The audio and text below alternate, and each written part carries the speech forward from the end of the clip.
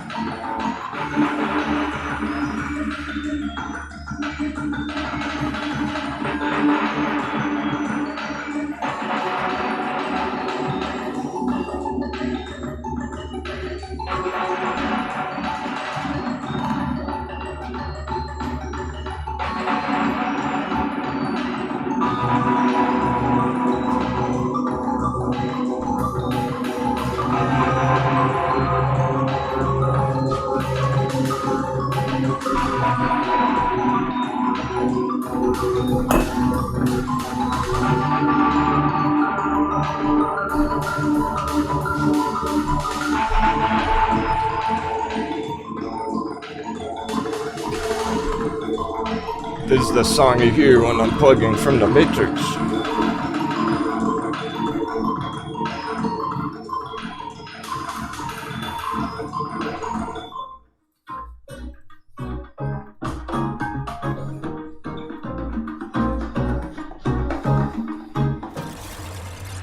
Good morning, ladies and gentlemen. Coming at you live, 6:17 a.m. West Coast USA. Who's ready for a market crash? Oh yeah. Let's do this. Let's go. Time to set sail.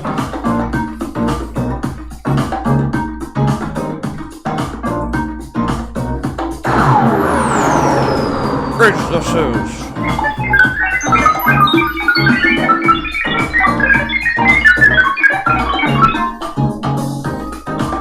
Awesome.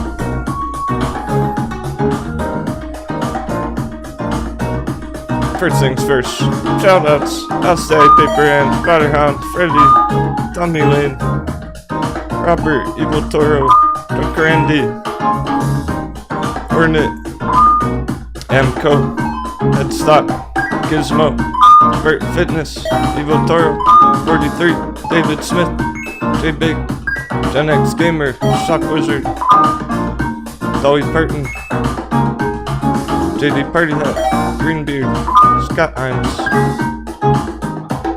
Whiskey, Angelina,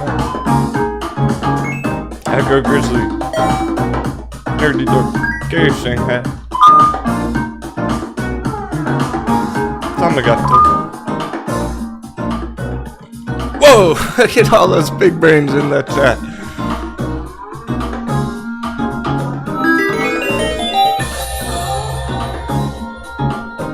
We're gonna have a good day. One way or another. I'll make sure of it.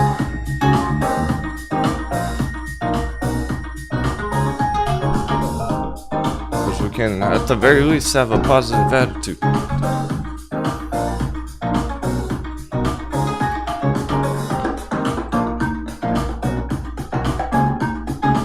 We're back to our normal settings and everything. Yesterday, disconnect. Should be all good today. Took me extra couple minutes, start up the show. We're going back to our normal scheduled shows, whatever. Pre-scheduled live stream. Tomorrow is Discord day though.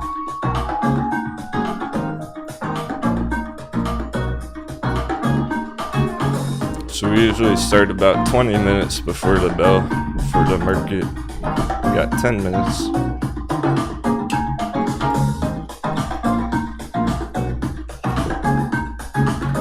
See what we got going on for pre-market. What's on the radar? Who's on radar duty?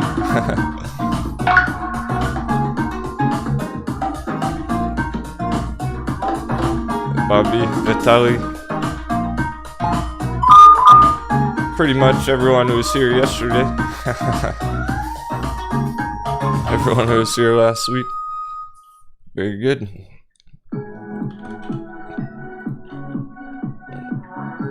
I hope you actually succeed in the markets. No one else understands what's going on.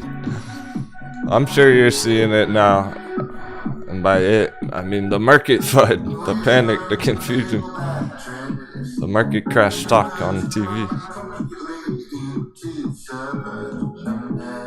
Crypto panic. All that good stuff. Dollar hasn't moved. Remember, when dollar's not going straight up, we're in good shape.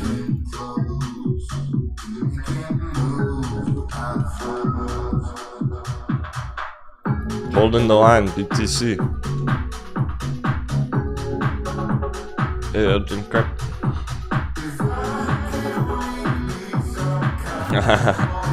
It's already getting epic, headstock. I agree. But so once everything starts popping, I feel it's gonna be so epic. It's already getting that way, bro. I'm feeling it already. Bitcoin bounces from here successfully. So far, so good. We're heading to all-time high.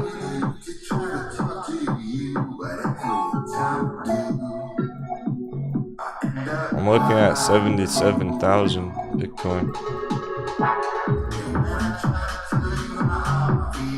We might bounce from here from 40 to 77.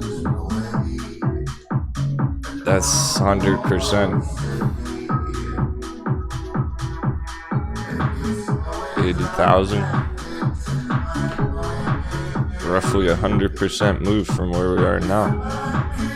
Could be major. Send the altcoins to the moon. It's getting closer to making up its decisions. Every day that goes by, we're getting there.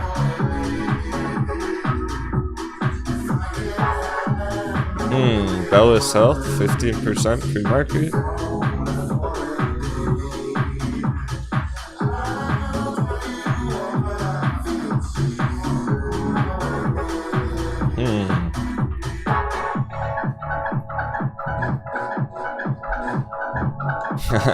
BOU's not done. Bella's Health. We hit our 950 gap fill target. That was perfect.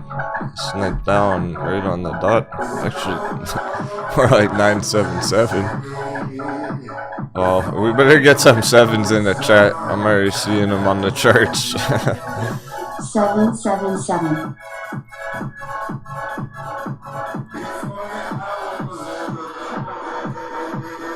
Gotta get it. There we go. Sniped it.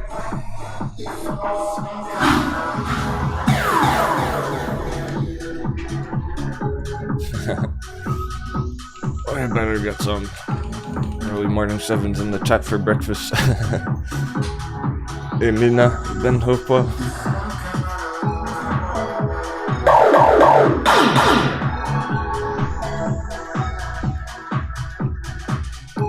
So we hit that gap fill target perfect. People took profits because that was our target. Sold off. Back down to support. Now it's going up 15% pre-market. Apparently it's not done yet. Bigger target in the long term. That was so. If you're still holding it. Otherwise, we got our quick trade out of it, so we're happy with that, and we kind of moved on.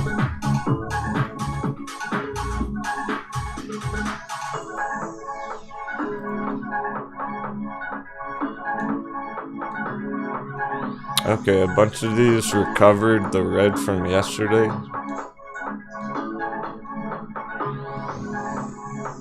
So, 3% red yesterday, 3% green pre-market, canceling itself out. NAOV. Okay, NAOV's been trending up from $1 for a couple of days now. But continuously stop hunting below it. It's looking more and more ready by the minute, by the day, NAOV. When it's over $1 and bullish on it, it's 105 on the opening. Crush up to 125. This is essentially a day trade. This is how you find day trades nowadays. Current climate. You get a pop on NAOV right there. There's your day trade. 15%.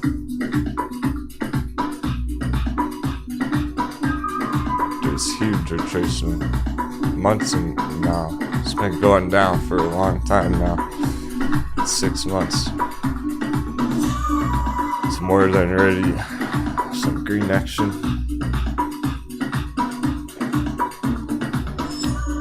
Awesome aggro grizzly. We got some Metin news. Got the FOMO again.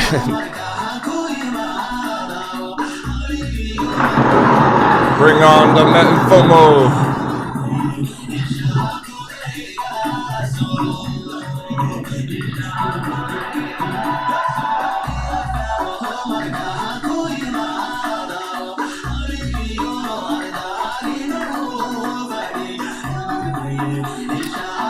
That's a pretty decent close on it yesterday.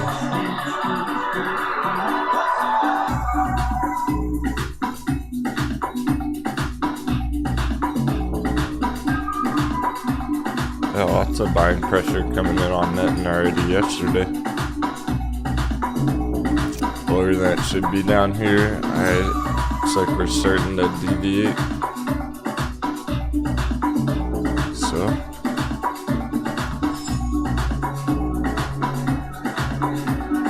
Looking good. That might be it. Could be the last straw on Metin right there. Finally get up to 30 cents.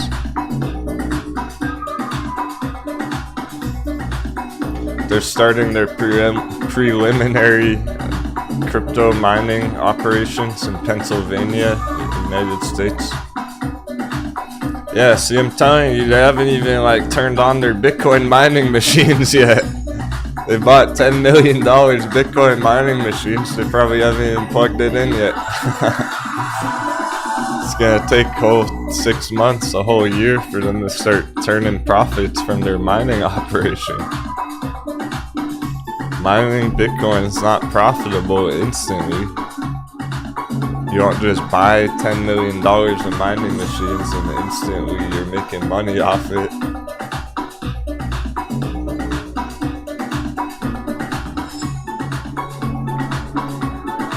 It's long-term bullish fundamentals. Also, they got the extension, right? So, compliance extension.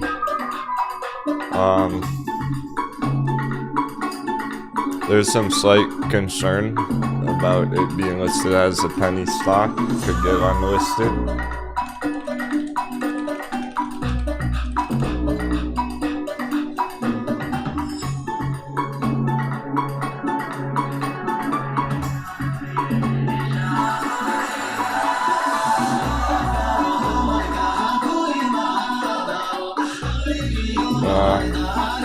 Market's about to, that was about to hit. I was trying to pull up some due diligence about it, but fuck it. You know the deal. You know how it goes. We get in early, then all the news comes out, then the stock goes up.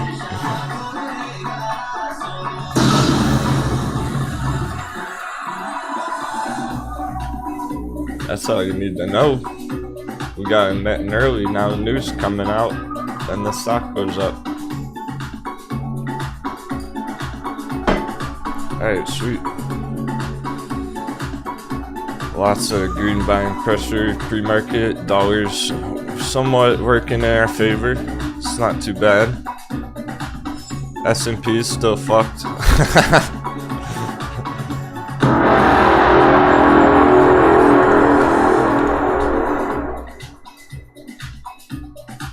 And we're open. Let's go! S&P dip from the resistance, getting rejected. Spy put, spy put, spy put. Not really, it's more our other trades, our other bearish trades.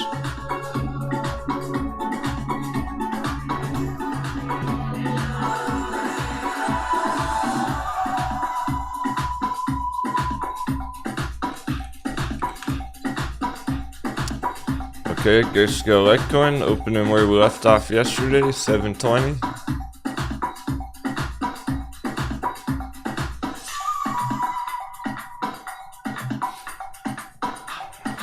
I'm gonna be curious if we can smash through magic number today.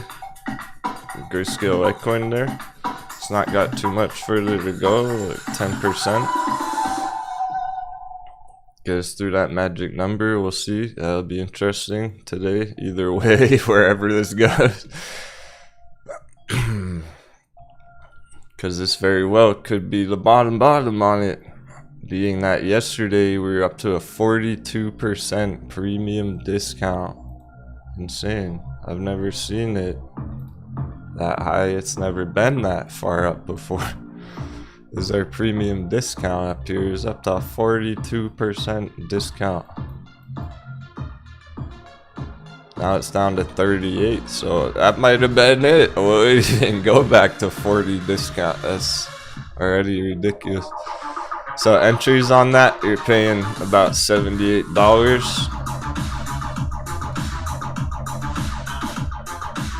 Net in the screen. Alright, if you're paying $78, well, Litecoin's here at 125. Litecoin's 125, but you're paying 78. That means you're getting entry down here. That's where the entry is on Grayscale right now. Way down there in the green zone. Green, real buy box, real hot bevy. If Litecoin itself was $77 right now, we would have a hot bevy. Hot beverage. So we do. Only because our discount. Only because our premium discount. We have a hot bevy on Litecoin. Getting entries down here. Way lower than the current price. If Bitcoin bounces here, they're going. That's it. It's on. Bitcoin has been bouncing here. Litecoin can easily go up to $400 from here. From 100 to 400 right there.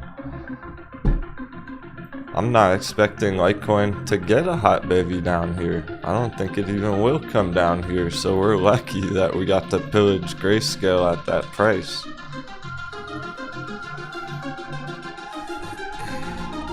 S&P very red on the opening already. Already 0.25% down. That's about how much it ended up closing the day yesterday. And it's already down that much on the opening. This is it. Big stuff happening.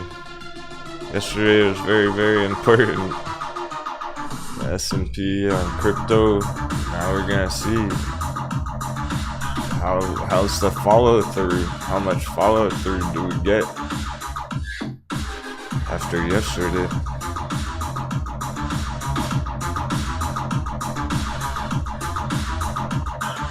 How much follow through on this S&P bearishness downtrend.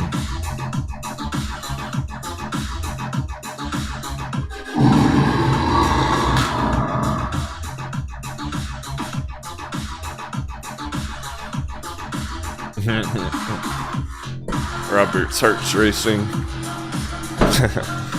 Doubling down on netting. It's a netting buying song. I planned it perfect. The netting buying song came on right when the bell.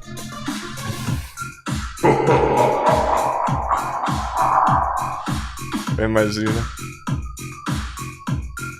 Yeah, I'm steady paper hands. It is like that, man. It's not enough to be bullish on AMC anymore. You have to have bought it at $70 and hold it red to be an ape, apparently. You're not a real ape unless you're down 50% on AMC.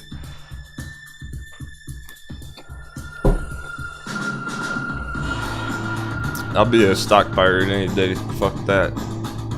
I'll take stock buyer any day. That's what it takes to be an ape.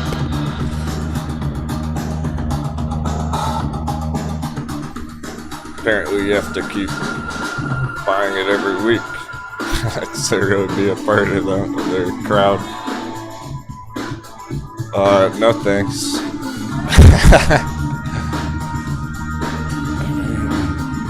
When the time's right, we'll snipe it when the time's right. I'll let you know when it's ready. When the hot bevy's ready on AMC, I'll let you know. When we get GameStop hot bevy, I'll let you know.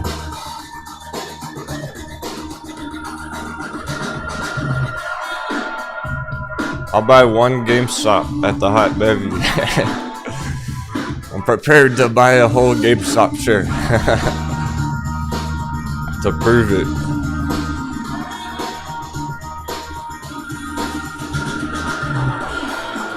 But I'm not gonna buy it right now. Up here. Not when the S&P looks like that.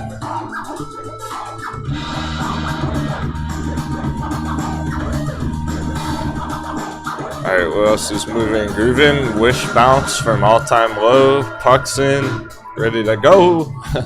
Asia Brabant. Very cool. Oh, this looks great. Color Star, China stocks recovering. They had a slow couple days there. Last week they were nice and green.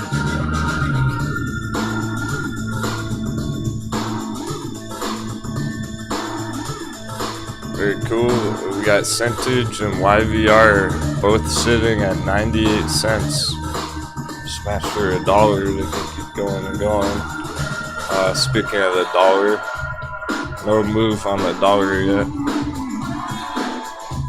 No move on the dollar, but S&P is still coming down pretty fast.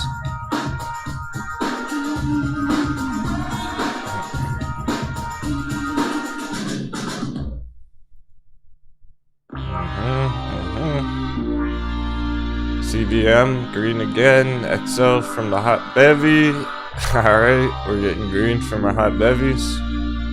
As they should be. We're overdue. XL has major pushes every week. We haven't got our push on XL fleet this week yet. Where's our XL fleet pump?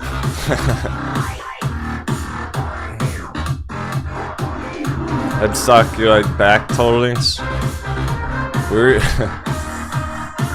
We had a good strategy on that. Back totalings, crypto base. Let's see, right under 6. Hit 550. We were trying to catch it at 499. Yeah, it's more than ready to go. This is hot bevy as is on back down here. If you do like that. Hot beverage. Fairly popular mainstream crypto plays, kind of like Grayscale. It's the all-time low. People are getting overexcited about it. Right back here at $10, it bounced from 8 to 10, and people were getting way too excited about it. And I had my doubts. We had first entry. That's it. wasn't hot bevy, it wasn't exactly ready yet. We wanted to give it more time. It came even lower down here towards 5. So it basically just got hammered from $11 down to $6 and 50% smackdown in just a week there.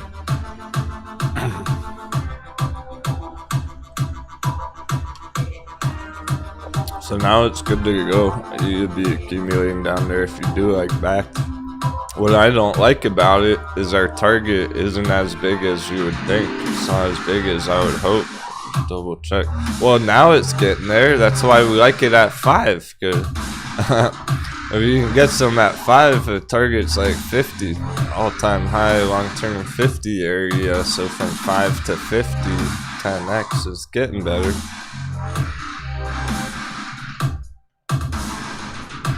Alright, a whole bunch of green charts this morning. Way different from yesterday. C-Pop, another Chinese stock. C-Pop blew up last week. Okay, 2 weeks ago. End of December, but it feels like last week. 125%. End of December. C-Pop, ready to go again. It's probably going to go another 100% right here, right now. These things are more than ready to go. They're cruising.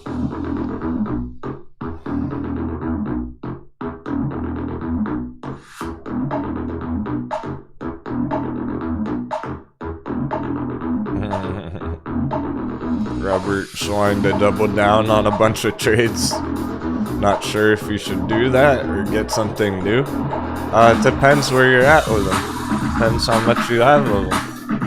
If you hit your goal, you don't really need to. Like if somebody was trying to hold 10,000 shares of Metin and you hit your 10,000 share goal, then you don't really need to work on Metin anymore. If you're comfortable with how much you're holding, feel like you're happy with that, then yeah, you certainly can be moving on, switching to other charts and targets for your accumulation, for your acquisitions. Let's say you hit your goal on Metin, but you didn't have any Sphere 3D. And you're both in similar sectors. I gotta double check something on my trading account.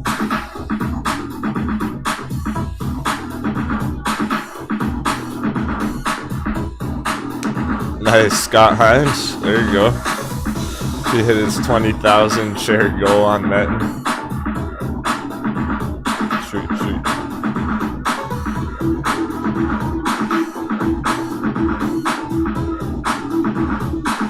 I'm double checking my stuff too.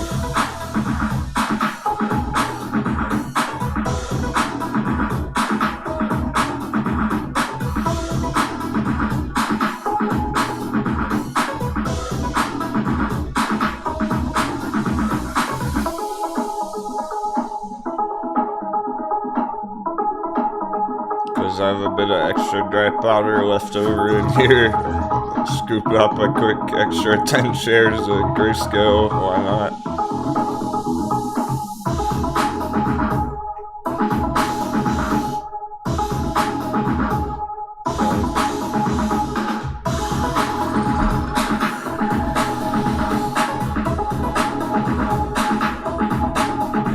Yeah, so Metin and Sphere 3D, they're both similar fundamentals with crypto mining. However, Metin's based out of China, right? So high risk, high reward. That might make you feel one certain way about it. So you probably don't want to go all in Metin and just keep buying Metin forever and forever around here. But once you hit your goal, yeah, maybe start thinking about things like Sphere 3D because it's similar. And it's also a nice entry. Anything under 3's way lower than it should be. I already liked it. Under 5 was good. So 275, sure. Even better.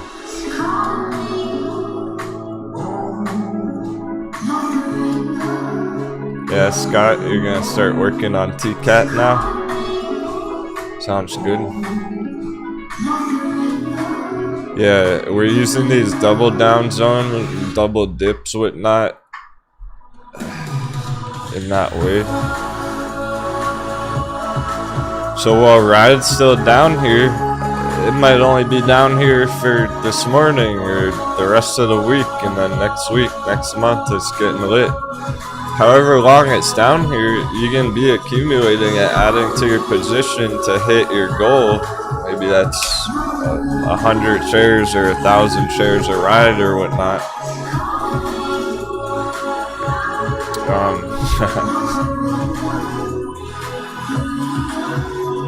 As soon as it starts going into profits, you're done buying it. So now's your chance to get your goal, to be able to accumulate, top off your position with as much as you want to be holding for later. Try and think about it almost from the future, from the sense of, okay, if Ride's here at $3 right now on the new year. Happy Tuesday. Happy 2022. If Ride's down here at 3 in the new year, and we start hitting some targets in a few months here, are you gonna look back on it and feel, oh, I should have doubled down, I wish I had bought more Ride down there at $3 a few months ago? Think about when we're up here. If Ride goes to $10 in a few months from now, how are you gonna feel about that? Are you gonna wish that you had doubled down, or are you cool with just holding it? Because now's the chance.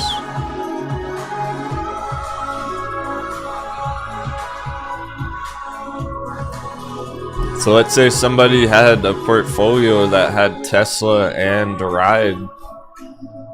It would make perfect sense to move Tesla profits into Ride.bevy entries, stuff like that.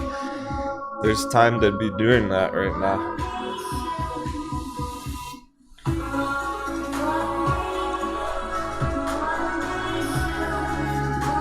The worst thing you could do right here is you're already holding Ride, and then you sell your Ride and try and enter something else. Don't give up on Ride. Stick to the plan with that. It's separate from netting. You don't need to necessarily choose one or the other. It's not worth giving up on Ride to get netting, or giving up on netting to get Ride. Just try and get your goal of how much you want to be holding of them, so that you can just kick back and relax, ride it up afterwards, and not regret it.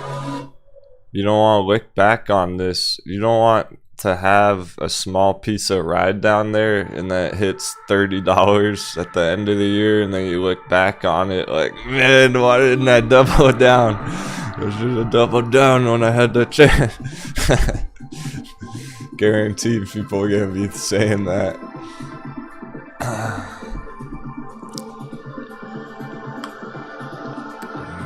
Wish I doubled down on XL when it was at the all-time low in January.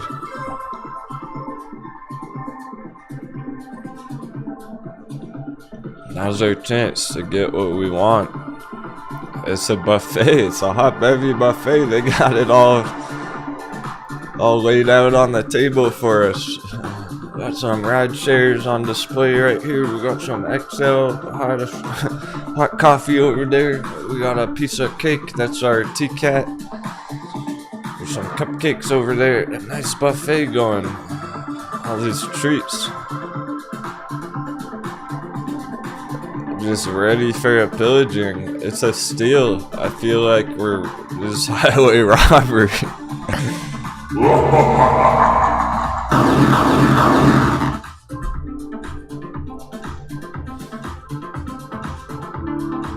A smorgasbord.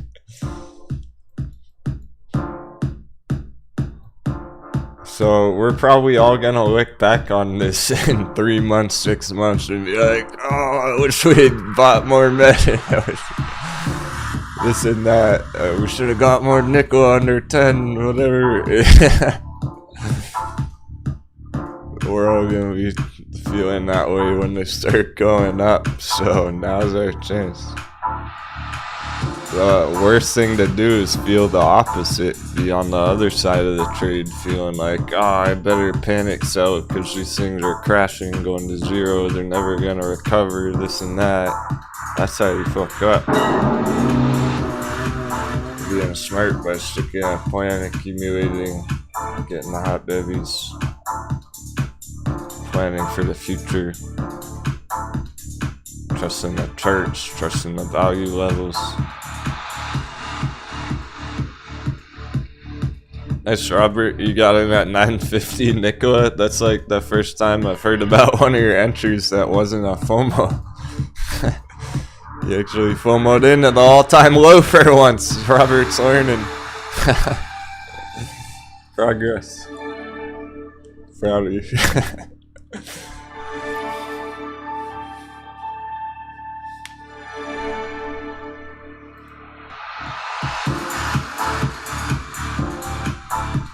He changed his whole mindset from FOMOing into stuff up here like this, FOMOing in down here at the real entry. It's already going green. See how much better it is when you get it at the bottom? It's great when you catch the bottom, because then all of a sudden you're green and it keeps going up, up, and away. Let's go, Nicola.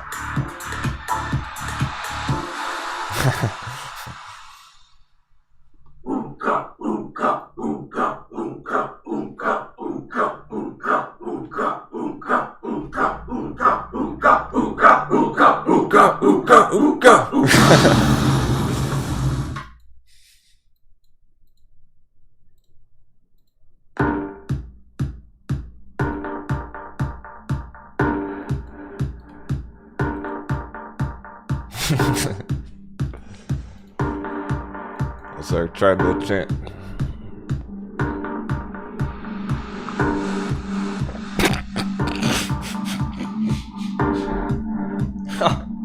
You got it. Hey, you got me. I almost spit my coffee out for real. Oh man, Robert goes, oh, I still have my Nicola from $18. Holy fuck.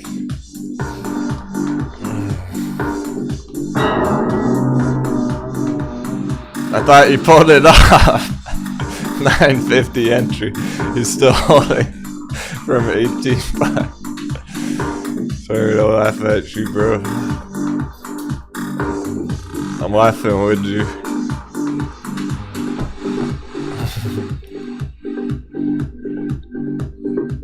I was like, oh nice, he's going green already. Nope. Still holding from 18.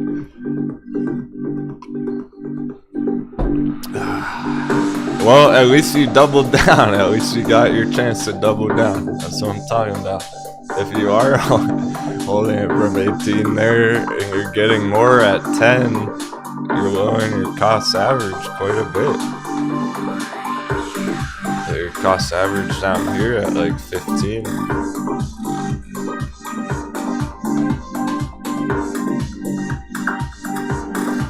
When we're in the middle, right now you have an entry at the top, you have an entry at the bottom. Get your cost average somewhere in the middle. Oh nice, alright, that's much better. Cost average is 1350, so he was able to lower it here. Perfect. That's how you play that. You don't give up on nickel at $9. You bought it at 18. Lower your cost average. Trade's hardly even begun. By the way, Litecoin's going green. Grayscale is not. Are you fucking kidding? This is madness. Under 7 on Grayscale still. This is madness. We're back at our 40% discount.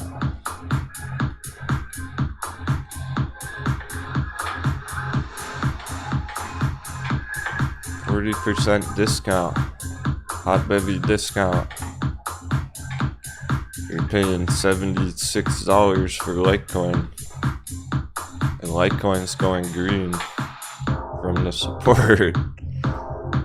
It's not like Litecoin's tanking today. If Litecoin was going straight down, it would make sense why Grayscale's reddish, bearish. But Litecoin's bouncing from here. It's putting in a support bounce, trying to go green. Bitcoin's holding up. It's madness. No giver uppers. Metten's booming. I saw Metten going. Metten was just up 5% all of a sudden. Getting green candles on it already. Green alert, Metten. Remember, there's some news coming out about it, that they're setting up their mining machines, preliminary tests.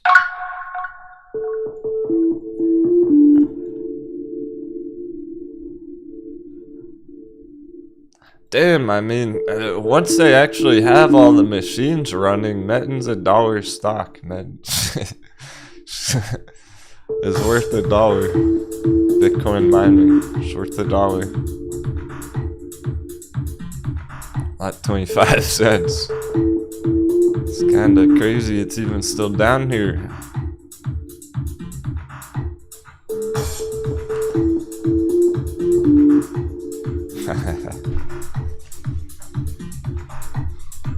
We got that hype in the chat.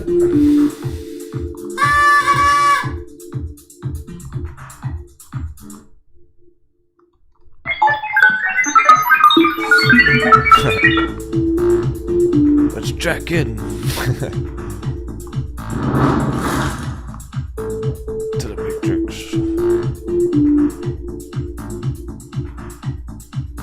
Throw up those buffs. Alright, I'm tanking. I'm still tanking. It's a long boss fight. Just throw up those buffs.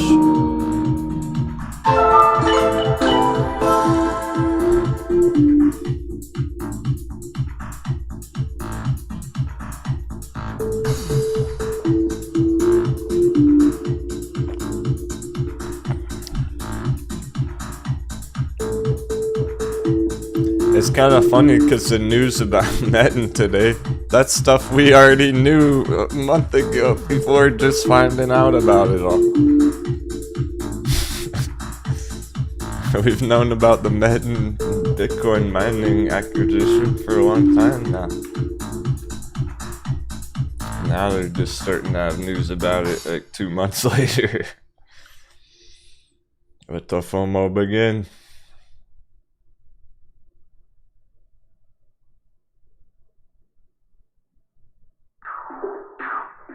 I was pulling it up every day, talking about it when I first. AGM Group announces strategic partnership with Metten for blockchain and cryptocurrency mining business.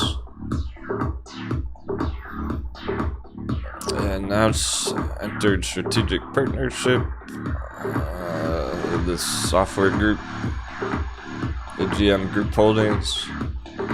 Partnership primarily focused on research and development support for blockchain applications, supply chain for crypto mining. The agreement includes an initial order for 1,500 Bitcoin mining machines worth $12 million. Metten also has an option to purchase additional machines.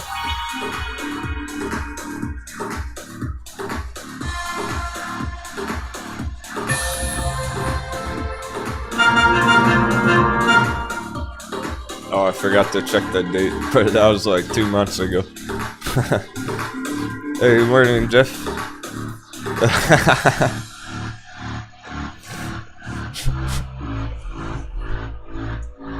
You're probably right about that. It doesn't get much more hardcore charting than what we're doing right now. Because the only thing more confusing than Grayscale Litecoin's VXX. You're probably right about that. It doesn't do what it should do. It plays mind games constantly. That's check. That's what's wild about these things. People don't even really trade these fucking things.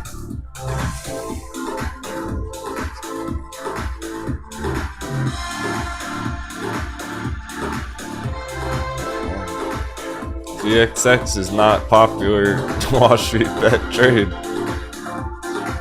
There's some serious stuff there. Going for a big market crash. 1899. It is green. S&P is taking a lot of damage already this morning. VXX is set up perfect here.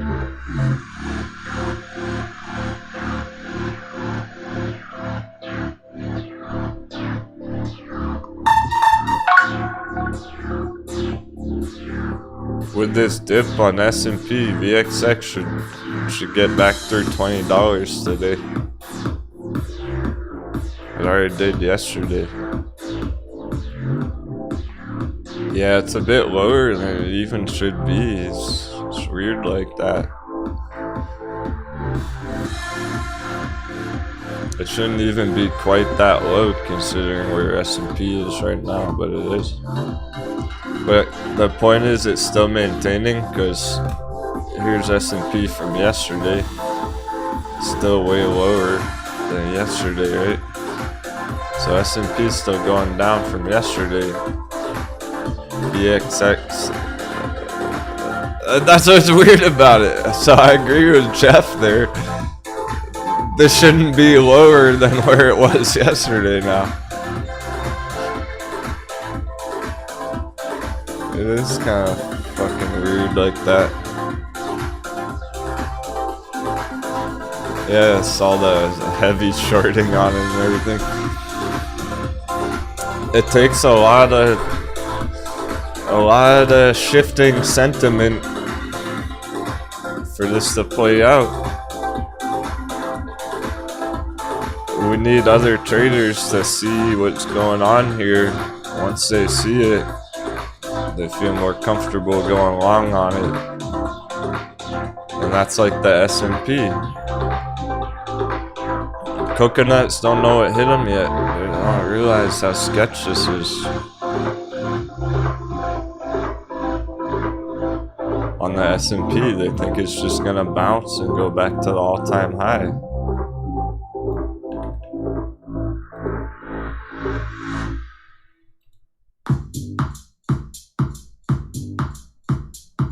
So they're still on track. This is still going down. VXX still is going up in the grand scheme of things here, although it's lower than where it was yesterday, which is fucking weird. I agree.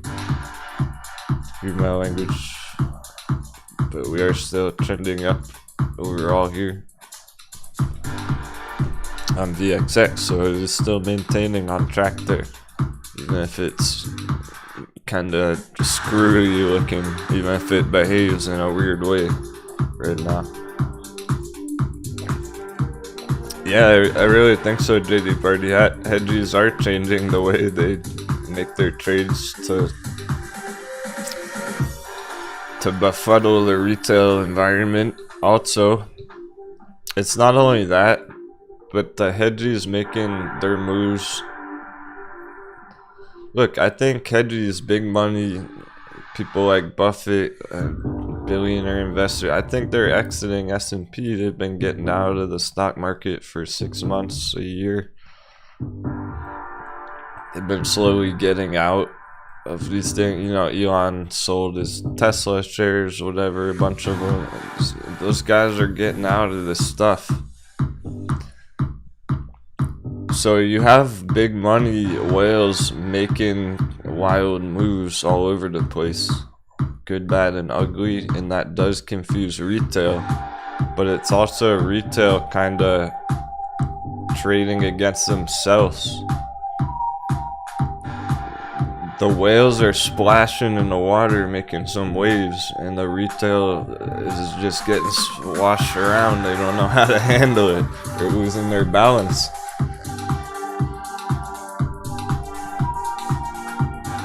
they see, oh, there's a whale over there splashing. I'm gonna go that way. Let's go get the whale. Oh shit, there's a whale back behind us. Let's turn around. Oh, what's that? There's another whale over to the port side. They don't know where to go. They're spinning in circles. We have a better idea of the migration of the pack of whales, you dig? We know the migratory pattern of the whales. They swim in a family, in a pack, across the fucking ocean. That's the big move. Don't worry about them splashing around in the bay. We're trying to follow the whales down from Alaska down to Canada.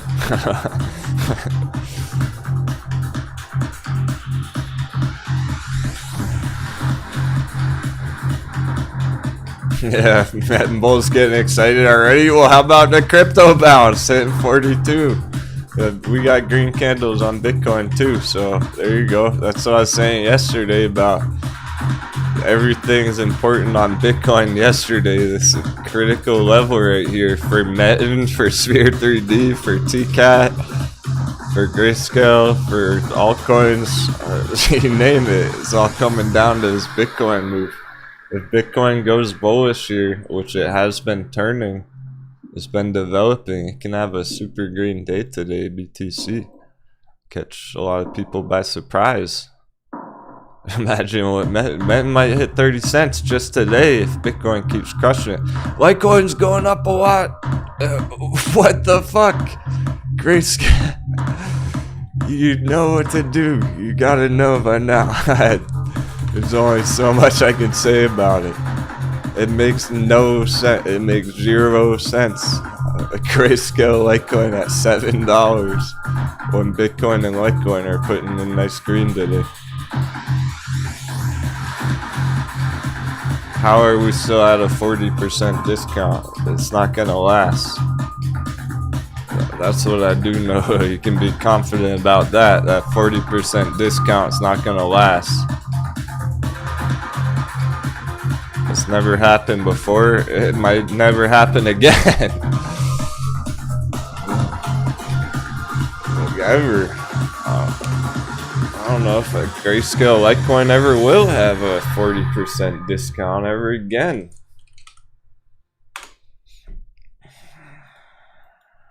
It can just recover that premium for the next 2 years straight. Alright. Let me point this out again. Quick refresher here, reminder on the Grayscale website, right? We're going down to Litecoin. This is why we like LTCN instead of the other Grayscale trusts. Right here on the main website. Minus 44% from inception, since inception. 26% in the last 12 months. That's ignoring the big bull run. Under 200 million in value here in market cap on Grayscale Litecoin. Alright, so we're under 200 and it's down 45%. That's our discount essentially, right?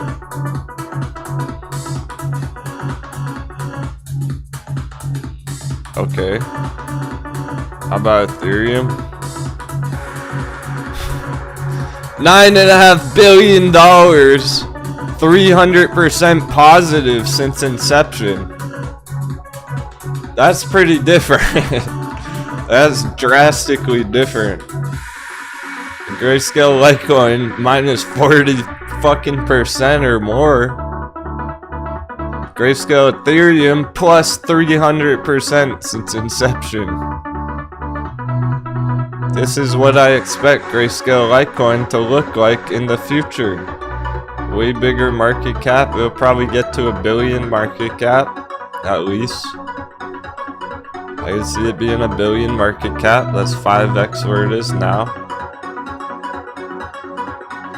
So from 200 million up to $1 billion, it'll be 5x. 5 times where we are now, put us at $1 billion. That's only a tenth the size of Grayscale. I think 1 billion compared to 10 billion. This thing's tiny. It just came out last year, whereas Grayscale Ethereum's been out for 2 or 3 years. These ones that have been around longer, they don't have these crazy discounts. I remember there was a point in time when Grayscale Ethereum was a very nice entry, but it's been a long time since then. So I expect to see these kind of giant numbers on Grayscale Litecoin one day. Let's check another one. How about Grayscale Bitcoin?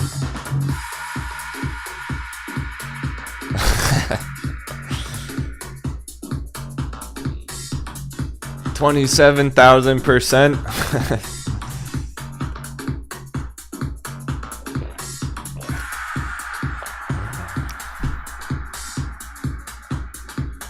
Yeah, for sure. I will put out some profit-taking strategy videos on Discord coming soon. So tomorrow we got our puts video from last Wednesday. Tomorrow I'm gonna put one out about options, buying calls. So we have buying puts, buying calls. When we start hitting more targets and stuff, we'll be talking about profit taking. And there are a few new crypto charts in the chart section if you haven't seen them yet. And of course, the weekend update video is pretty essential right now.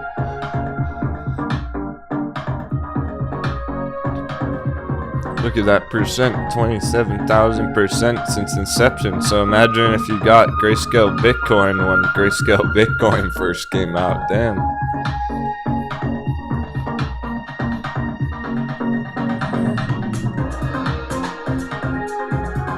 Here we are, Grayscale Litecoin minus 45%. I don't know if any of the other ones even are negative. The other ones, there might not even be any other negative ones on here.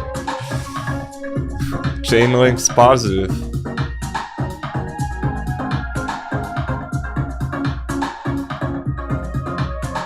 Stellar Lumens, 80% positive. There's no other even Grayscale with this kind of setup right now.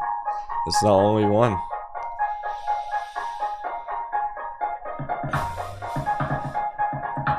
So why is Grayscale Litecoin $7 right now? I don't know. I don't fucking know. I don't care. Let's get that treasure. Who cares? Get that treasure. Doesn't matter why. There's no good reason. That's why. There's no good reason. End of story. Period.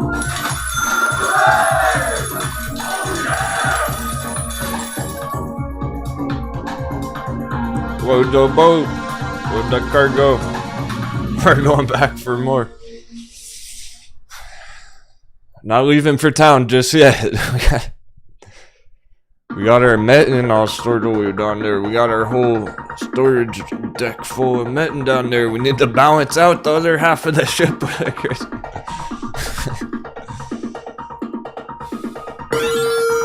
Goblin Foot is taking the crew by storm. All credit goes to drinking too many beers, lol. Hit the 1,000+ share club for LTCN. Nice. Did you see the DDI posted on LTCN about shares getting unlocked in the summer leading to a job? Proud of all you. Yeah. That's not bored enough. Yeah, I was glossing over that before I fell asleep last night.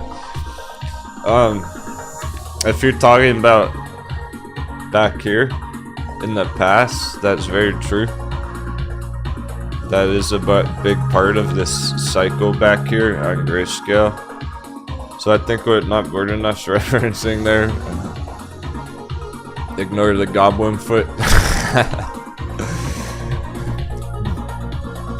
So institutions, when this first came out, they had the ability to go long on it before the public was able to invest in it. Alright, so before it hit the exchange, private institutional holders, investors were able to get in on this. But if they got in, if they entered long on it, they weren't allowed to sell their shares for 6 months or a year, however long it was during this period. After that share lockup period expired, they sold their shares because they were up in tons of profits. They were up like 10x, 20x, whatever. They made tons of money on it, so they all sold it for profits as soon as they were able to. So that's very true. That is a big part of this. You could say that is part of what drove it up to begin with, and it's part of why it sold off so hard. It's a big effect on it back there. Okay, well, think about it. They made lots of money up there. They made 20x, right? They took their profits, they sold it all. They're out, they're gone. It's just us now. It's just smart money left over.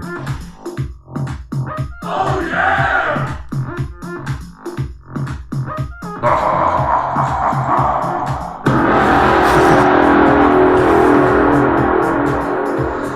Only pirates remain, dude.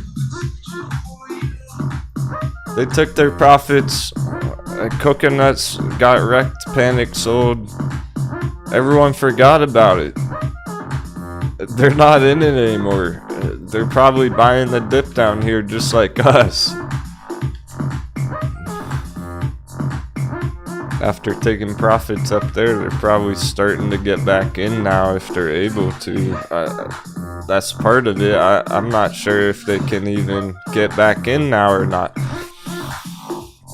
Or if they're in another lockup period here. It's kind of irrelevant. The point is, they got their profits, they had their fun, now it's our turn. You see? Now it's our fucking turn to take it to the moon. The hedgies paper-handed their grayscale Litecoin to us. That's why it's so low. The hedgies are paper-handed.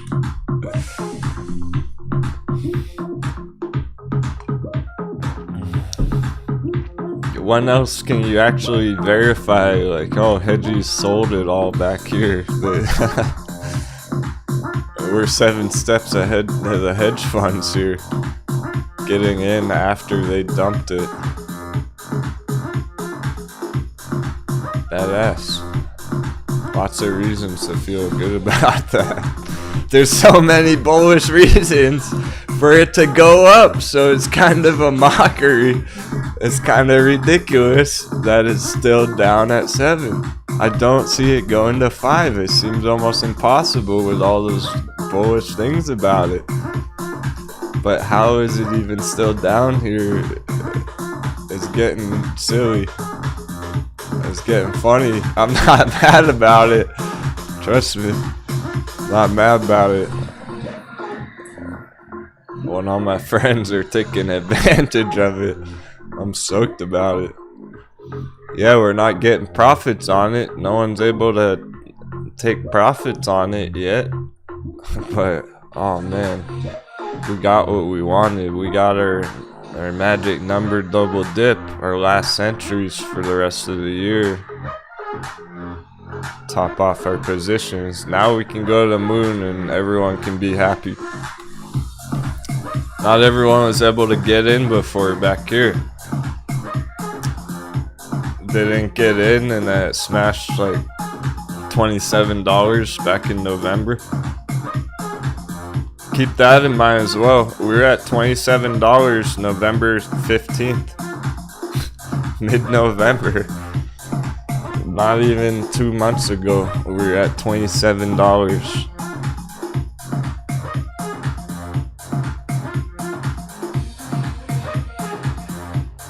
That's gonna be 300% just to recover back to November. Insane.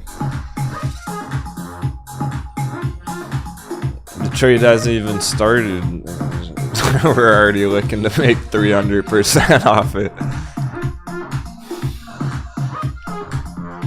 So the reason it's still down here, there is no good reason. That's the reason. Happy trading. This is going great. We got a bunch of green. Stuff's crushing it already. The China stock's coming back with a vengeance. Lucid. Good old CCI V-Bay working its way to a trippy digi. $100 targets. We're still on track with Lucid. We're expecting a bigger retracement down to the real long-term support at $30-25 last year. It didn't happen last year. It's a new year. It's a new trend. Lucid's still heading towards $100. It's exciting for the holders. Metin's doing awesome today. Bitcoin's bouncing nice and strong. Going green on the day. Great stuff. We're even getting a bit of a dollar dip. And S&P's red, so it's all fucking perfect. That means our bulls are getting their bounces on Metin and stuff. That means the bears are getting it good on the S&P trade. That means our crypto crew's set up well. Happy trading. I want to take a quick trading break. Thanks for joining me today. It was awesome. I knew it was gonna be a good day.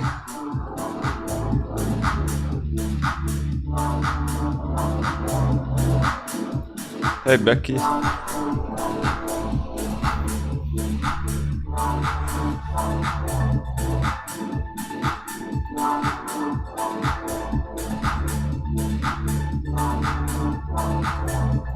All that bravery in the face of danger.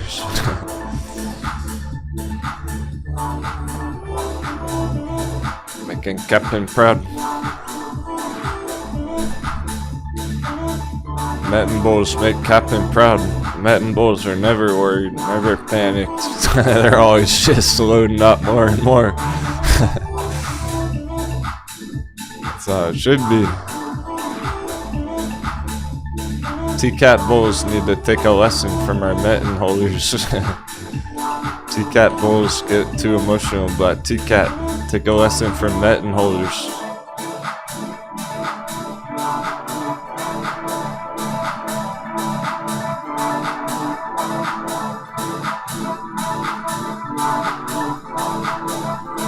Grayscale Litecoin bulls make Captain proud. They might be the bravest of all.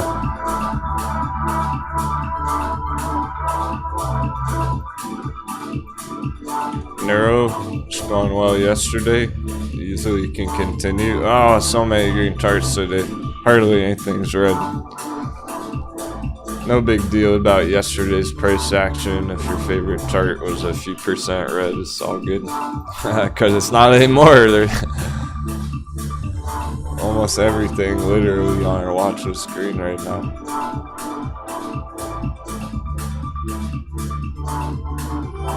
C-pop on top. Good old CCI V-Bay though, Lucid. FOMO's kicking in. Moon Boys on Lucid. Ride. Epic bounce going on Ride. Oh shit. I hope you didn't wait too long on Ride, cause it's ready.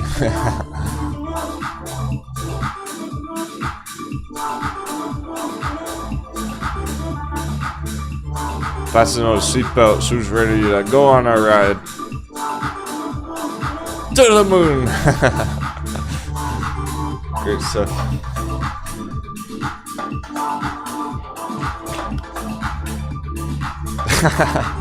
So it, for real. You're excited about T-Cat Sphere 3D Grayscale Litecoin? Oh, you don't say. You know what that makes you? If those are your favorites.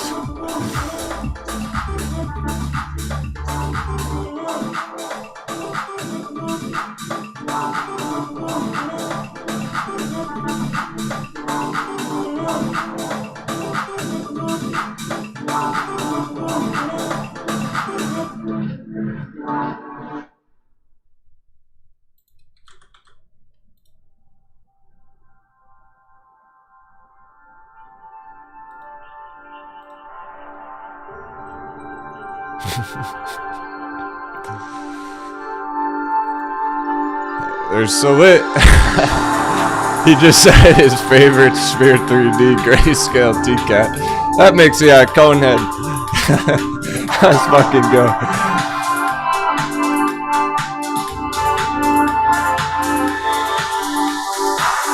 Classic conehead.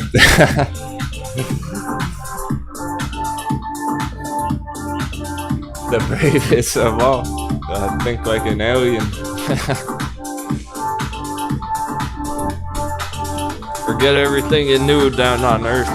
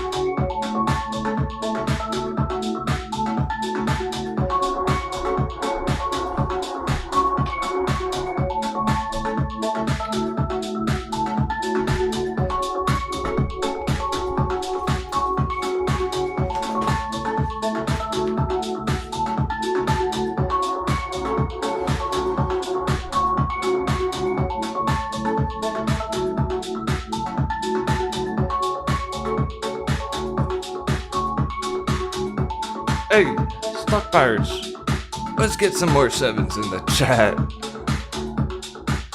This is epic. I'm loving it.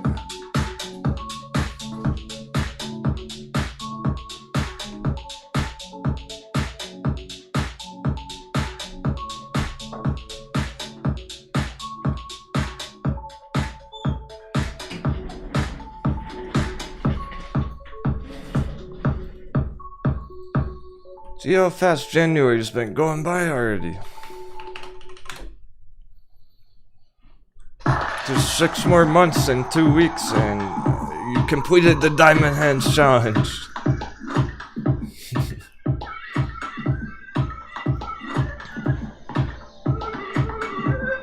Pirate flags work too.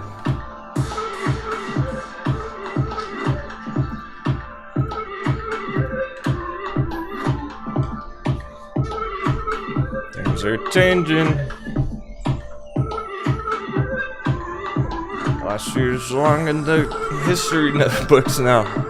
Captain's log. We pillaged all the Metin. We pillaged all the Grayscale. There were many casualties. Many coconuts got cracked. We lost a lot of good traders along the way. Only the strong survived.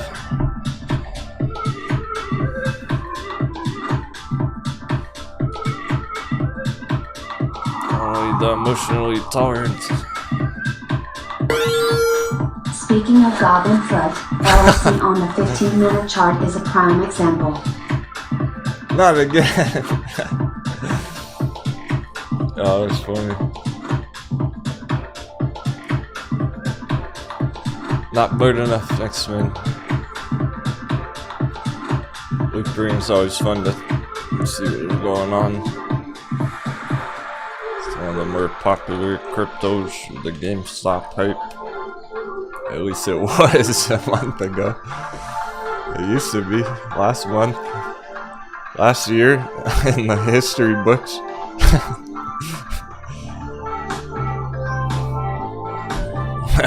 The goblins are everywhere, they're invading. Good thing you leveled up, got those experience points.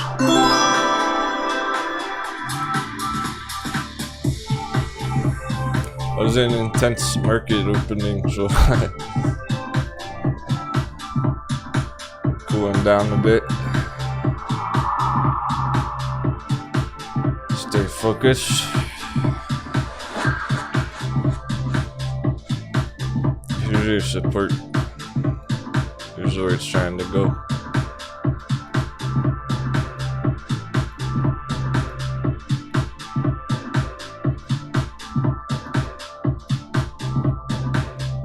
And you better believe it. If you think that can't happen, you're gonna learn the hard way.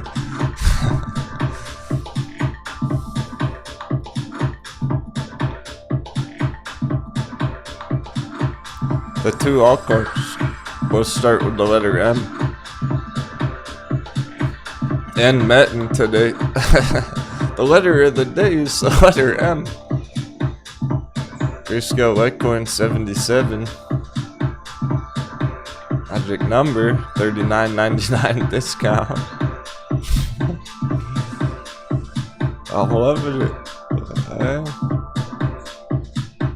Thanks for your patience on the trading break. Captain's gotta do some trading too, you know. You can't leave Captain out of the battle. I'm right there on the front lines.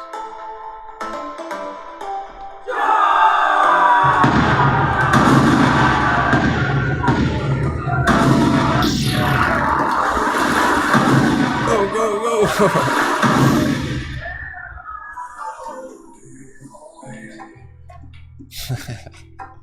Yeah, lead by example. That's how real influence works. There's fucking TikTok dancers calling themselves influencers.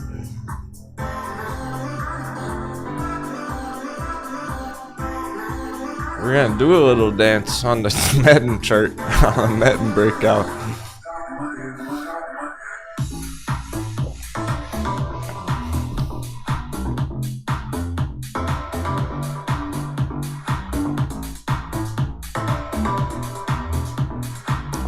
Who knows what those AMC YouTuber kids are even trading anymore? I don't even know. They just talk about news stories and pull up Reddit. Don't even show the charts anymore. They don't even look at the charts anymore. I took a peek. It hurt my eyes. I peeked around last night. I was doing some spying on the Moon Boys. They're not even looking at the fucking charts anymore.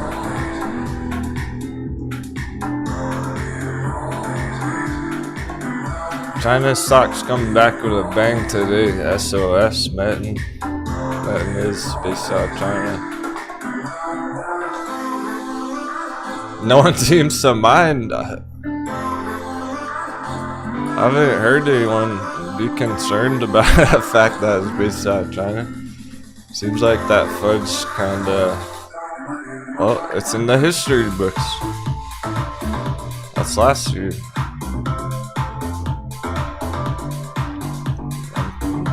Telling you, if there's money to be made on the chart, I don't really care what it is. If it's loopring, then so be it. But loopring's not good right here. We liked the loopring back here in October. I remember we were bullish on it in October.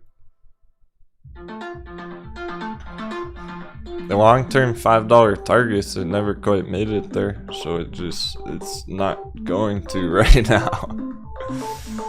It can do that later, 6 months or something, 3 months, whatever. But for the next 3 weeks is what we're looking at. Thank goodness Captain has real experience too.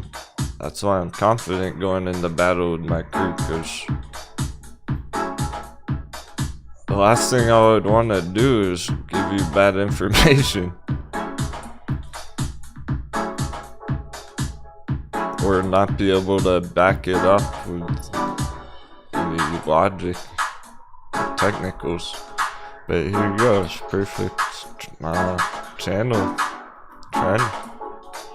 It's bouncing between the range, top and bottom, top and bottom. It was just at the top, it's heading to the bottom. It doesn't get much more clear than that, so thank goodness Captain has experience where I've seen this stuff so many times. I don't care what anyone says about loopring, I'll see you at the bottom of the channel. I'm here. 75 cents, it's at 140, that's halfway to go. It's still dropped 50% from here, that's pretty substantial. But you have crypto tubers who have no idea what they're talking about staring at the 5-minute loopring chart saying, oh, well, loopring's gonna go to the moon right now.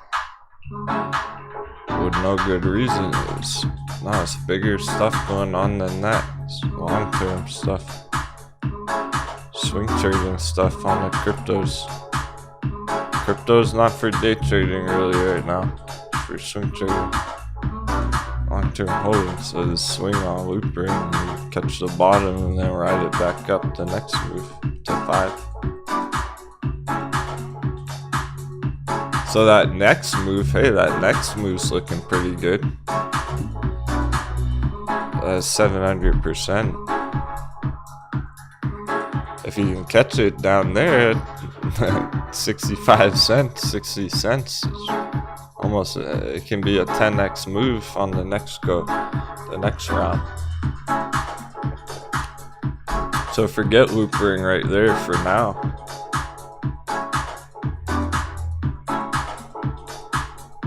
Yeah, shady party hat. The short attention span, you're onto something. And our trading breaks, our sundial trading breaks and stuff throughout the day, it's a good way to filter out impatient traders.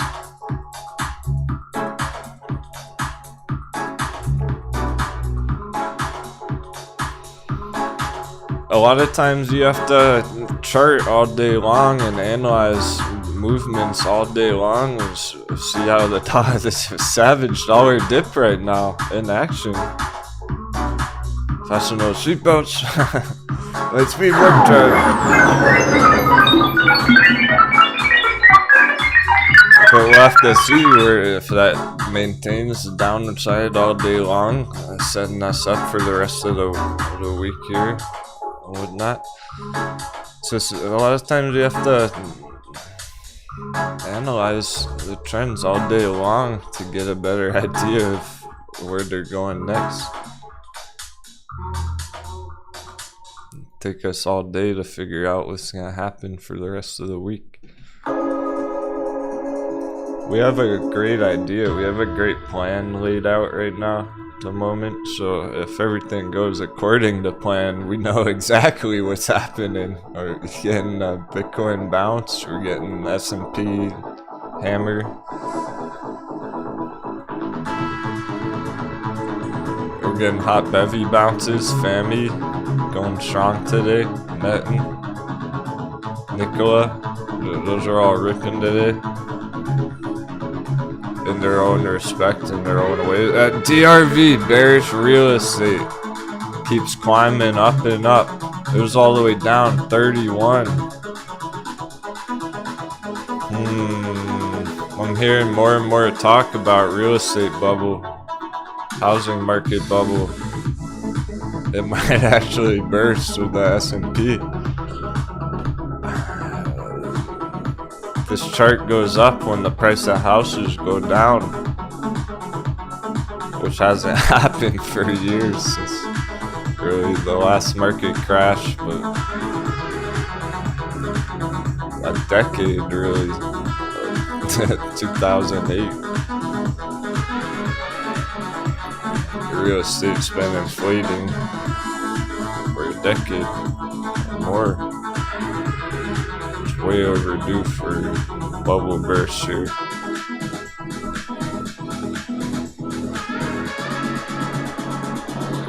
So that's what this trade is. It's so long term. We don't know when exactly that would happen, but it's starting to make sense following the S&P. The S&P's going down, VXX and DRV going up. These are hedges against the rest of the market, so S&P and the housing market are in rough shape. They haven't taken much damage yet. Nothing too major has happened just yet, but it might start right now. It's starting. It's getting more serious.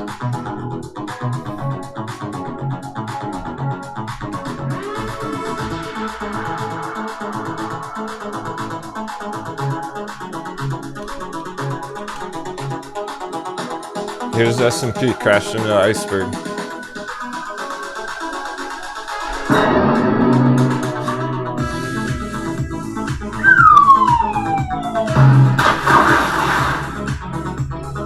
Splash. What I'm saying, it's overlooking a cliff right now.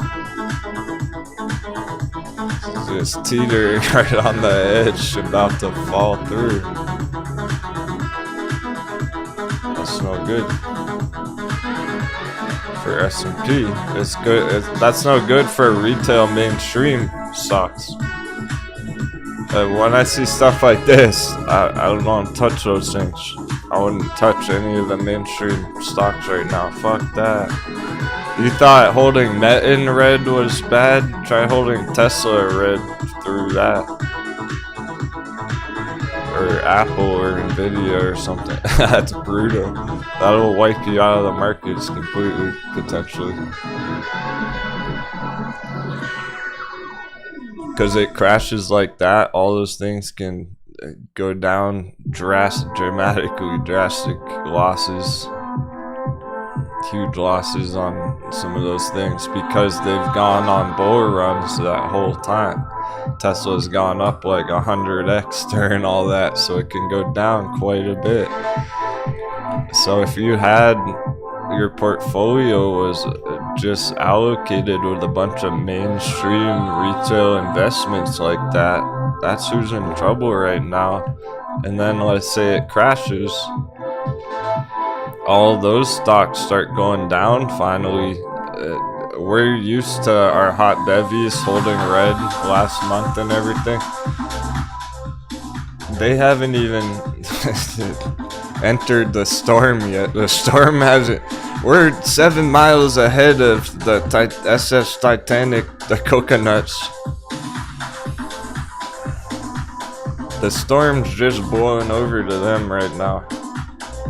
Storm's just fucking hitting their ship.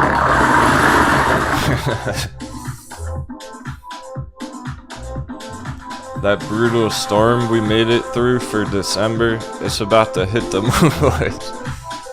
The S&P. So it's gonna wipe out people. Yeah, absolutely. I'm expecting it to wipe out millions of traders and investors. They're gonna lose lots of money. They're gonna pay per hand, and then they're gonna leave the markets. And they're not coming back. That's how you lose forever, for real. And then they quit trading and it's all over. They give up down there, cause it goes down like this, and they panic and they get all emotional. Sure, I don't know what do I do. I cut all my losses, but then I lose all my money. And then you turn on the TV and you hear, oh, the markets aren't gonna recover for 10 years. We're going into a Great Depression and this is the end. And they sell it. And they take a big loss and they're screwed. And we can buy the dips on. We can pillage the dips down there when the time's right, because we get some fire entries on Tesla. Wouldn't it be cool if we could all pillage hot bevy on Tesla at a really cheap price at some point this year? In like 6 months or something. If we could get some fucking bottom barrel entries on Tesla down here, like $200.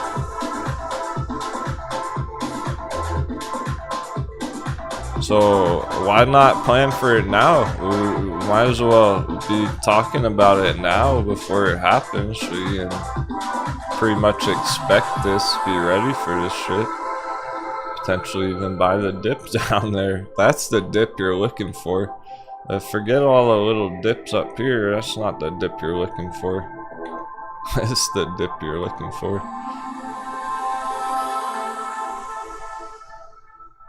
We all know Tesla, if it goes down there, it's gonna be bouncing. It's gonna be bought up from all the institutions and retail alike.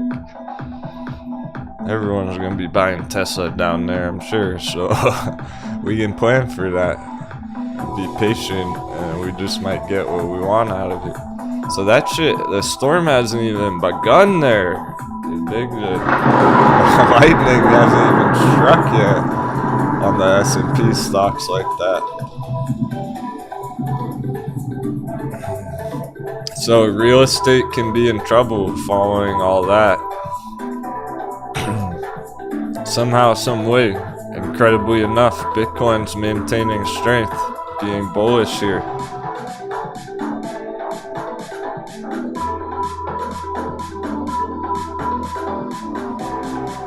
Unlike that stuff.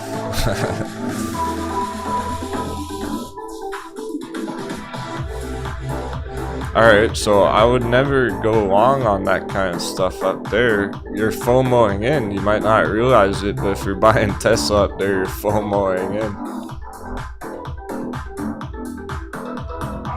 After it just went on a 15x bull run.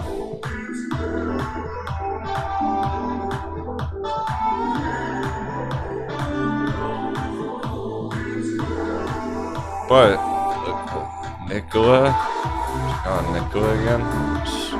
It's a way old chart. Just gonna redo it. I'll show you nice and clean. Look at Nikola here, long term. Is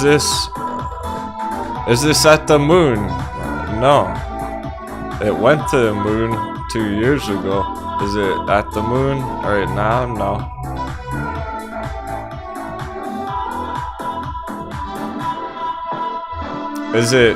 Are you FOMOing into a 10x bull run? No.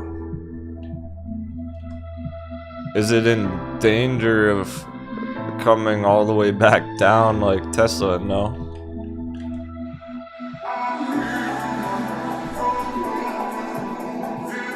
It already crashed for 2 fucking years. Where's it now?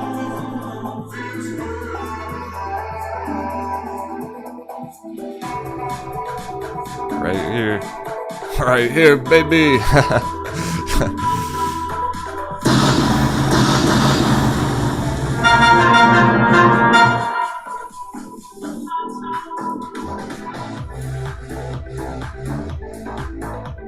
Gold entry.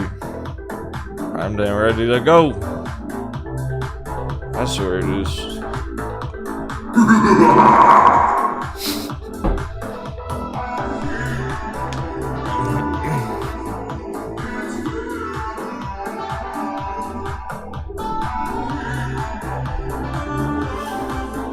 So the last time it was down here under 10, let's see what happened.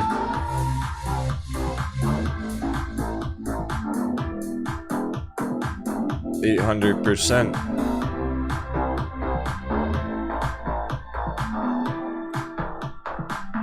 And we'll just do this. Do this. Green alert.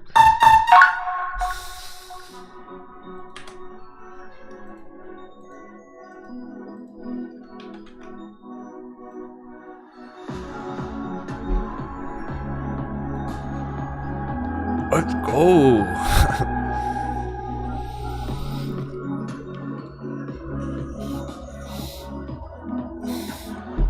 Prepare the thrusters.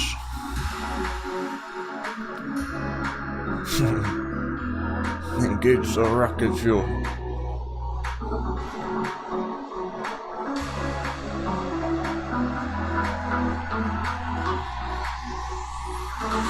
This year, it's looking to be a complete different trend than the last 2 years on this thing. It's not gonna look exactly like this.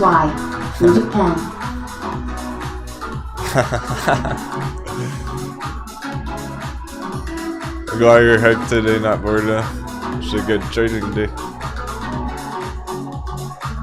It's not gonna look exactly like this. I deleted the voodoo doll on the dollar chart with the pins. I know what you're talking about. It was scaring people. My chart art was kind of scary. People were worried about the charts.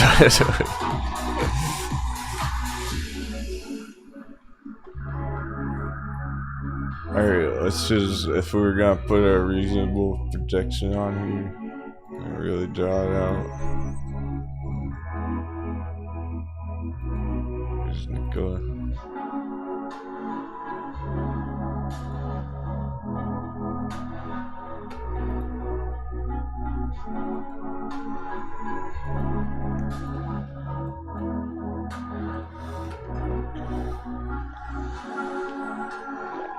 That's how I see it going next year. Dollar dipping big. Alright. There you go, not bird enough. He's in the blaster.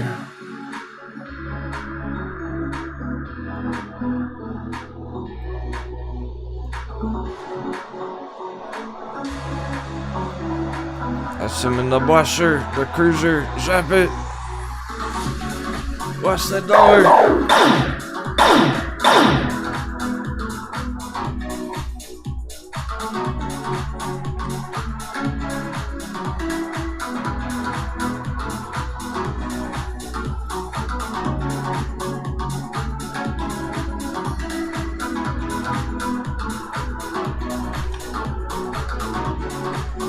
Doing some real damage to it.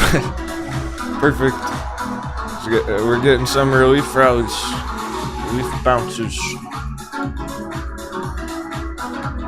Sure everyone's feeling good about that after yesterday. Kind of a mindfuck yesterday. A little bit. Hey Keith. Feeling concerned about Bitcoin? I see what you did. That was funny, man. When I recognize a name in the chat, I only read the first part of the sentence. I read the whole statement live, so you get my real reaction to it. You guys Denwo, I'm worried about Bitcoin. I'm afraid if it keeps falling, I'll have to keep buying. I'll have to keep buying more and more.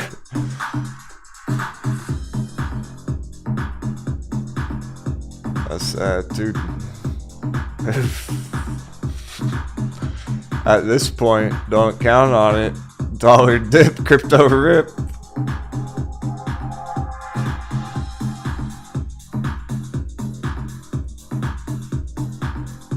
I was about to tell you why it looked so good. You already know. We all know.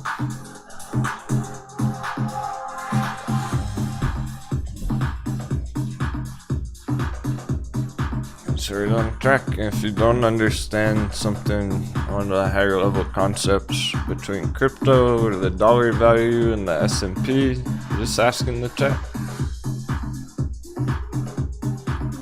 How's Nikola 4% green today when Tesla's red today?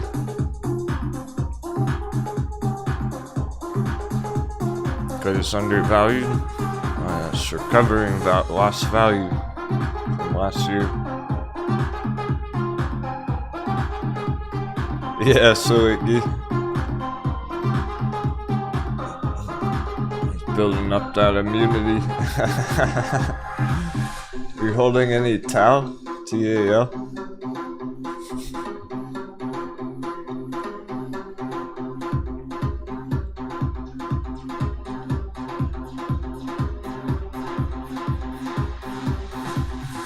Alright, gamers. Gamers, you need to get your rune word, get your stealth armor going, your TAL and your ETH, your crypto. That faster run to walk, get your faster gas rate, your hit recovery. It's vital. TAL rune, poison damage, poison resistance. We're building up that poison resistance.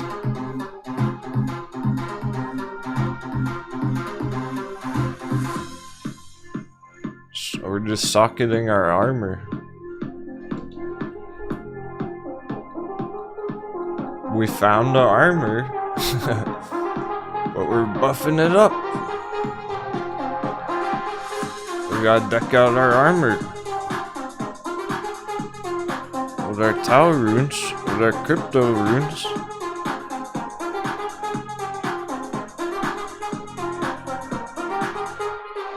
That extra poison resistance and you're good to go.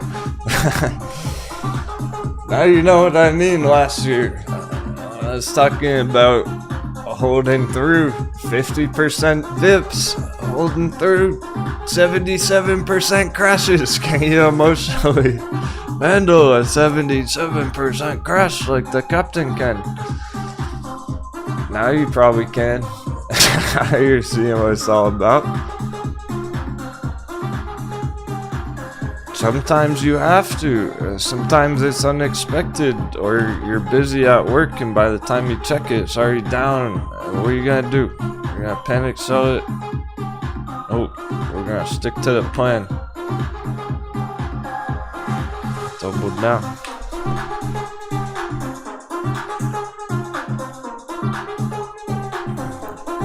But without that poison resistance, oof, trouble. Because they're feeling the burn without that poison resistance.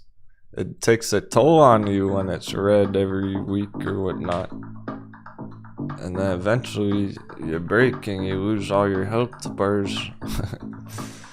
You took too much damage and you run from the fight. We gotta stay in the fight till we conquer it. Till we get victory. Don't give up that easily. Trade's not even started. That's the catch right now. These trades haven't even started. The fun hasn't even begun. It's a wish just straight down all year. That's why we have a hot bevy on it. The fun's not begun. You can wish sock wizards about fun.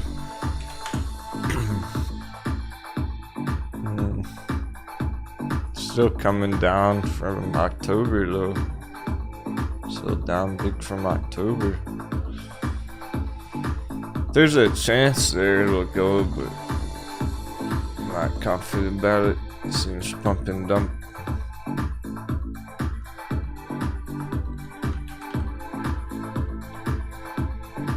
Yeah, TWAC too.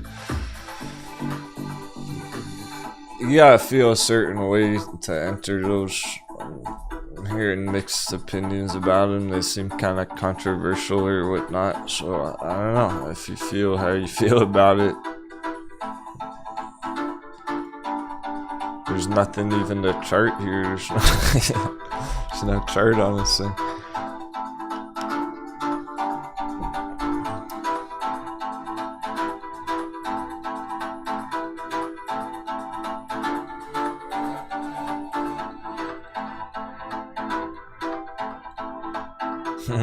Direct hit from not bored enough on the dollar. Perfect.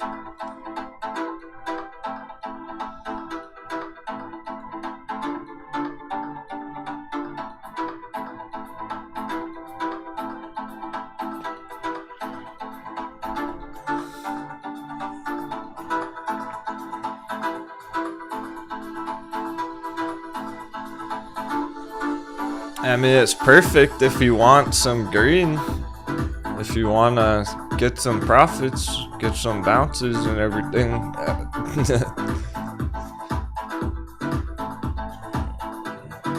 At this point, I'm flexible with it. It goes up, it goes down. We'll play it either way. We've seen it all before. Last month was more intense, really. This is intense in a good way so far this year. It's exciting in a good way.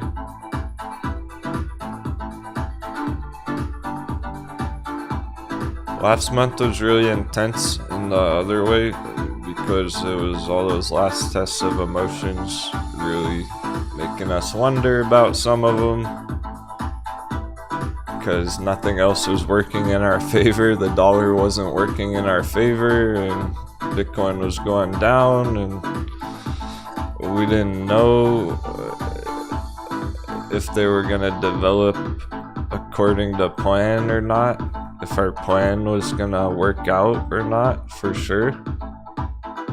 But now as the days have gone on, it's been going according to plan more and more and more.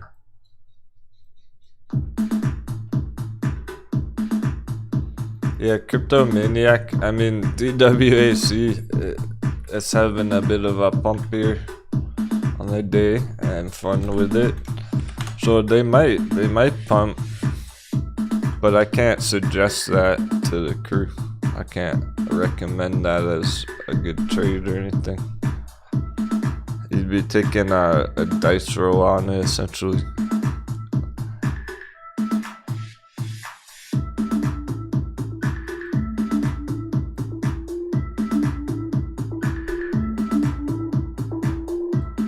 It's more bullish than bearish, but I don't love it. It's not the right setup. It would have been a lot better right here. Here's where you would have wanted to enter it.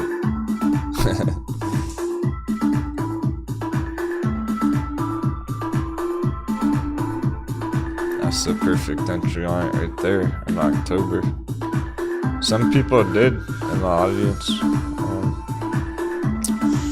They got in at the right time. So this one, it's kind of like for the holders. It's more for people holding it already, not necessarily getting in for the first time, but it's take a shot at it. It's just,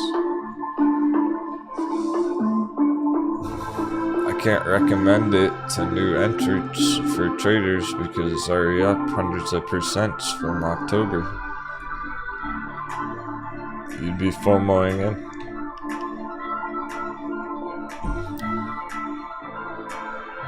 I don't want anyone entering anything that's up hundreds of percents in the last couple months. There's too many charts that are at the bottom. We're really the crew for the pirates. We only want cargo, the finest treasures and artifacts from the bottom of the ocean down here. That's all we're trying to mess with right now, because you've seen how sketchy they get. You think they're gonna go up and then they crash anyway. That's how the markets are right now, so why even take that risk? It's not worth it for everyone else. Unless you're taking a risky trade, whatever, if you feel that way about it, FOMOing into it. But no FOMO, this is how the markets are right now. You think it won't come all the way back down, and that fucking does. It's just like Metin and everything else. So I can't recommend that. Maybe if it was down here in the gold box right now, then we'd be more excited about it.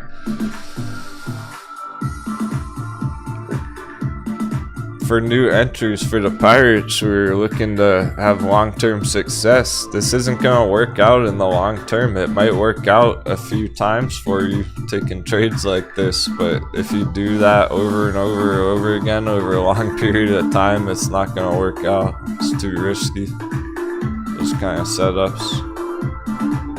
It's almost guaranteed to lose in the long term if you're entering stuff like that as your style. Pump and dump FOMO entries, that's not a good strategy for long-term success.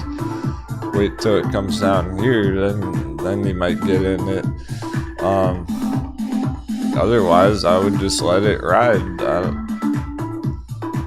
It's not a bad setup at the moment, but it's not exciting enough. I'm not gonna enter on that setup. I would do it personally, so that's the real deal. I would rather enter SOS down here.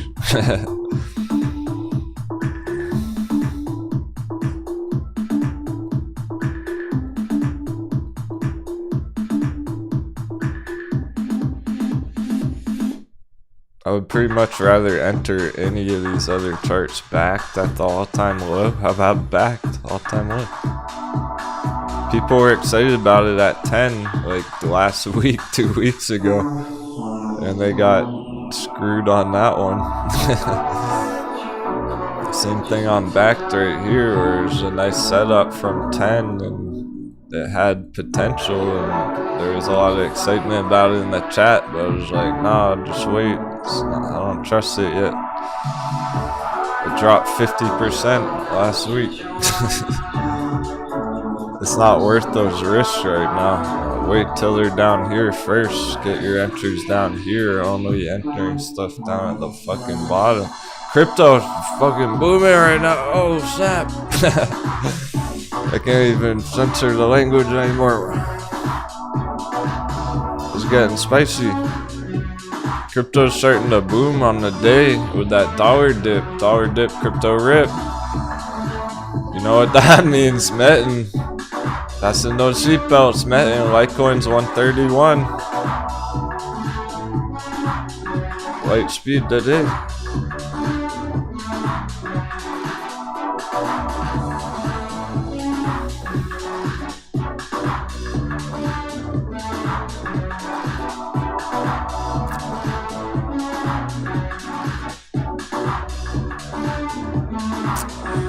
gonna move, now that things are getting so spicy on that, I'm gonna move Grayscale Litecoin up here so we can all see the price.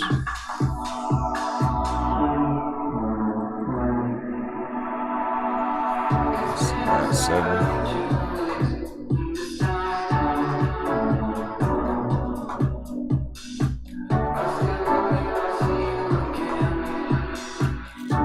Because it's at that 40% discount. So, like, see what I mean? Litecoin keeps going up, but Grayscale's not moving it.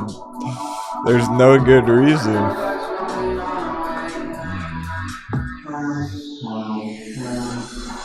Pressure is building, Nathan Golding. We got this. We got this trade on lock. It's ready to blow.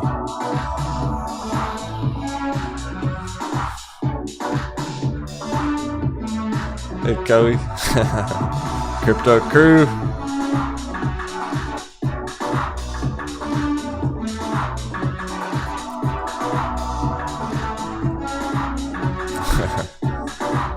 Here goes BTC, the king of crypto, showing the way. Good thing we were staying bullish on it.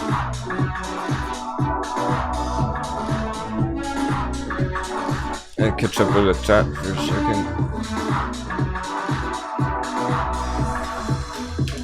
Oh, okay, Angelina, I gotcha.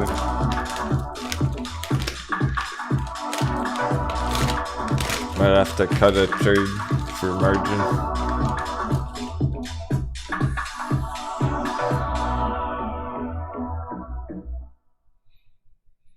Yeah, margin's tricky right now because you don't want to be using margin for any quick trades. The only real good way to be using margin would be on your long-term holds, really. So if you're accumulating a hot bevy, let's check out that chart that Angelina's talking about. It was Kala.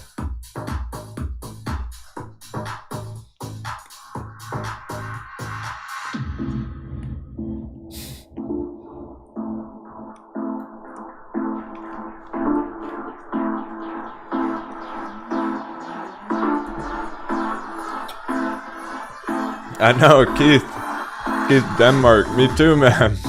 He actually wants crypto to drop more, right?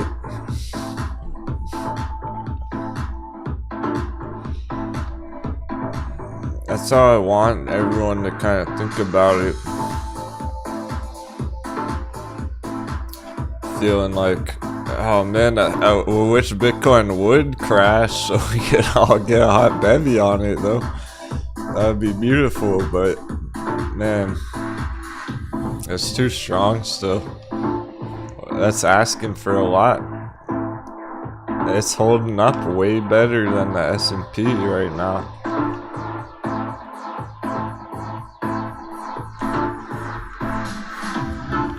A lot of the altcoins already did crash as well.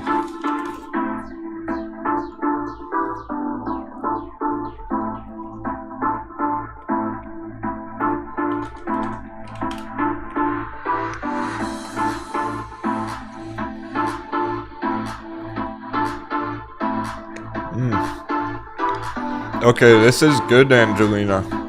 I like how this looks right here.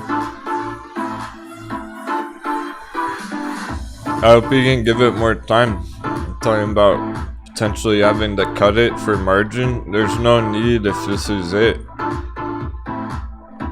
I like what it's doing right here, actually. I'm seeing a deviation from the trend, where it's looking better today than it has that whole time.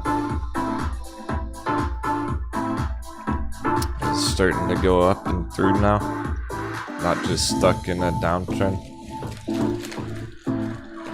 You want to try and give this one more time, ideally, on Kala.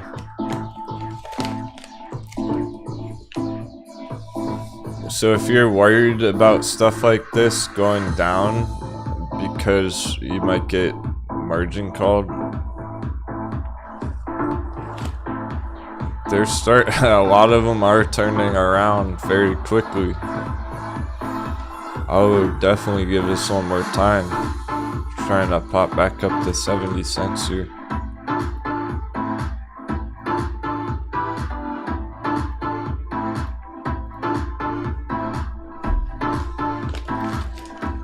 And then beyond.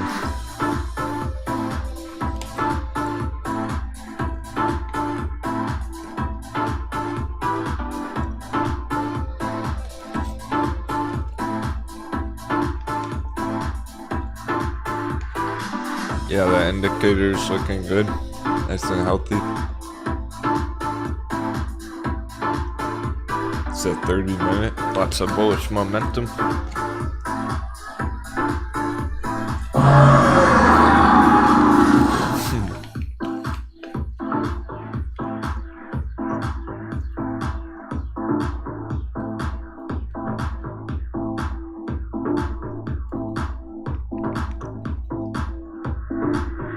There's enough developments here that makes it worth holding longer.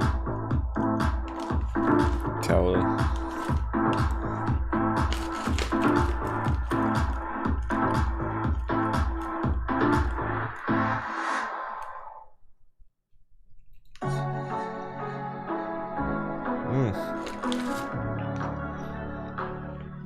No, it's not embarrassing to get margin called or if your trade goes wrong.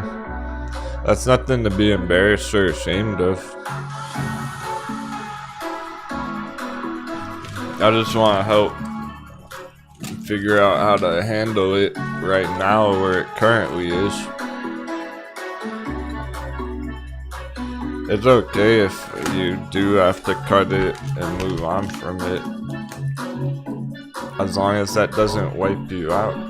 People get in trouble with merging because they go too heavy and then they make a mistake, or it's not a mistake right here yet, but potentially selling it right here, giving up on it would be the mistake, is what I'm saying.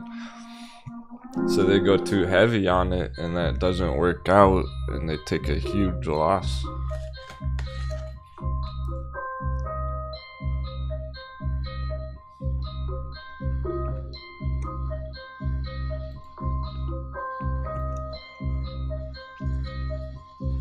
It would be embarrassing if you lost your whole portfolio on one Kala trade. On one trade on this one chart.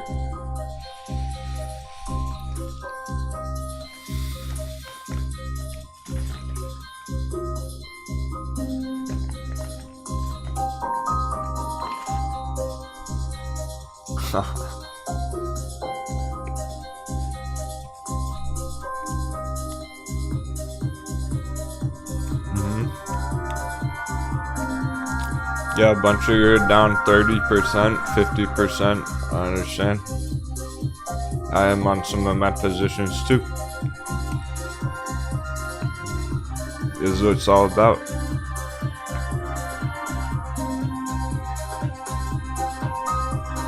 This is a make it or break it. When most people are down 50%, they fucking panic, so.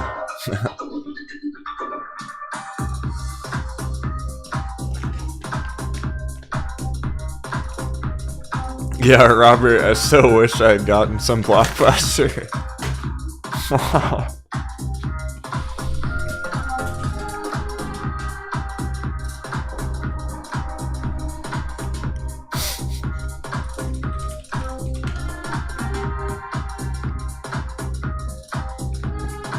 I've probably got a mood.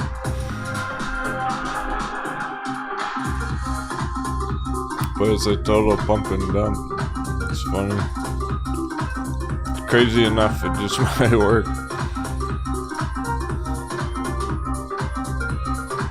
Blockbuster short squeeze. Ah, yeah, this is what I'm gonna pull up. Whenever short squeeze is mentioned in the chat, I'm gonna just pull up the Blockbuster chart from now on.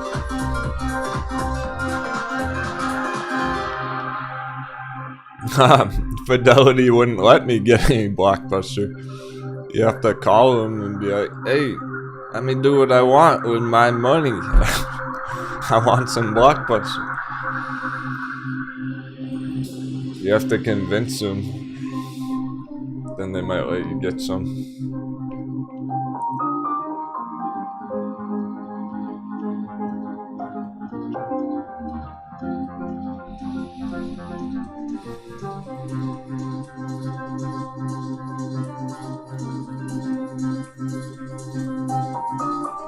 So here's real short squeeze action. That's what I'm gonna show everyone.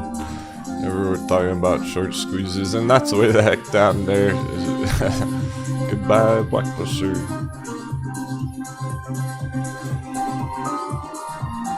The charts can go to 0.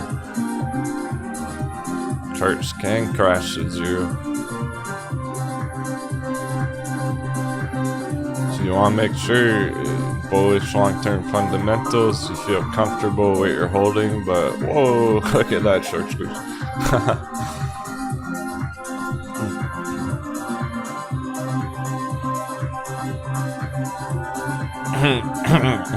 $180x multiple, 180 times profits. So $1,000 will turned into $180,000. Power Bridge. Who's watching Power Bridge? Excuse me. Give me a quick coffee break. It won't be as long as last time. Quick coffee break. Captain's out of coffee. That's the problem. That's the real problem. Don't worry about market crash. We need our coffee. Unless we're really in trouble. Power Bridge! Oh shit!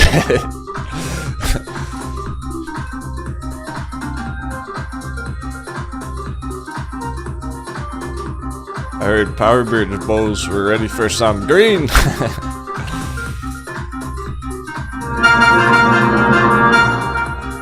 Here we go.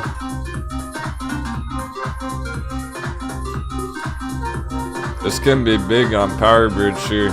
This might send it just as big as those those power hour blast offs.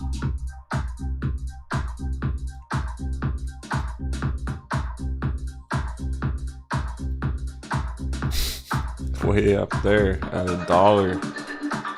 Power Bridge can crush up to $1 for 45 cents.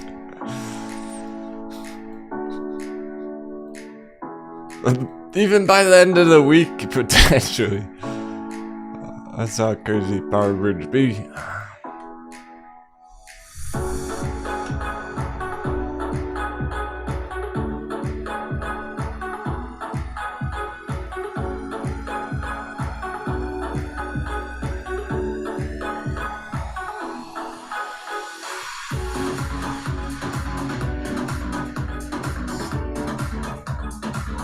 Ride's still gone. Nice and strong, of course. Why wouldn't it? Dollar dip, sock strip.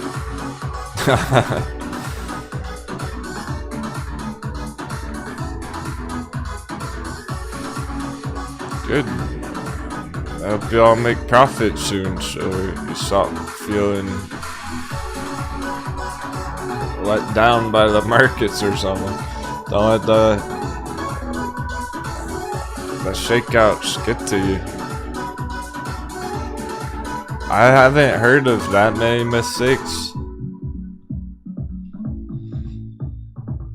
I really haven't heard many mistakes in the chat lately. There used to be major fucking mistakes. Moonboys were FOMOing into BBIG and stuff. Remember all that? And Progenity and Camber. There were major mistakes being made on all those things a couple months ago. I haven't heard any bad mistakes lately. People just staying strong, buying the dips. It's all good.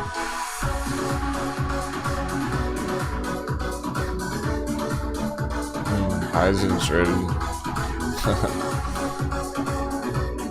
Eisen Motors undervalued where it is right now.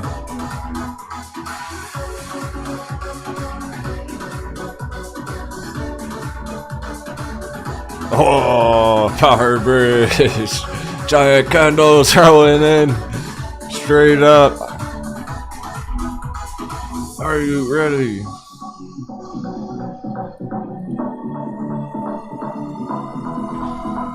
We got the power bridge cargo loaded down there. Stored away for safekeeping. Let's get it back to town.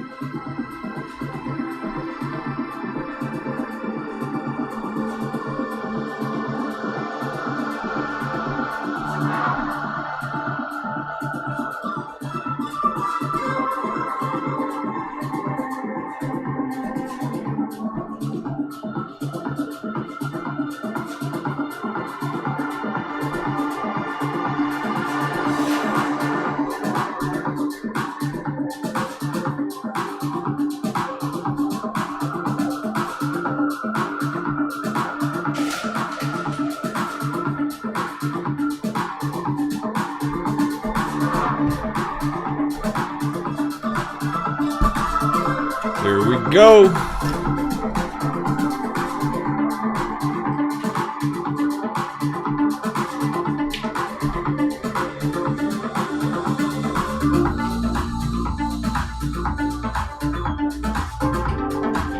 Smooth sailing ahead.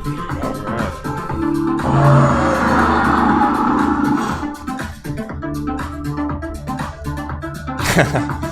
That was Grizzly Giants Power Bridge order filling. I just got a call from the hedgies. They said it's time. Here we go.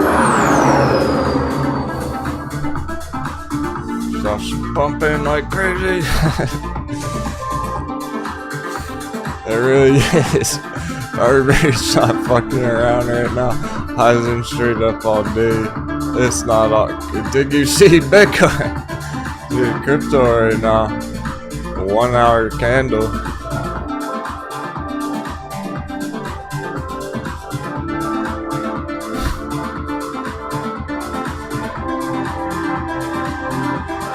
It hit forward.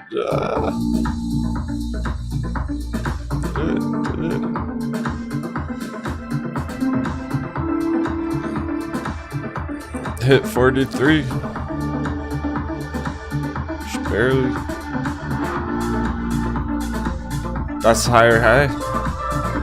Uptrend confirmed.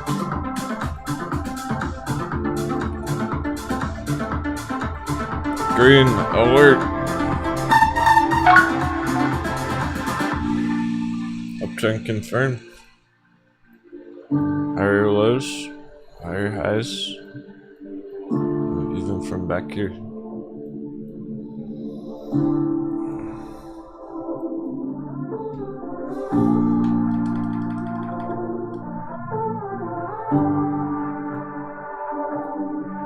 Got an uptrend on Bitcoin.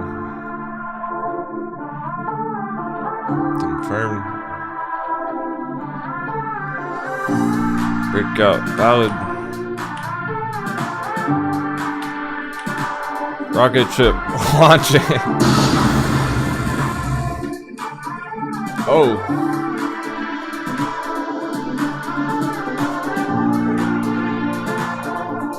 That's Power Bridge. That was Bitcoin. That reminds me of Litecoin.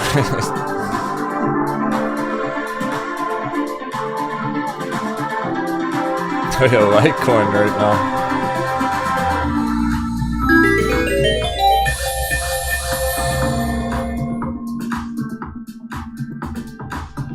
It's time. Litecoin crushing it. 133 straight up. Woo!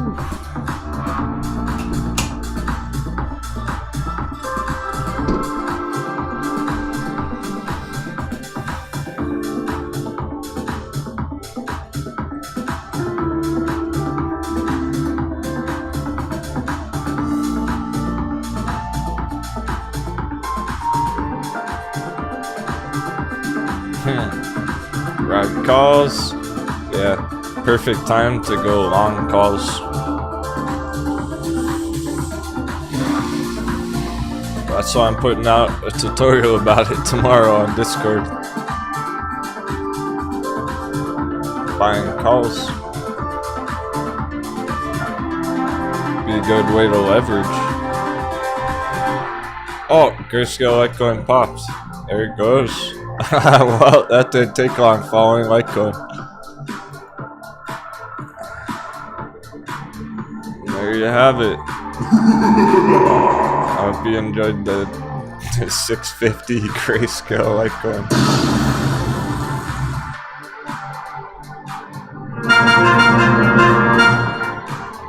Casually sniped it. What the heck, dude? We're giving it all the buttons.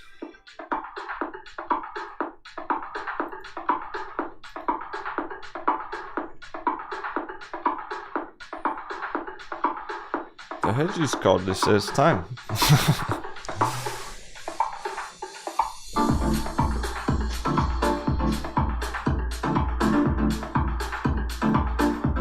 How many charts to watch at one time?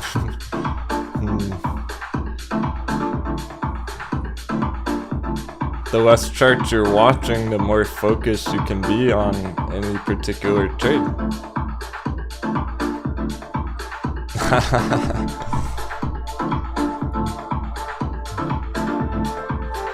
Poopy likes to think for himself. He's thinking Ethereum's gonna outperform Litecoin. Just good thoughts, good brainstorming. don't know if we've even looked at a Litecoin Ethereum pairing before.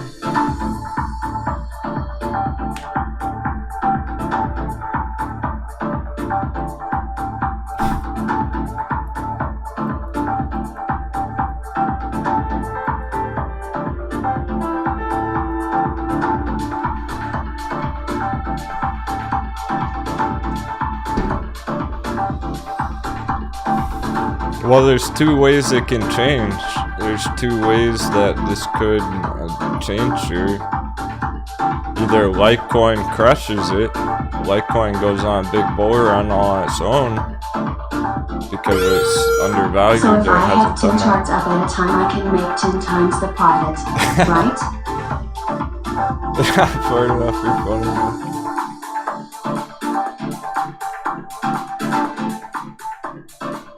At least who's having fun today.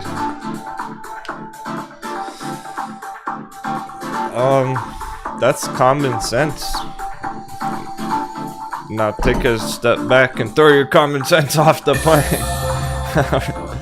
Throw your common sense off the plank. There goes your common sense splash.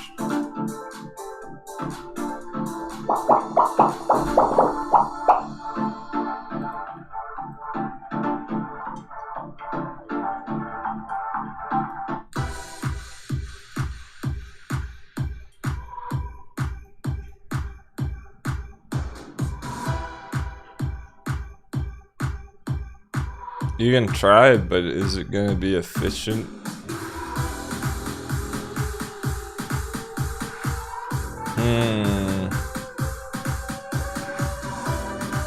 S&P actually liking the dollar dip today.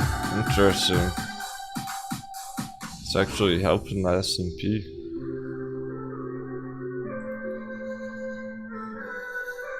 Went up to the next resistance.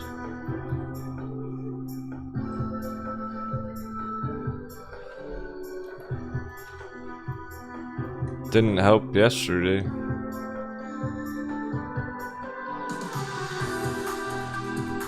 But that's how hard the dollar's dipping right now. Dollar's dipping quick enough to help pretty much everything. That's why almost everything. Is every single chart on our list green today? What the?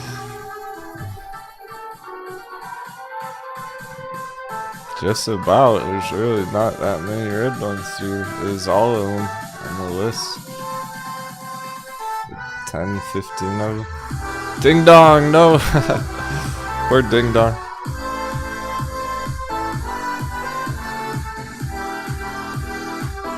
Mullen's way lower than it should be as well. It's in the buy box. These are the ones that have been recovering lately. VXX red on the day. Crazy.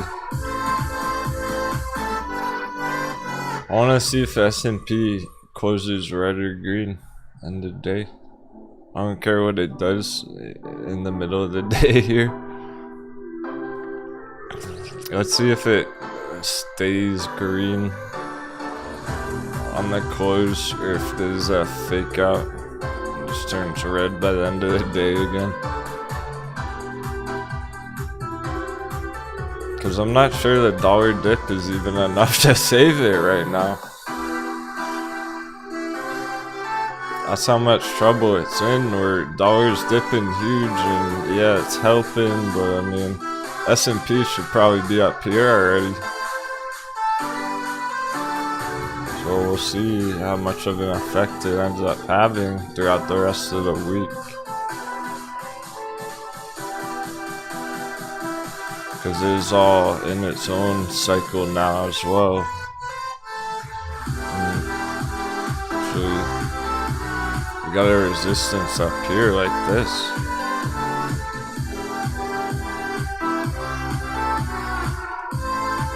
There we go. That's our channel on it. See if that holds end of the day.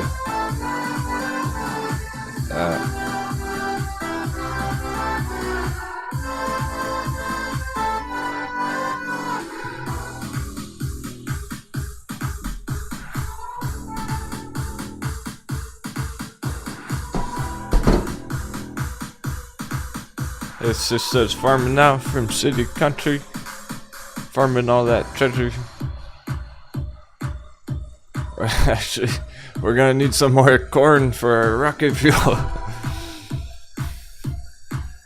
The power bridge, it's on the top of the list now, 8%. We were right on that.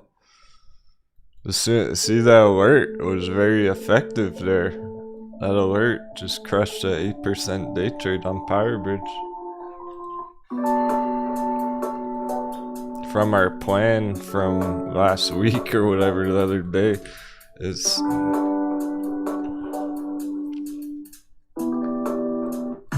stick to the plan. Set the alert on it.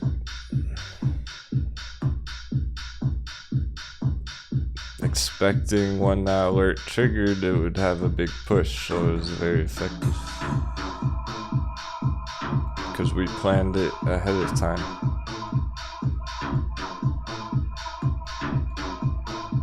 And we've been waiting for this on Power Bridge, that's why it's so ready right now. This might be the start of a huge one. Just like last time. Over and over again. 777 all of my stocks and cryptos are green today, except VXX and CLF. Oh, hell Sailing yeah. to land of treasure. Thanks for all you do, Cap. 777. Awesome car, huh? Yeah, that was a quick turnaround, huh? Awesome. We talked last week and he was... guys...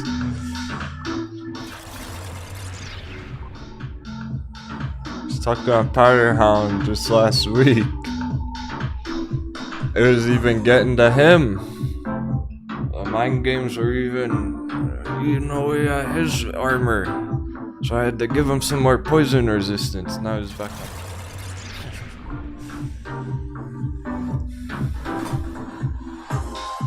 He actually bought some of those dips too. Not only did he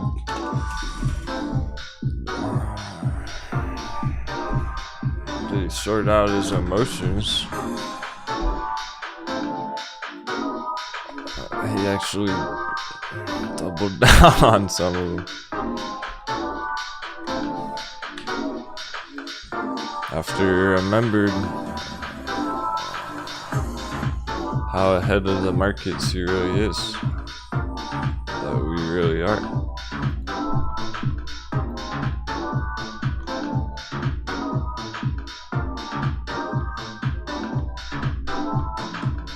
Basically, all we talked about was everything the coconuts are doing wrong.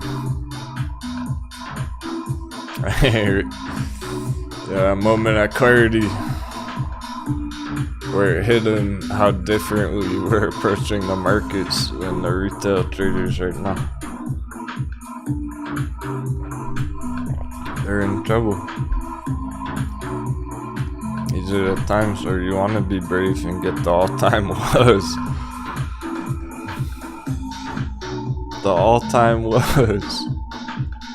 Wait, let me say it one more time. The all-time lows. Hot beverage. Did we even get any all-time low hot bevies last year? I don't even think we caught anything at the all-time low last year. Really, till December. Now we're catching all these fuckers at the all-time low. That's awesome. So you're winning more than you realize. Everyone, I really mean that. It feels like you're not winning right now because you're not seeing the profits. But you're winning more than you realize. For real. Metacron. Not giving up on Metacron.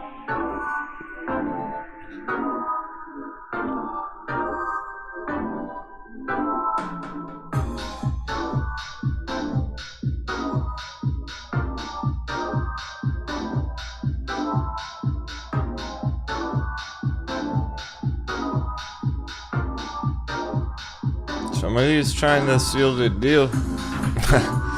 Nico up at 1050 area, meaning Nico is a breakout right now. The real it's developing as a major breakout on Nico here. That was the candle close on Friday. It's a pretty big deal.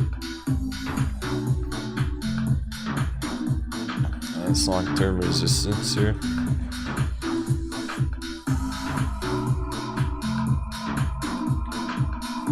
In green. We got a breakout there on it. So we closed the day over 10. This pretty much sealed the deal. Hold over 10 tomorrow. Just keep pushing.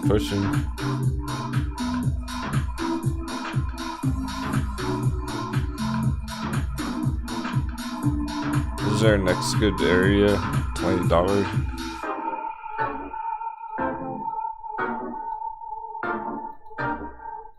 So 100% move roughly.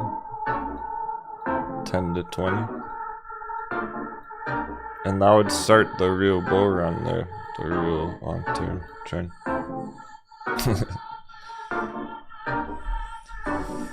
That's how I see it playing out.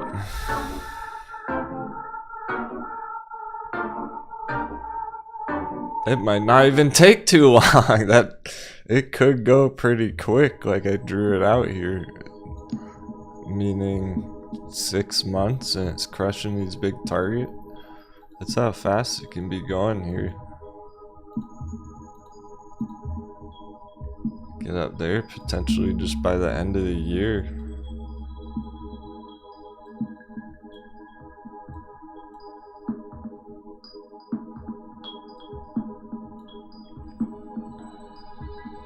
If it follows that, how sure it would be up here to the end of the year.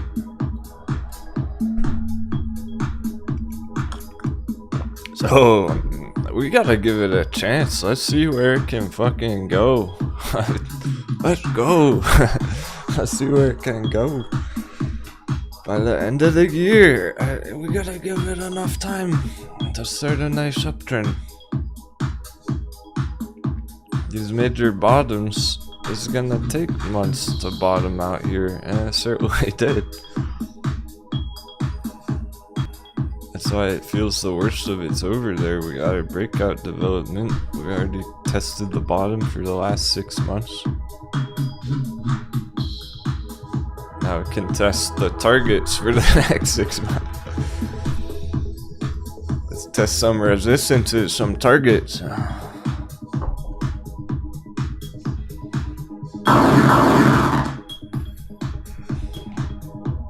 Same with Ride is trying to seal the deal, just $3 in general.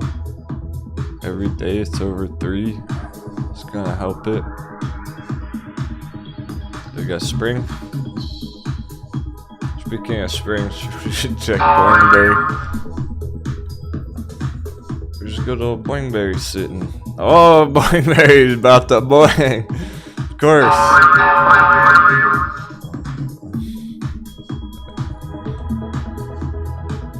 Blackberry about to get up. Breakout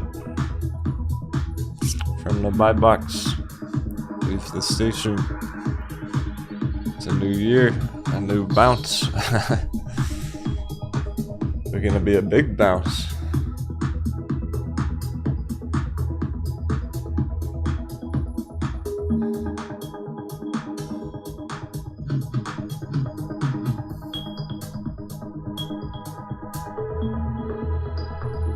These are set up perfect.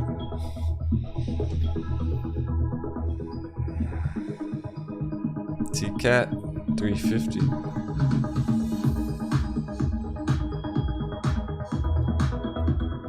This is the whole area. Well, it's been under 5. It's not. It feels like it's been a long journey on it, right? On T-Cat under 5 here. That's nothing. Zoom out.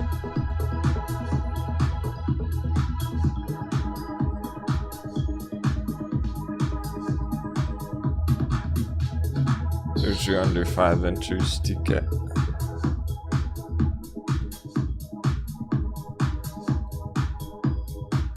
haven't been down here that long.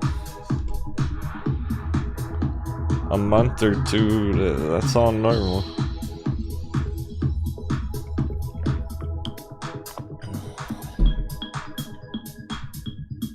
It kind of reminds me of those times when AMC went down hard from like $15, crashed down to 8.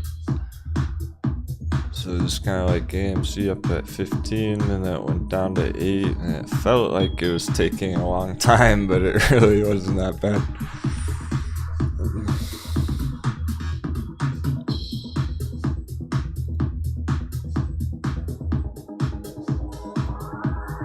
Oh no, sister. We need a Texan pirate who knows transmissions to help us sister out. Yeah, just another distraction from your trading.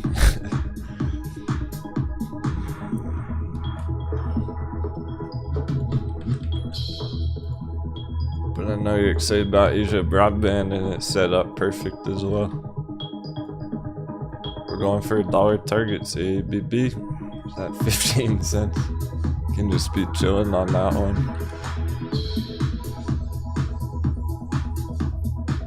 Heck yeah, Freddy. Everything? Sheesh.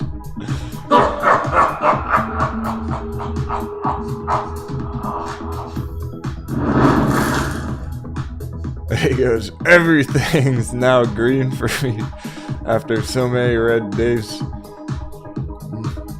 He's one of our newer pirates training for battle, and he bought all the fucking dips like last week, 2 weeks ago. It was perfect time to be getting in him. Got that Metin dip, got that grayscale dip. Yeah, you're good, Freddy.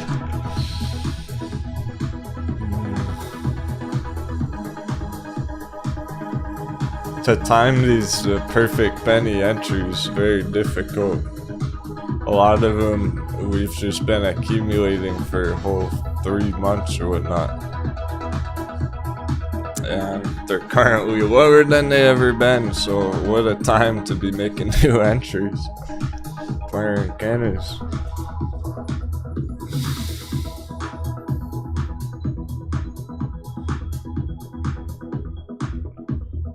You didn't have to hold through the tough few months there, get through the tough storm. December and all that shit.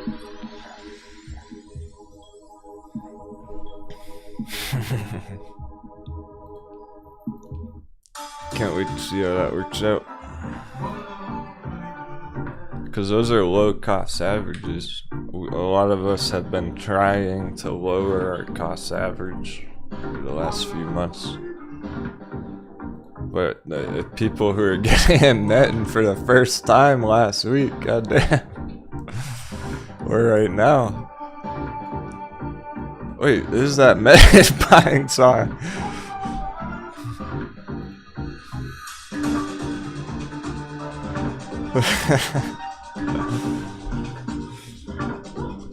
Great stuff.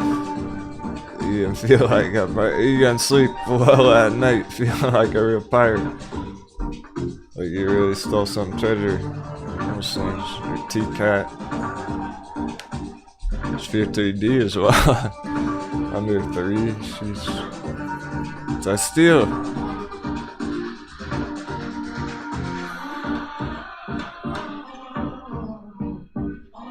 Well, that's what they say. Sister's farming now from city to country. They say buy the dips, but how many people are brave enough to actually do it?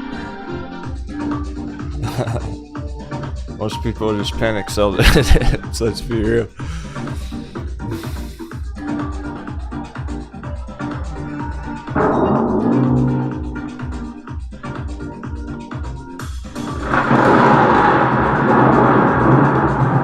Most people already sold their Met the bottom and fucked up, and they don't even know it yet. They don't even know it hit them. And they're gonna FOMO back in at 50 cents. They're gonna see it start blasting off or covering. We'll get up to 30 cents, no guarantees. But this is how I see it happening. So we'll get up to 30 cents relatively quickly. And they'll still be doubting it. They'll still be thinking the people who panic sold it already. They're still watching it. Maybe they want to get back in, a bunch of them, right? But they're scared. So they're not going to buy the dip down there. They're too scared, so they'll watch it and they'll see it go up to 30 cents and they'll start thinking, they'll start second guessing themselves already. You know, like, maybe I fucked up by selling the dip down there. Not liking DXY trying to curl up. Stay down where you belong. Up, we need backup. We need some more lasers.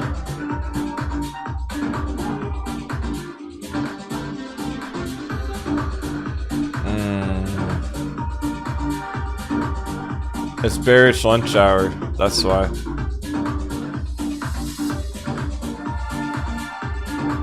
It is right now, as of 9 minutes ago, we're in bearish lunch hour, and that's when we started getting a dollar bounce.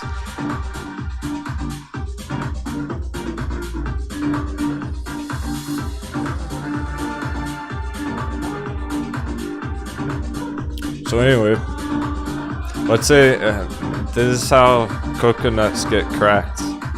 It really is. This is the reality of how most people are trading, fucking up big time. The FOMO and Met in here, they see it blast off and they think it's going to the moon right then and there. So they FOMO in here at 70 cents. And then it goes down and they're not sure what to do. And they're like, okay, well, I'll hold it. I'm not gonna give up on it yet. And then that happens.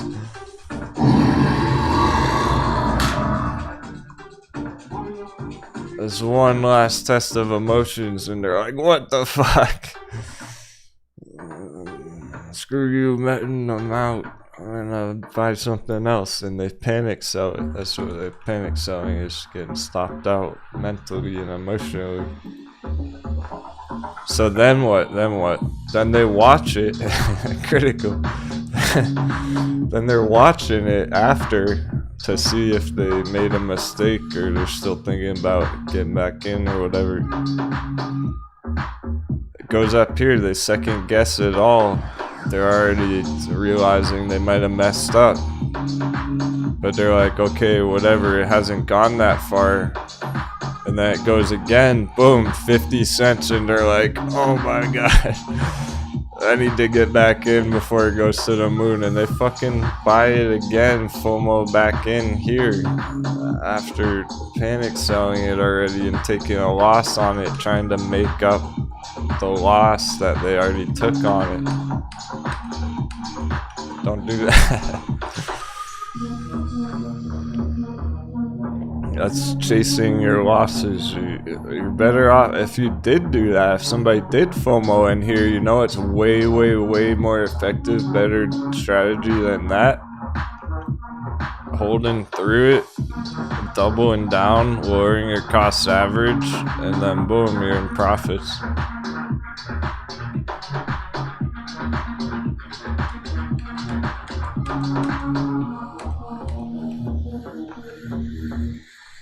Welcome to real trading. You know, strategies that actually work.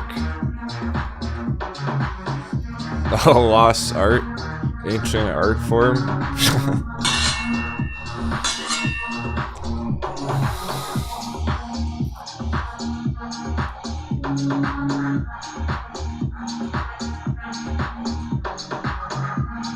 Yeah, I'm sure you all been there. Everyone does that at the beginning. That's why I'm saying it. That's what most people do. And then they fuck it all up and they quit. And they quit trading forever. They try it out for 6 months. They try it out for a year. They do stuff like that and they go, well, the market's rigged. Fuck that. I'm never trading again. So if they're not in the game, they're not. How do you win if you're not in the game? Can't win if you're a giver-upper.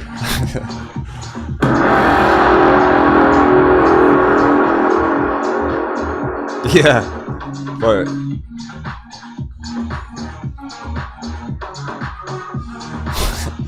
but all in Spider-Man NFTs.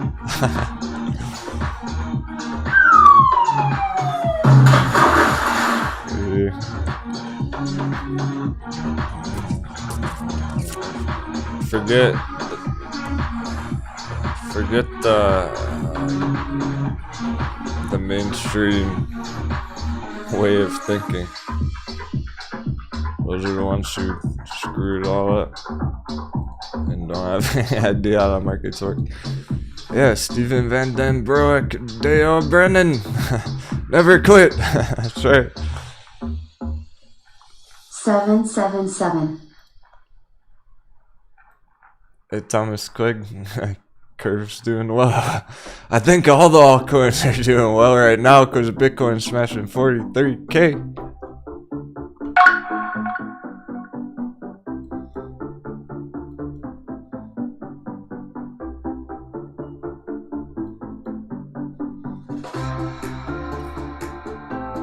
That was a perfect test down here at 39. That was the number. Epic bounce. Now it's in an uptrend.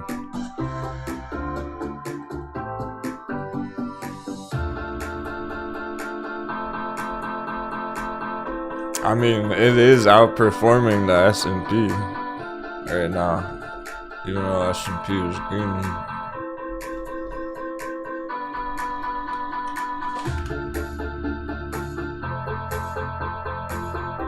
I better check our bearish charts, but resistance still holding on it for now.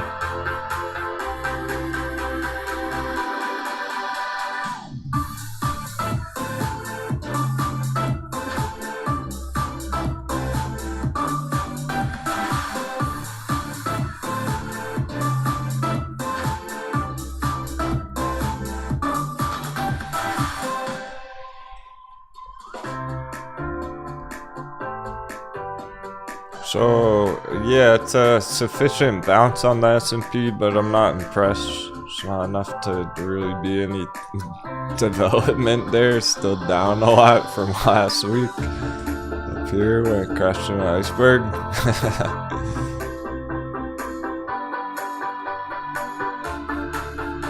So it's having trouble staying afloat, let's put it that way. Doesn't have to go straight down every day. It's really more, I want to see where it's at end of week. Could get a major smackdown next week. Be choppy here for the next few days.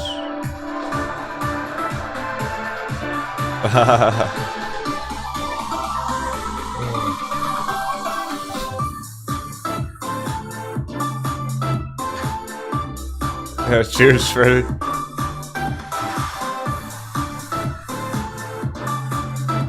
It's all good to do things by the book.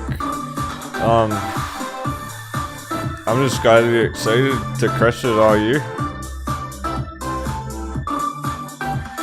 Me too. It's getting resistance. Look at that. Right now.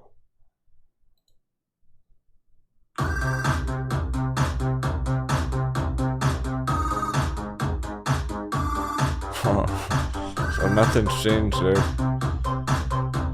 Bitcoin's bigger development is currently in an uptrend for almost a week. Epic bounce from 39, stop hunt. You can call that a stop hunt of 40K.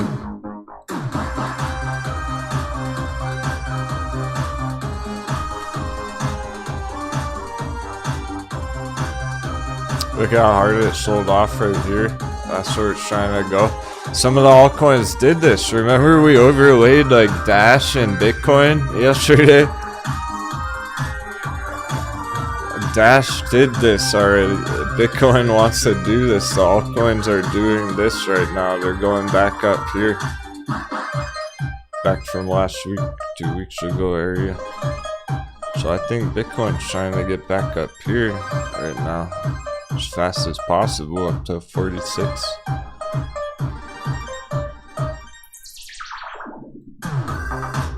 Get another $3,000 pump on it today. That'll do it. That's what happened yesterday.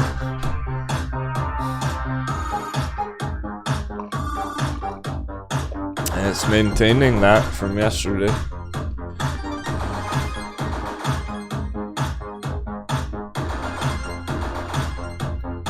Plenty of time left. We still got 3 hours, 40 minutes.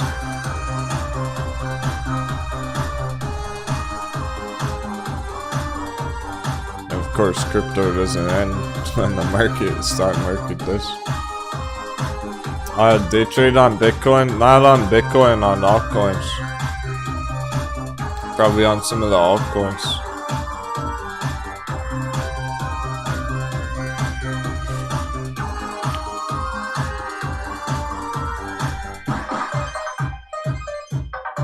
MTV's up 20%.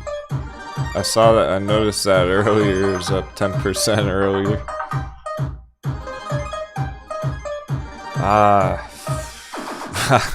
Well, it's probably out of time. These things are so ready. Look at this shit.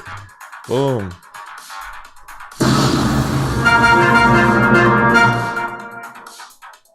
There's no better setup than that.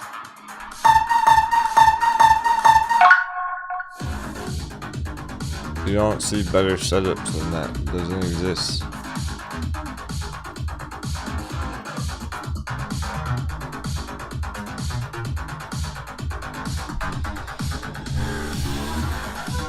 For the bulls, that's as good as it gets. Besides a hot bevy, I mean, hot bevies are their own unique situation.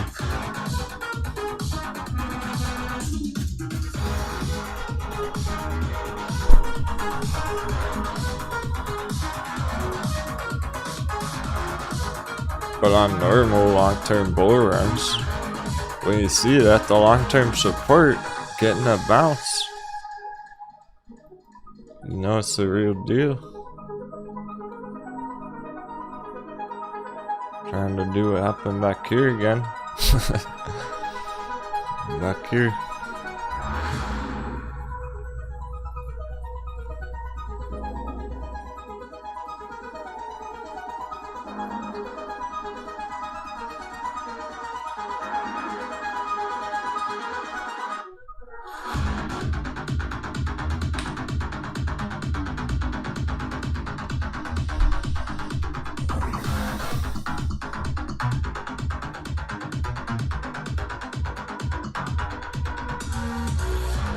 Third one can go even bigger. That's just an illustration. But fuck, what if it keeps going? What if crypto keeps mooning all year long? It keeps going beyond that. That makes this entry pretty badass.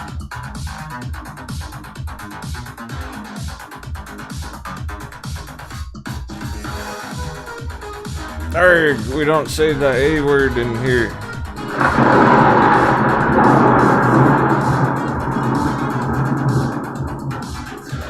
I didn't go well last time. I'm gonna ignore that.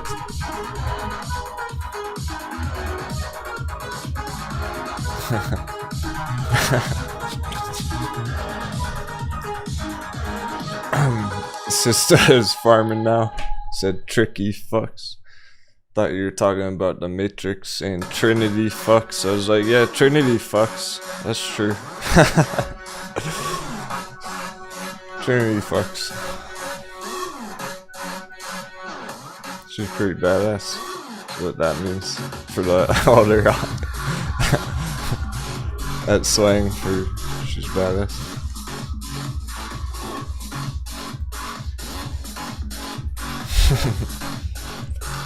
Oh yeah, Grizzly Giant. Yeah, thanks for the interest, man. It's available right now for you guys. It's show you.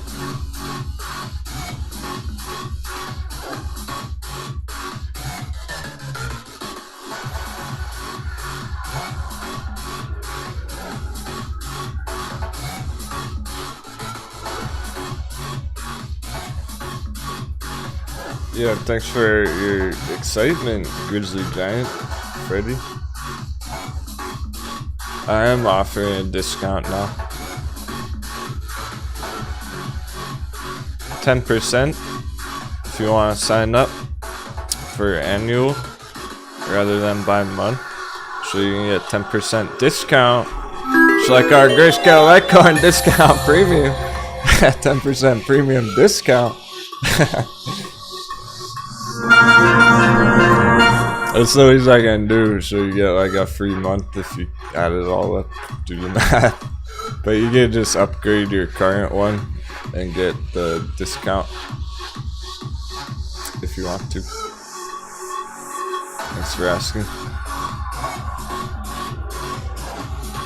That way, I figured that way it was good, because if you win a big trade, maybe you make some nice profits on a good trade next month or whatever, then you can just get it all out of the way next time you win a big trade if you want to, rather than feeling like it's ongoing. Yeah, exactly, Grizzly. So when Metin hits $1, you just get it all over with up front.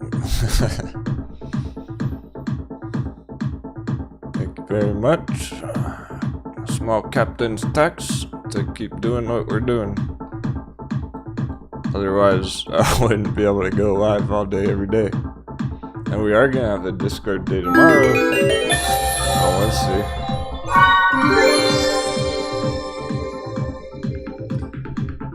We'll do a morning live stream on Discord for the pre-market and market opening, and then same time as same thing as last Wednesday,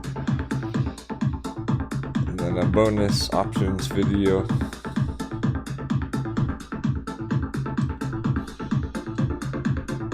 That was a lot of fun last time. It was good stuff. I mean, we practically had more people watching the live stream on Discord than we do right now. We had just about as many people watching. It's pretty much all you are on Discord in the chat.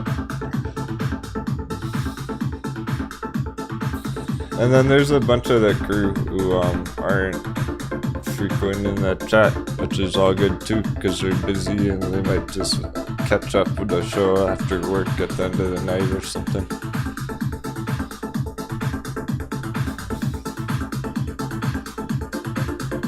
But that also, the annual thing there, that's my way of showing. Fuck. Serious, sorry. Hello, how have you been going, camera?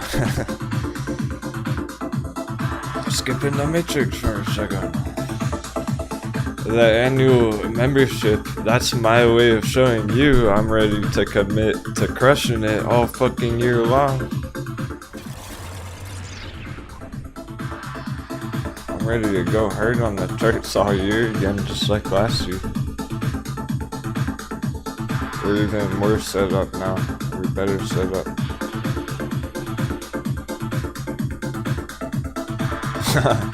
The crew was a mess last year. Falling overboard, needing life vests every day. No one knew each other.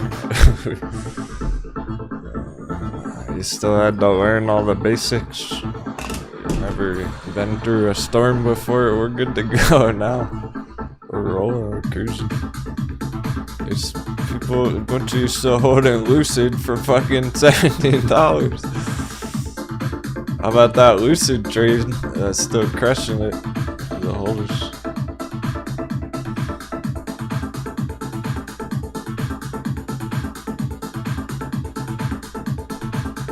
good. Lucy was tricky last year. It's golden there now. We're all set. I'm loving it. Not sponsored by McDonald's. No sponsors, no BS.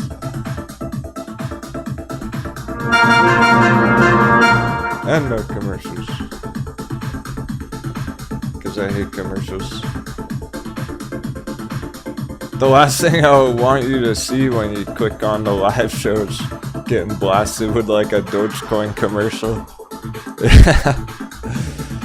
You tune in to watch the captain and a fucking dogecoin commercial comes on talking about it going to the moon.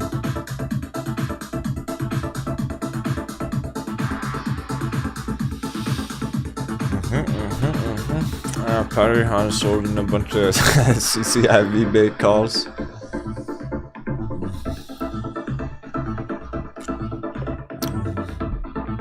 S&P holding resistance. Oh shit. This is major. Mayday.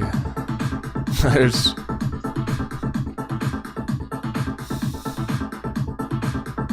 I wanna be nice to everyone. I do have empathy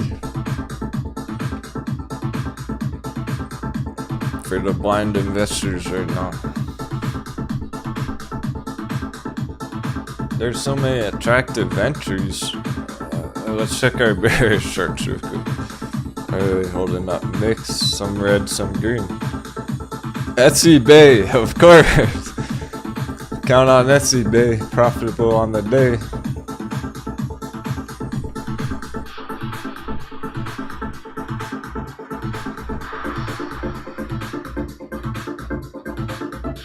People are crushing CCIV, diamond handling, and Etsy puts at the same time. It's savage. Lulu too. Lulu's fighting for Etsy's attention. Current spot.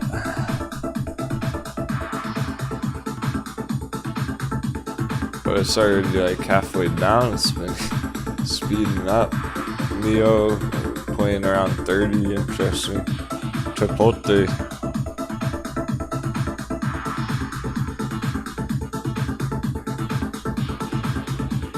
Their burritos are overpriced and their share price is overpriced.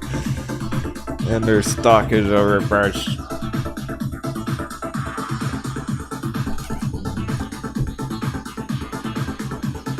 They don't even give you a free guac. Where's that free guac? They better start giving out some free drinks or something. Shareholders aren't gonna be too happy to hear about this one.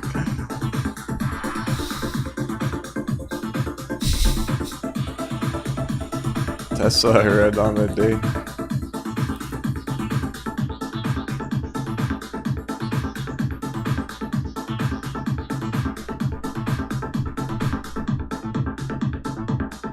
They haven't moved much from yesterday.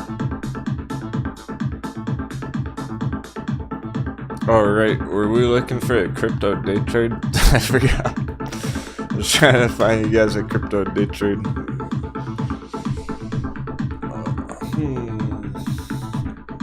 It's gonna be one of the ones we already know that are following the plan. If you're looking for a crypto day trade, it's gonna be something that's already playing out how we expect it to. Maybe Jasmine, maybe Nano from 3. That's probably it. Yep. It's looking that way already. Nano from 3, there's your day trade. Crypto from 3 to 4, maybe even 5 here. This next push.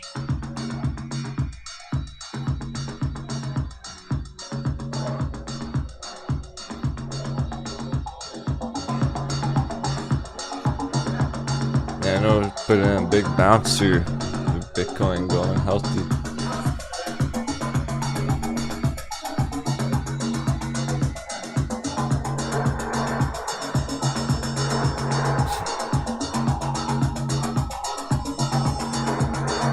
There's smart folks out there. We got the smartest audience on the internet.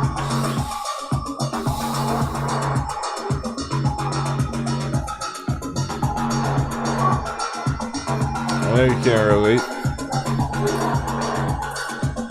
And it's hard to shatter the matrix. See outside the box. I'm telling you, we all start that way. Every trader worth their weight, worth their salt, has been there, done that. So Captain knows best, cause I got a shit ton of experience.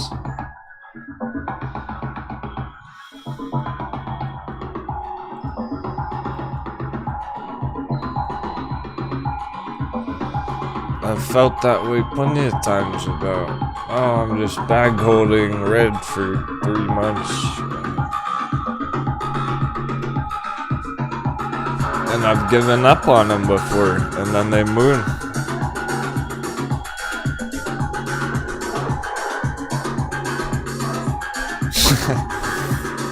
You wanna doubt yourself, and if you doubt yourself, at the very least, don't doubt the bullishness of these charts.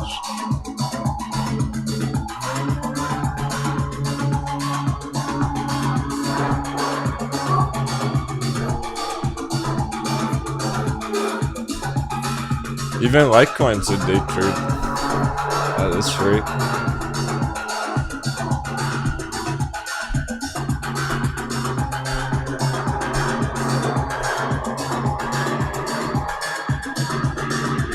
Still don't like crypto.com. Not at this level. We'll see.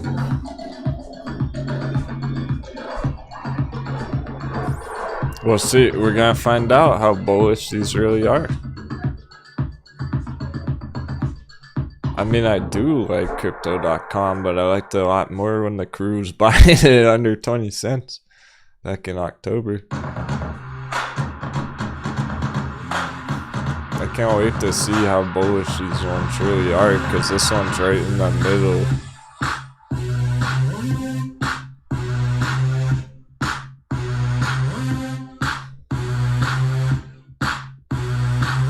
Which makes it too risky for a day trade. Other ones probably, even Vthor, fuck, Vthor is even a day trade at this point. Pretty much pick any of these things, vechain.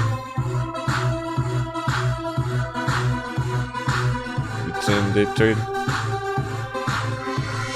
It's not even worth the day trade. Forget the day trade. vechain, if it goes big today, it'll go big for the rest of the year, essentially.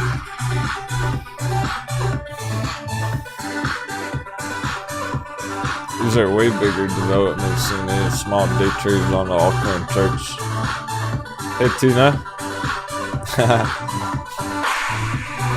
Shout out to the ladies.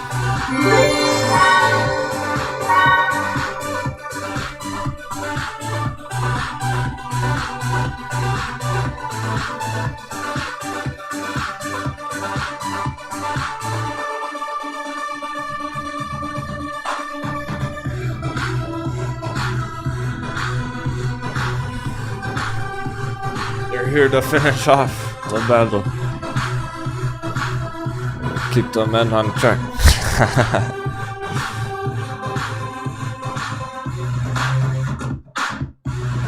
mean it though, their attitudes are the best. They're always positive. Great stuff. I don't see no ladies panic selling.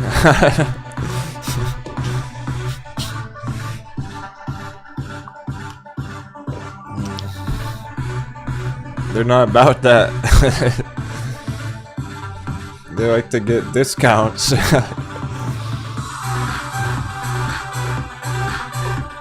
like to shop around for good discounts, not let their emotions get the best of them.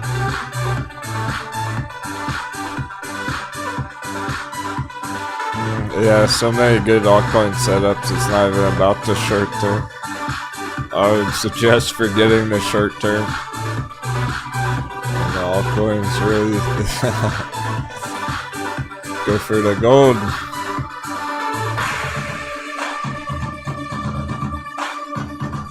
Well, the dollar's been behaving normally today. Nothing unusual about it so far.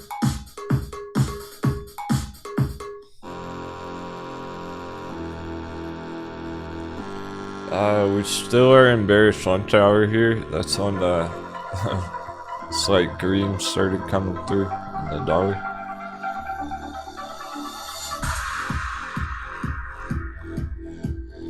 So that's all normal there.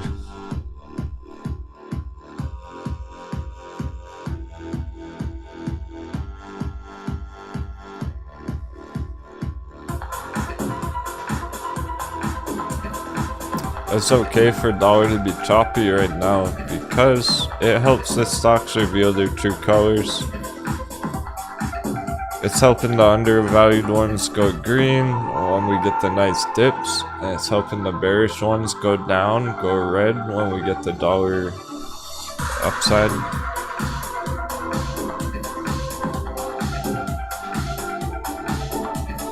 Perhaps Amco. It's a good point.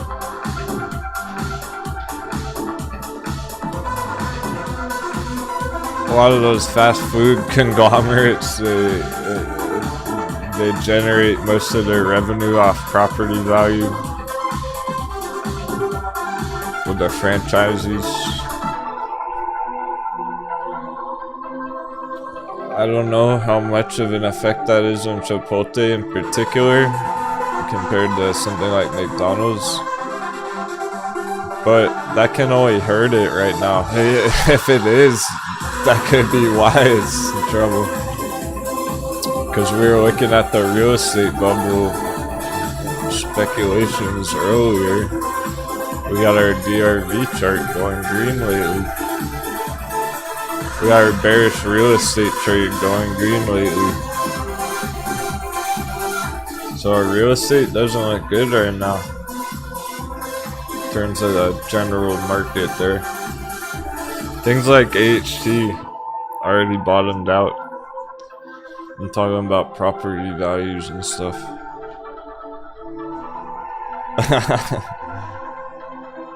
A stock wizard. She said, I don't think I ever did a panic sell in my life. Yeah. That's how she got the name Stock Wizard.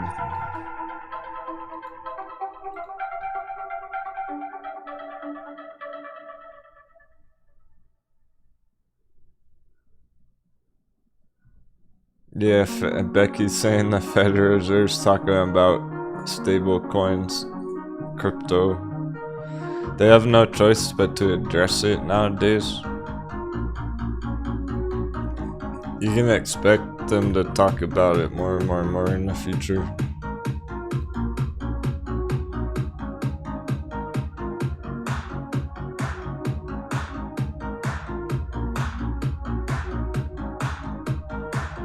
What I don't like about it, yeah, they're saying, okay, well, a digital dollar can coexist with Bitcoin, with the rest of crypto side by side, but if they try and make all the American companies use their crypto, try and get everyone to convert to it, that's what I don't like about it. But remember, Bitcoin's global, crypto's global. So they might make an American crypto based on the value of the dollar. Well, I'm looking at the value of the dollar on the chart right here right now. This is the value. So that crypto would gain and lose value based on this chart still.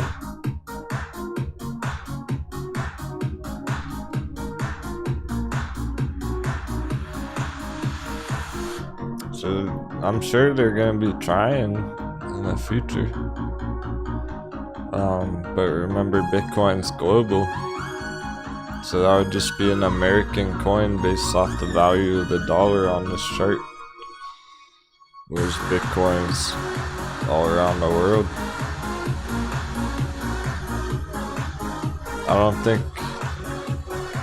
other countries are gonna want to invest in an American dollar crypto. They already have Tether. That's essentially what Tether is.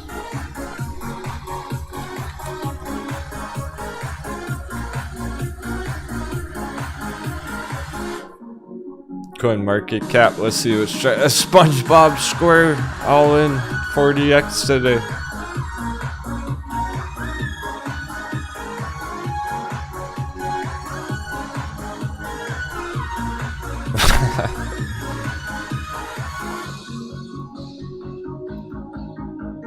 Damn, SpongeBob coin been pumping for the one day that it existed.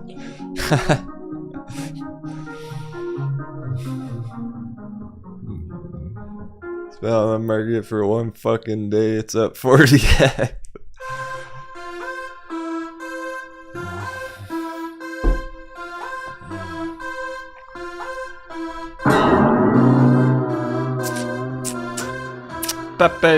Pepe's still going. We were laughing about Pepe yesterday. It still exists. It didn't get rug pulled yet. Whoa, yeah, that chart. Talk about pump and dump.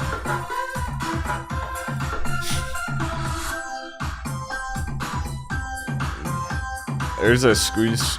There's some squeeze action. That Pepe juice.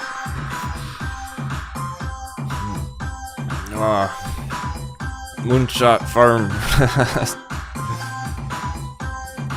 The Wolfpack, isn't that scrub clan?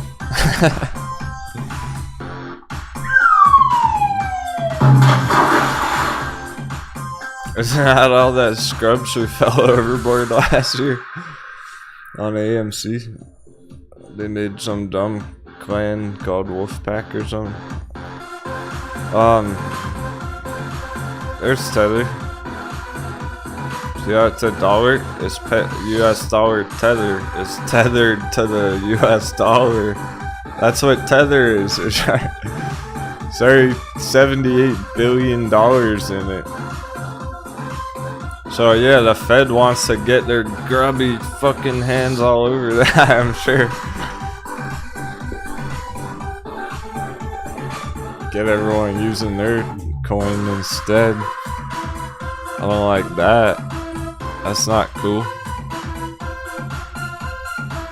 But Tether's global. People already use this all around the world to trade crypto with. Bitcoin's global all around the world. Maybe their coin will outplace Tether.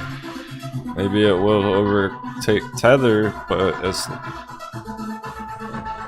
not gonna be the end of Bitcoin or anything like that. If anything, it's bullish fundamentals, because fucking government's getting in on crypto. Like, it's never really happened before. I mean, imagine where the price of Bitcoin's gonna go in the long term here if every year the Fed's talking about crypto, making it more and more of a household name.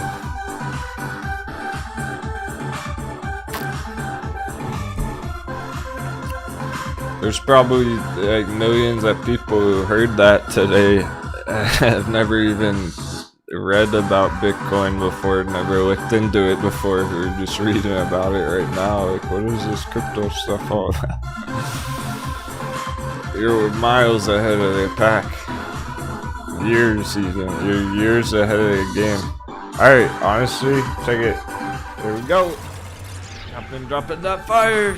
Let's get some sevens in the chat. Cause you're about 7 years ahead of the game. I'm serious too. If you think about how long it takes people to learn stuff in the public eye, in the public perception, how long it takes technology trends to catch up, like smartphones, like cell phones started all shitty, all those garbage cell phones that barely even worked for 10 years, and now we got these things and everyone has one. I'll give it like 7 years, and then the public's gonna start catching on. Okay, I've heard about crypto for a long time now. They're gonna start getting more and more confident that it's gonna stay around forever the longer they hear about it. But they're just starting to hear about it. Even I talk to people around town, and they're like, yeah, I want to get into crypto, but I don't know anything about it. So to know what you know on the charts and your strategies, and get the fucking fire entries right now to get those hot babies, they better start reading. They better start researching, because they got about 7 years to go till they catch up with you.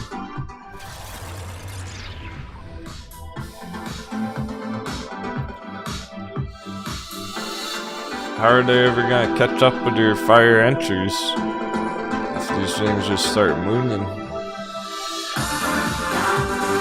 They might go up too fast. By the time people figure it out, Litecoin's $1,000 already. That's what's been happening every cycle.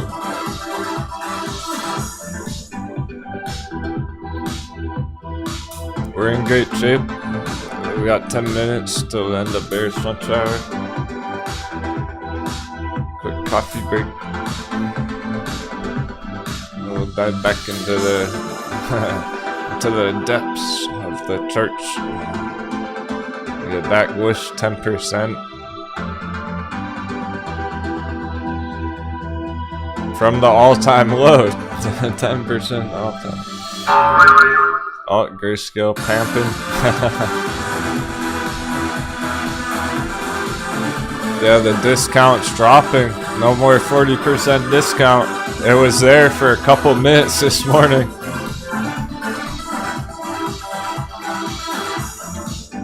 Yeah, it takes professional investors 7 years to learn about Bitcoin. Like, you're way ahead of the game. Let alone until they feel brave enough to fucking buy some.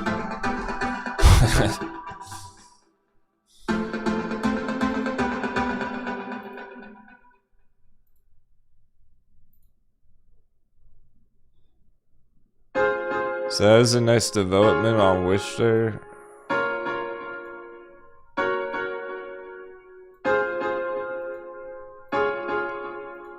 Just reorganizing.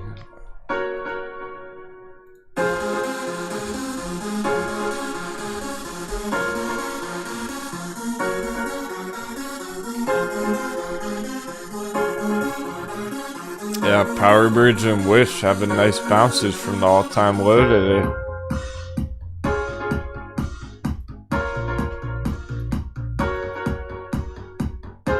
We're getting some 10% charts. That's not even talking about altcoins. Way different from yesterday already.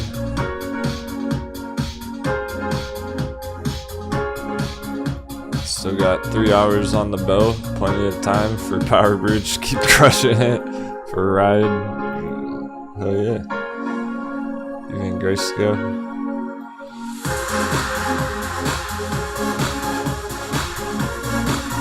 I see what the bulls can do. We need more dots. Need more damage. Pop all your cooldowns.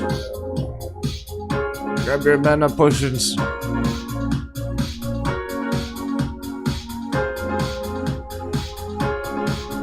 Let's finish them off.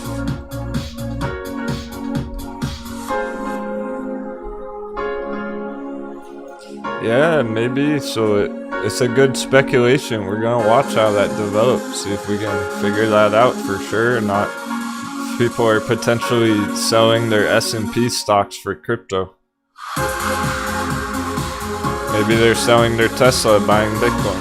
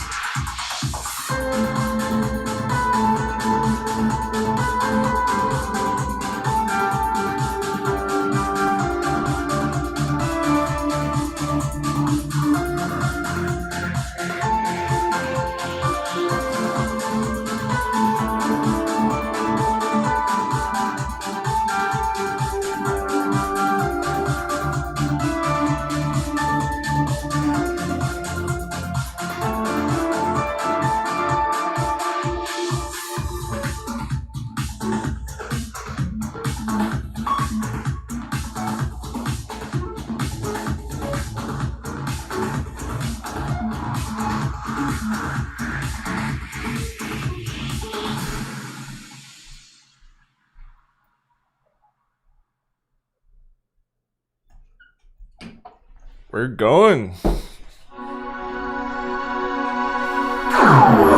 back into the charts.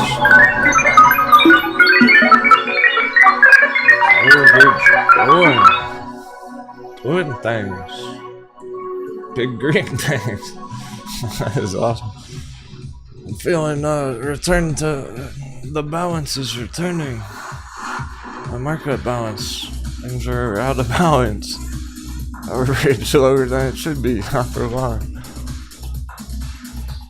Going back where it belongs.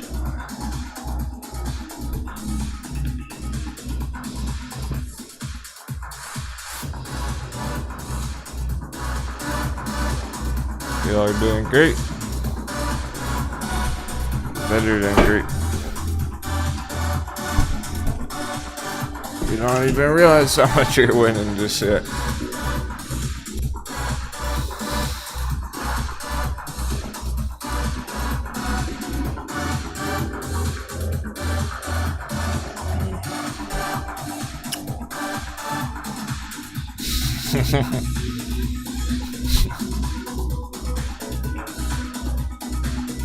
The FOMO is real. Yeah, from that all-time low FOMO. Oof. Grayscale gone. Thirsty blows. Gregory, I know. I'm liking it already. Getting this nice push on Grayscale already. Those fire entries. We had no 599, no 499, 650.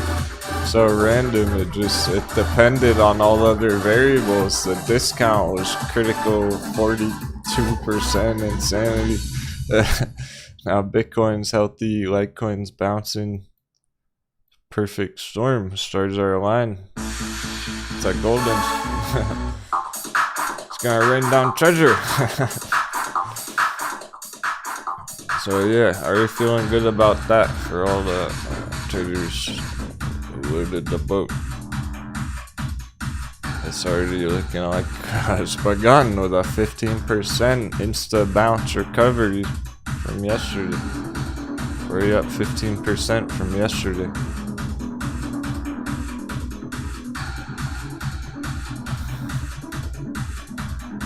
No more 40% discount, 37. Now people are paying $82. If you're entering Grayscale Litecoin, now you're paying $82, not 72. That's 72 yesterday. Was our discount on that thing? Alright. Check it.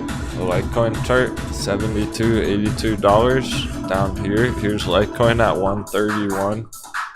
Holding long-term support, bouncing. Up here, here's the price we were paying, $72 yesterday, below the green box.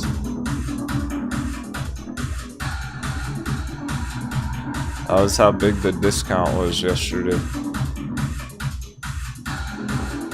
Hot baby. Fuck it, we'll give it one more cup.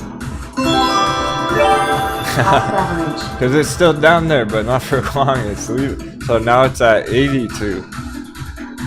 $82 entries on Grayscale currently with that new uptrend right there.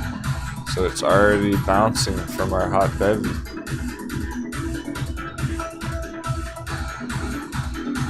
From 72 to 82.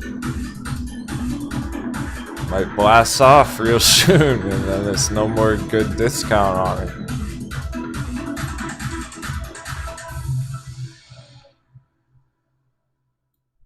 It's recovering that fair value that it was lost from the discount. Hot baby entries, Grayscale, not for long by the looks of it. So yeah, sorry, feeling good. Like how it's going already. We get Bitcoin continuation, so alright. Here's the deal on Bitcoin.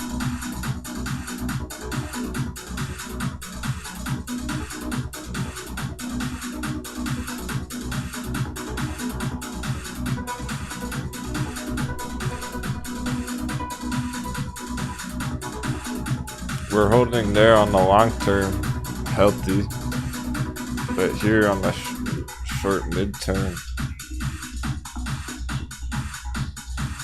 so we're not through this channel yet. Bearish lunch hour pushed it down. We're not through that. That's good. No more bearish lunch hour. Bullish afternoon. Fun time.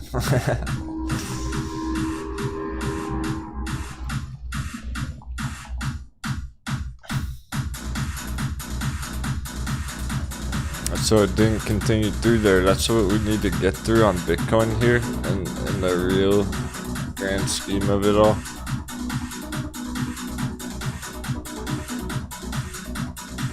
So even by the end of the day, if we're back up here on top, boom, that's where it'll go huge.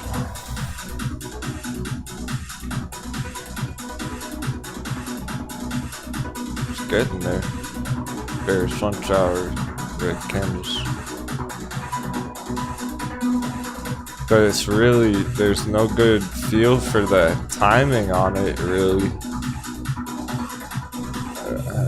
Because you could speculate, well, is it just going to chop around the channel here for who knows how long? It's happening pretty quick. It's happening pretty quick, and that's such a long-term bounce trend line that big things can happen right there. And then you throw in the dollar dip on top of that. So a dollar dip says probably sooner rather than later. If dollar continues down all day to here, well, that's exactly what it needs. Bitcoin will be popping. So through here, hit that bigger target.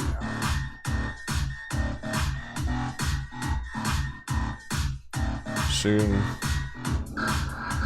pending that dollar dip, like today, potentially. If dollar goes all the way down here.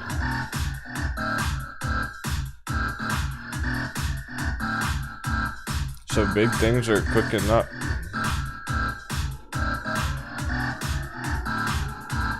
And of course the dollar dip helped Power Bridge, Wish, all those good ones. Even Nikola, it keeps going, so. That's the long-term breakout on Nikola that's pushing it up. It's bigger and better than the last ones.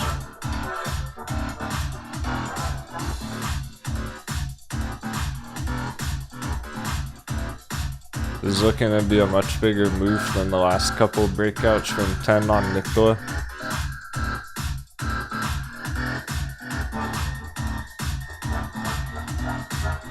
Because it's different now, something's different. We have a long-term breakout from that green resistance.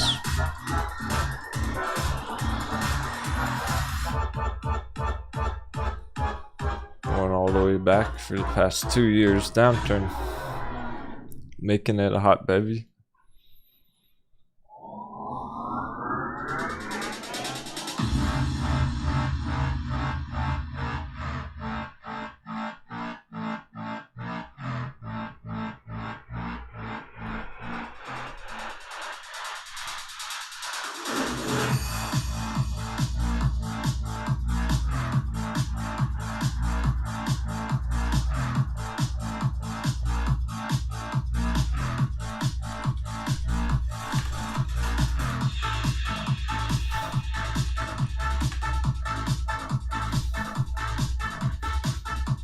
So altcoin market cap.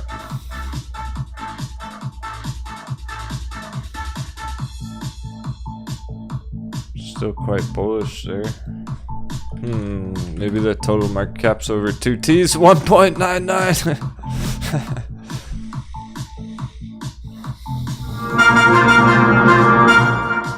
1.99 T's.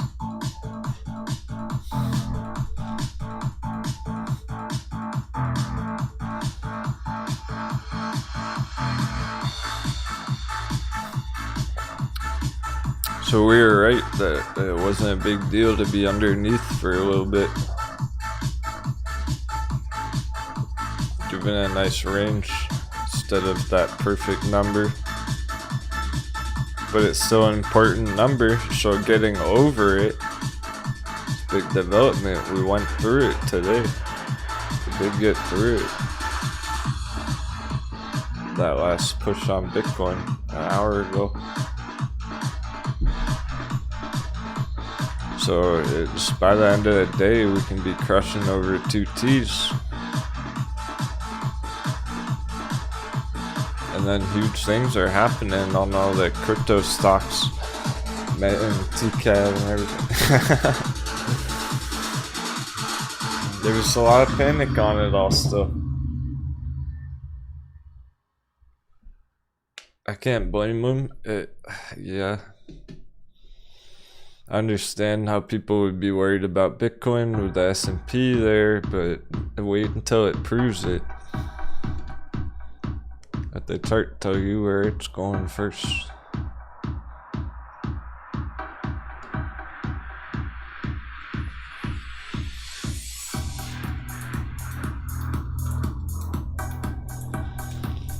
Yeah, BTBT, Bit Digital. In our buy box, leaving our buy box rapidly. 11% in the afternoon. I'm still holding BTBT, way lower than it should be in the buy box.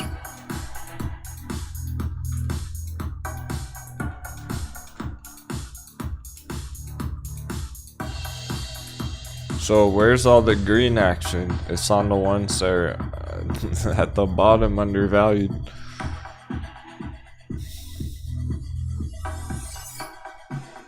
We have some mainstream charts on our bearish watch list. They're not doing well today. Tesla's been red majority of the day. I mean, even Home Depot, you call that mainstream. Microvision already got wrecked.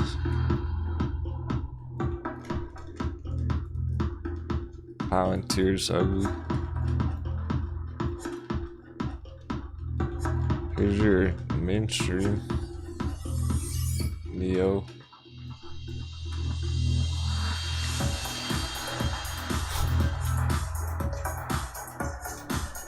Nvidia.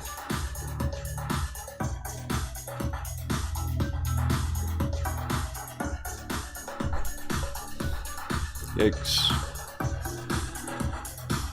That stuff's brutal. So I understand if people who love Nvidia are holding some Ethereum and they're like, oh shit, what's happened? That's way different from how we're approaching it.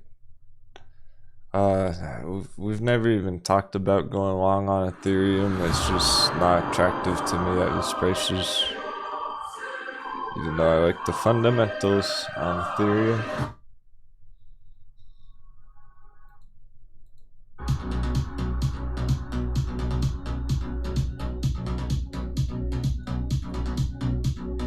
I like the fundamentals on Ethereum, but not the entry price.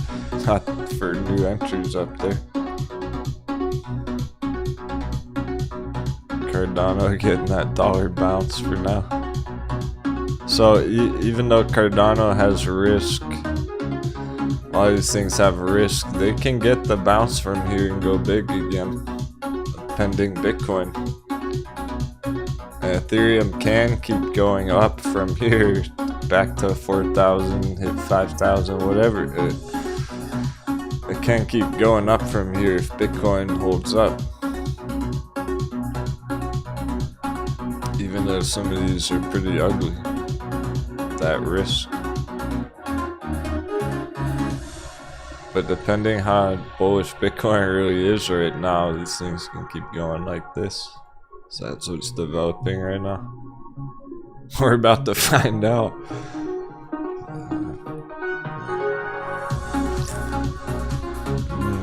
Probably by the end of the month,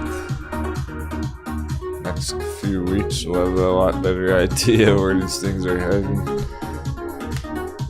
Make up its mind before then.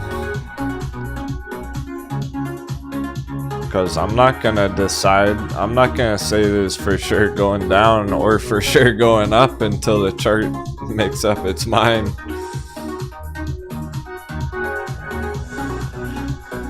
Sure tight of an area right here, so it's looking like the next few weeks perhaps through here something bigger is gonna happen.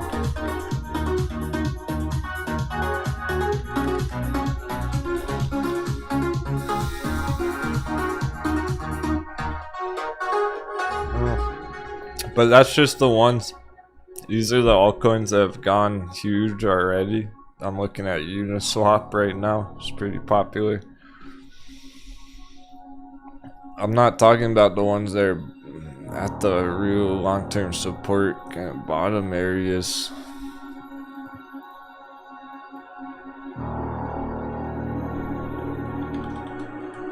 Dash. I'm not talking about Dash when I'm saying that stuff. Dash has bottomed out enough already. There's not nearly as much risk on Dash down there as there's Ethereum or Uniswap or Binance. Because it's overdue for a huge push. Kick off a big bull run on it. Look where we're at on this long-term resistance breakout. Okay, it's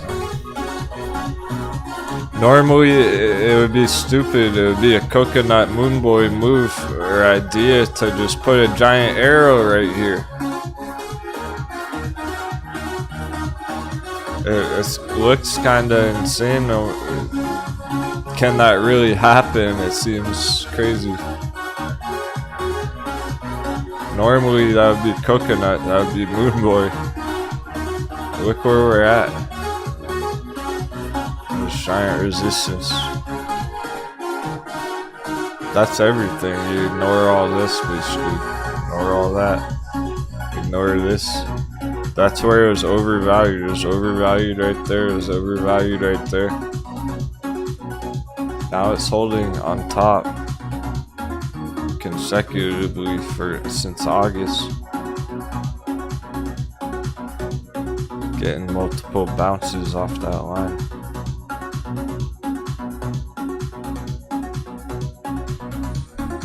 So that's how this next one can actually be fucking huge. That's how it can be a real moonshot there.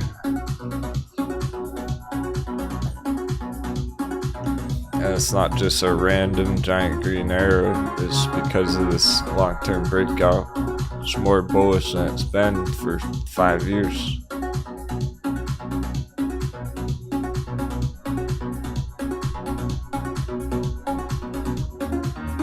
Dollar dip! Bless it! We're enjoying the green today, aren't we, pirates? Nice green ocean out there today.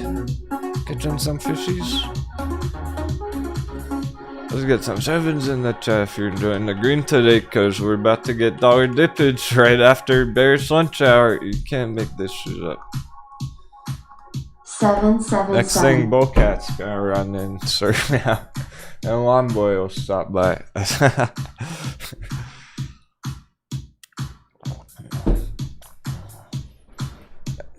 Every time we shout out some sevens, it helps. And then I feel like we're done. I'm like, alright, that's the last ones we need for the day. And then stuff like this happened. Man, we need some more. And then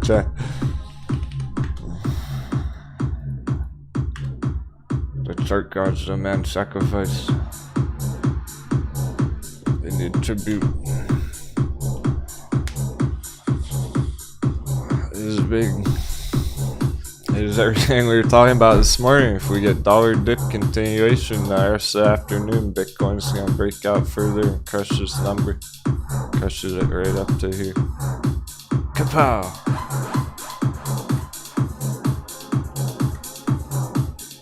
Bitcoin's just getting started by the look of it.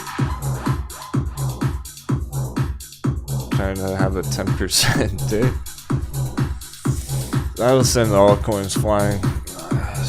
lot of them already up 5-10%.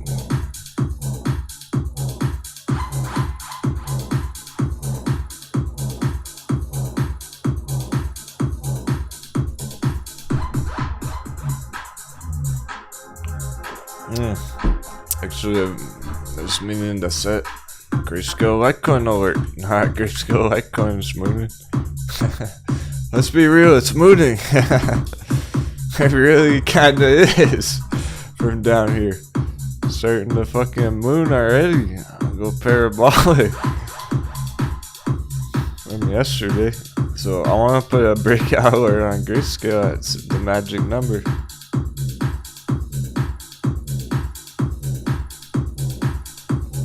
Let's see if we can close the day over the magic numbers. That's why we needed them in the chat. Just going for it. It's gonna try its best. It's got a good setup today. Crypto bounce. The discount shrinking rapidly. We're losing that discount quick. 37. People are paying $83.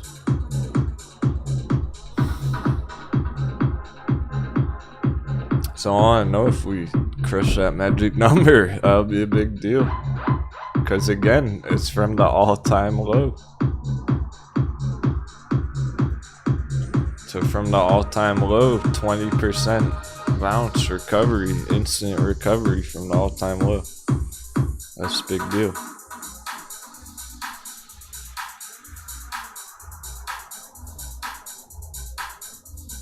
Making those entries pretty incredible down there. Congratulations. You caught the dip. I deserve some credit here. Well done, pirates. Taking no prisoners. Only treasure. That's how these are. Don't feel like you're bag holding. Yeah, you're holding bags of gold, of treasure. Not garbage.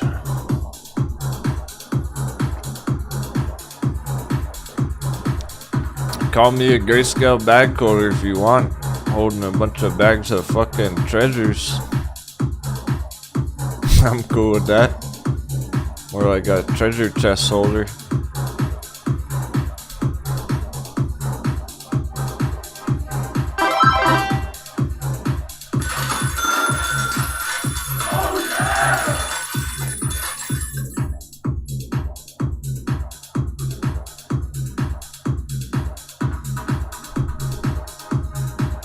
Yeah, JV party, yeah.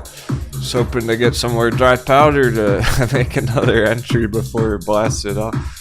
Yeah, it's changing quick. They're popping like popcorn.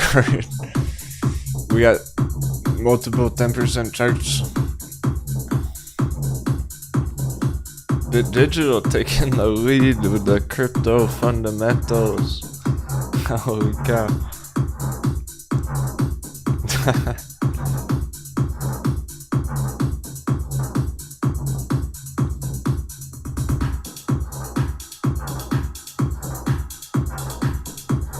Oh, nice with Mischief.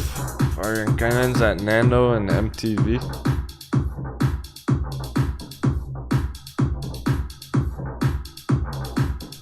Those are good moving coins right now. MTV's up a lot on the morning from this long-term bounce.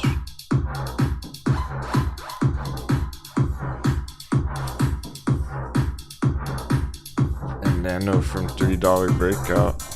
It's already been going up, 303 now. Because you're getting in at the support levels. It's great.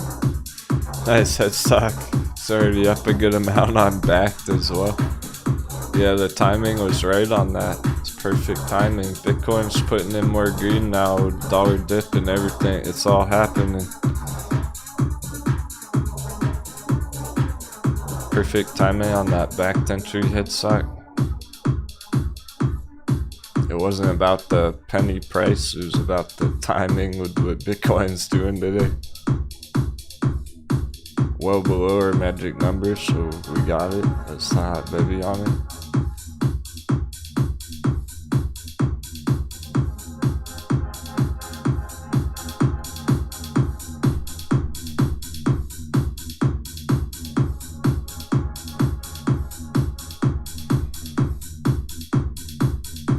It's good targets, but not our biggest. Well, fuck, for long term. If you're going for long term, you're hoping it hits a new all-time high. $100. Trippy digits.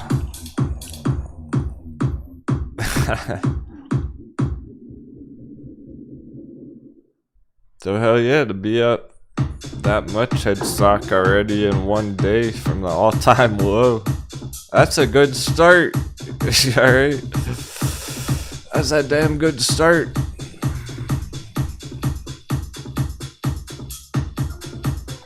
If you got something at the all-time low, it's already up like 10%.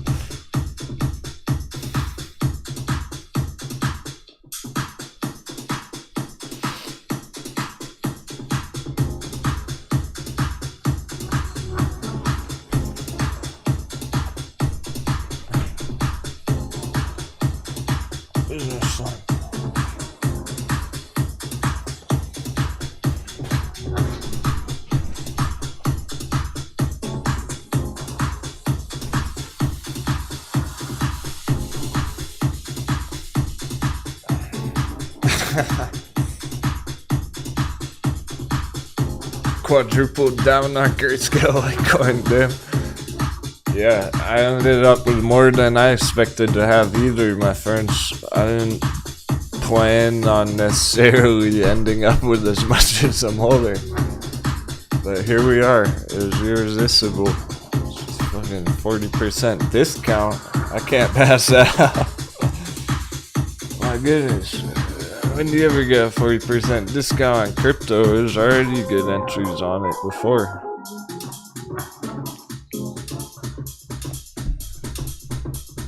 We'll see if we close over the magic number.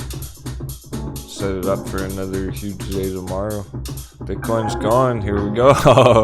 Get ready. It's about to rain down some treasure. Watch out for giant green candles.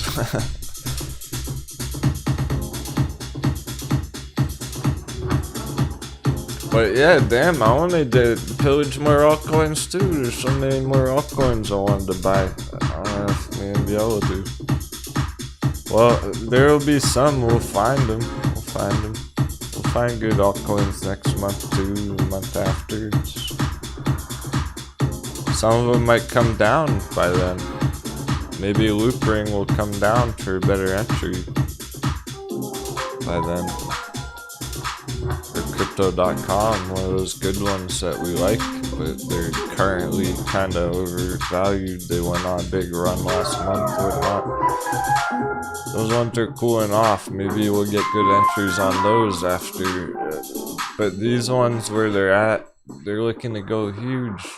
A lot of these. Vthor. Oh snap, don't forget about Vthor.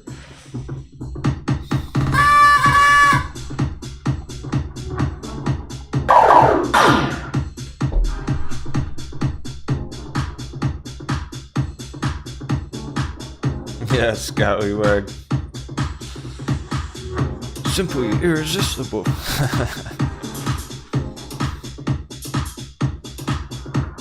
That's a great question, JD. For you. How low does the dollar have to go until we see major green?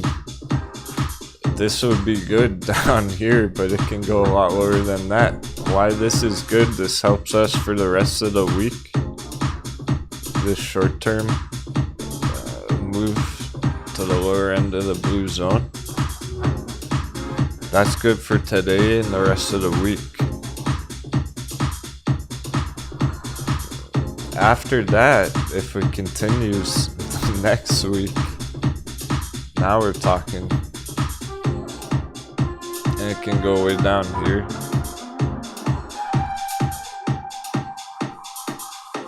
that means we'd be getting multiple days with 10% charts.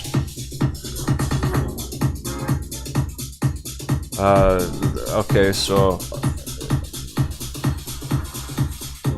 let's think about Sphere 3D maybe. Try and find a good example where this would apply. Alright, so let's say that does happen. This is what it's building up to, and we get this retracement all the way down here, which is completely normal and even to be expected. That would be normal. That's not asking for much. It does raise a lot of questions about the S&P though. Is S&P gonna pump? And it shouldn't. It doesn't deserve to, but will it anyway? We'll see. It's showing weakness even though dollar is dipping. But for our hot bevies, here's the deal. Let's say we get down here. Well, when's the last time we were down here on the dollar? Mid-November, early November. Oh, okay, take Grayscale Litecoin. Where were we at Grayscale Litecoin early November?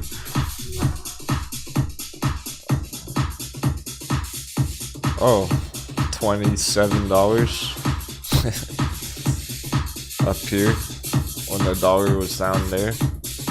So dollar goes down there, we can hit fucking $30 on Grayscale Litecoin as soon as dollar gets down here. Go back to November's levels. That's how things are returning to balance right now. It went too far too fast and everything was going wild, good, bad, and ugly here. Now it's returning to more normal. Getting those nice starts to solid recoveries on our bottom entries. So basically we get all the way down there, which is where it's set up to go. We'll be recovering back to November level prices on a lot of our favorite charts.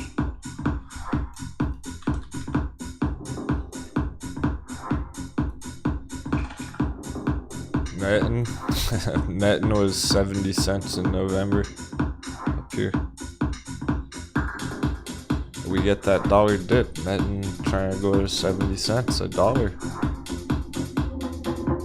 That's how big they can go. This is what's happening right now. So it won't take all that much on the dollar. That would be normal. It should do this. It should do this, and then it'll probably keep continuing up after that still.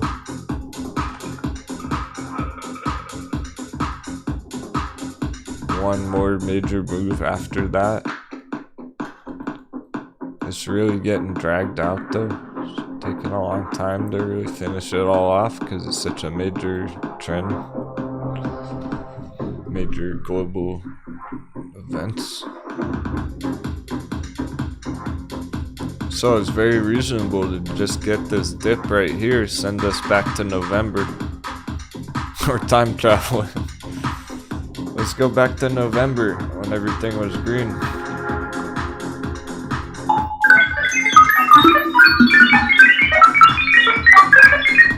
Sound good?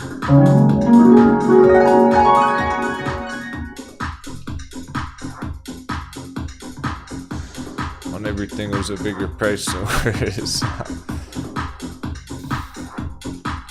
That was Power Bridge in November. $1.50, $2 fucking dollars. Power Bridge was $2 in November.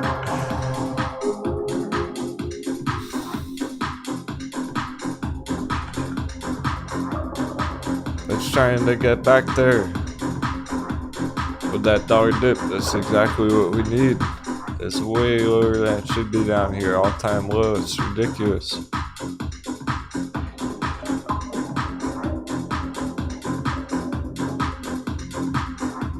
Let's go, Power Bridge. Power hour? Power Bridge for power out?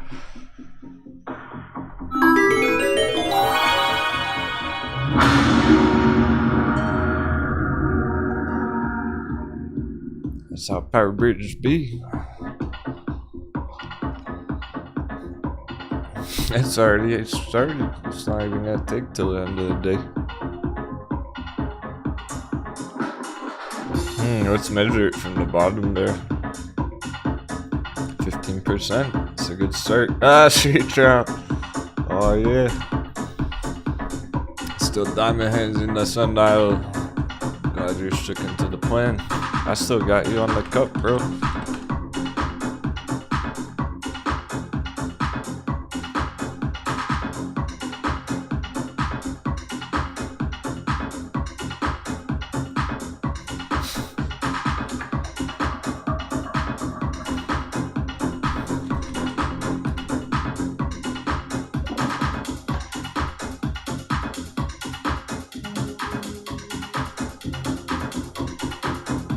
Wow, what a journey it's been on Sundial. There he is.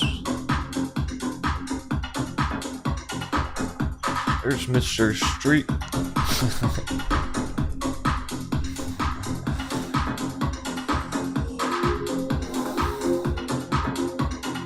Our pirate ship's back here somewhere. There's a treasure chest. From 6 months ago. We were waiting for that one. We're sitting there 6 months ago like, man, I hope we get Sundial. A hot bevy at 50 cents. We fucking got it. Here's our pirate ship. Remember that one? Sundial hit $1.50. That was fun while it lasted. We'll have its day to shine again. It did hit $1 a couple months ago. We're still selling the sundials. Fucking island.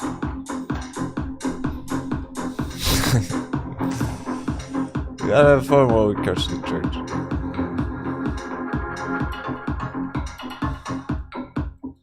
Hot bevy now. It's beyond accumulation. Now it's hot.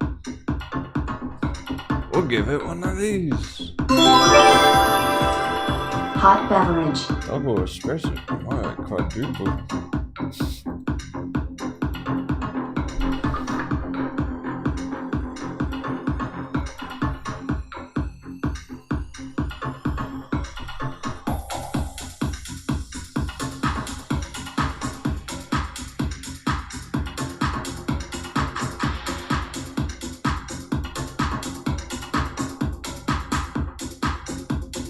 DUO. It felt left out. Decided to go join the 10% club. Right, Fanged Limited. This was having nice pops just last week even. Recently it's been having big pops over and over from the all-time low, so one of these. This might be the one.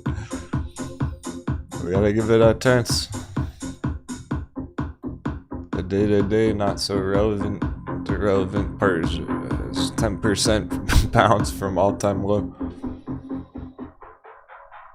Heisen's still going. It wants to join the 10% club.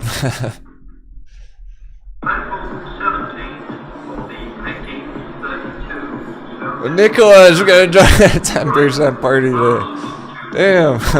Damn, Nicola, we can find. I didn't know Nicola had Bay potential. Yeah, we did. Nicola's secret Bay. Nicola's been Bay all along. From under 10.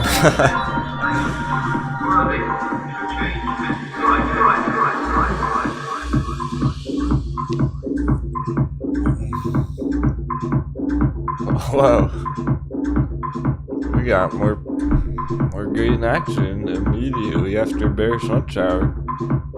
That worked perfectly. S&P not slowing down, so even S&P, it's not just us. There's not just smart money in the green today. We must have a lot of people FOMOing into shit. You know, market confusion in the bearish trade. Coconuts are FOMOing into our bearish charts. They're FOMOing into Tesla.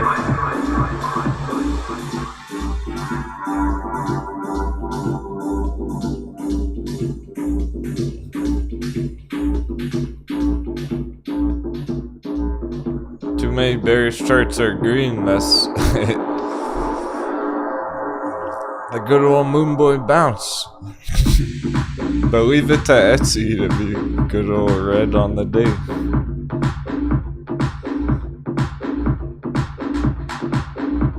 AutoZone still under 2,000 there, really breaking down. That might be the beginning of the end on AutoZone. So it doesn't even matter if it's green today or not. And that shows you how confused the markets are, how confused retail is. They heard that Fed announcement today, whatnot, and they FOMO'd into fucking Disney. Excuse my language, I'm overdue it, but it's the real deal.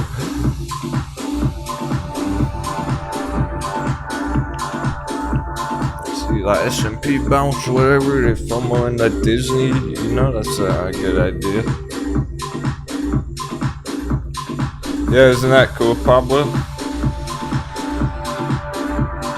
Excited about the media attention on Metin. Well, let's check it. If Metin's getting some media attention, Disney's getting bad publicity, by the way.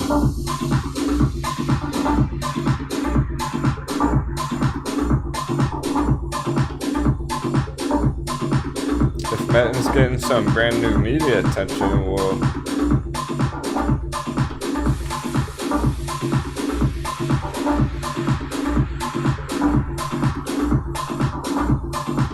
let's double check our anatomy of a bubble. Here's our media attention. First sell at bear trap. Gosh. Oh shit. We're further along on Metin than we might have realized. Wait a second. It is important. I think we're actually even further along on the Metin cycle than we even thought. Oh snap. This might be a big epiphany here.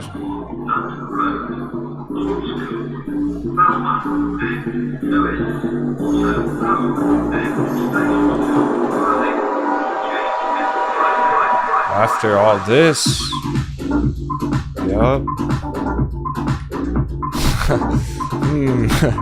Very interesting. Check this out. We're talking about anatomy of a ball.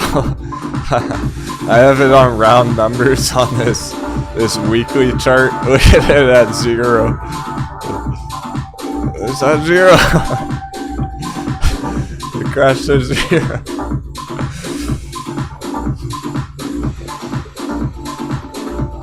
That's why we can hit $4 target. We're not being moonboy about it, saying it's gonna hit 24. Sounds good. Anyway, check this out.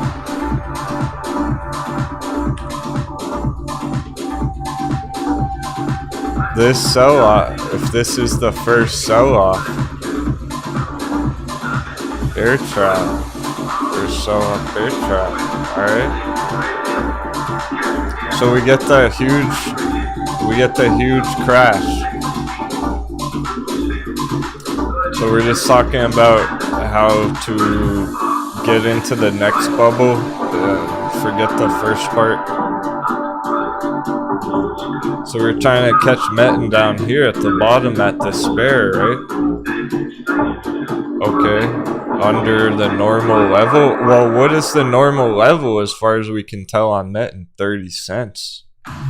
let's call 30 cents our normal level, right? So we got in our nice entries. It took off. Then what? It took off actually. After we got in the first time, it took off right here. Then what?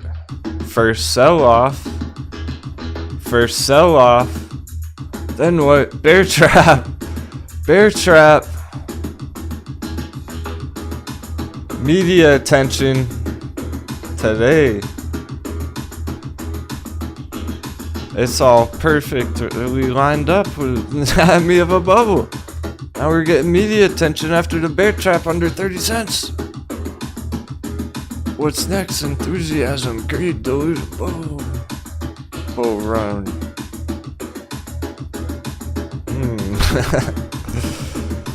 I didn't even realize how far along that it might be in the cycle till right now. With that bear trap sell off. And the media attention. So it does appear we're getting into the awareness phase. There's our real bear trap pop baby on the all-time low.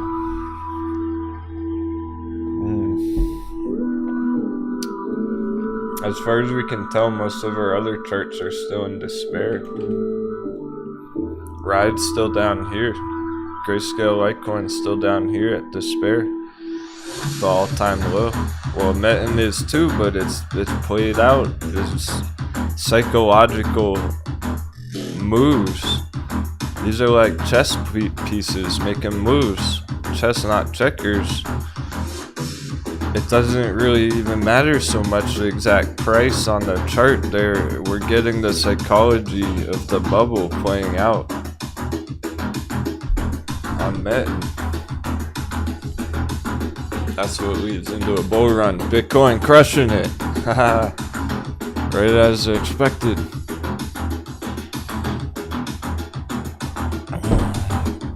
Just a small speed bump exactly for bearish lunch hour there. Bears wanted a snack. A quick snack. Yeah, Tomas, no doubt. That's a good cost average, 26 cents on net. If you're under 30 cents on net and gold, and even under 50, anything under 50 is valued. If you're at 35 cents, Metin, it's all good. Under 30 is really golden, hot baby.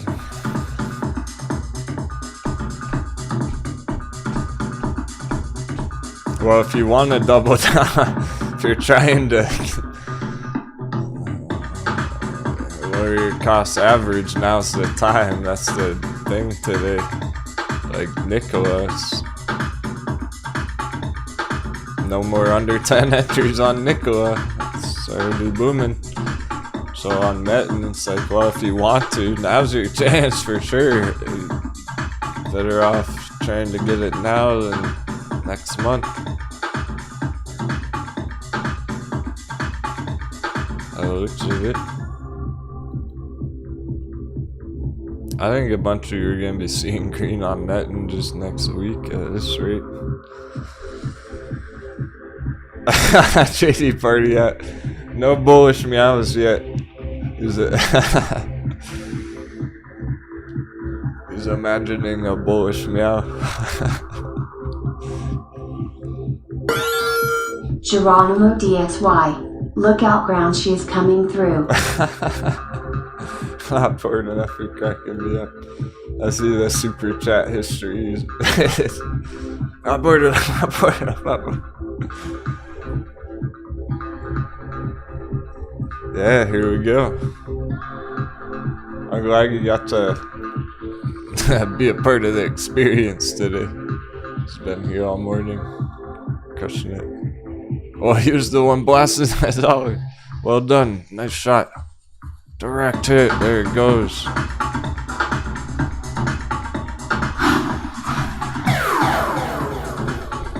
You fired the leader. this morning. Nice hit. They're taking damage now. How dare I paper hand all their men? Oh fuck. How did the Metin buying song get back on? How does the Metin buying song keep coming back on over and over again?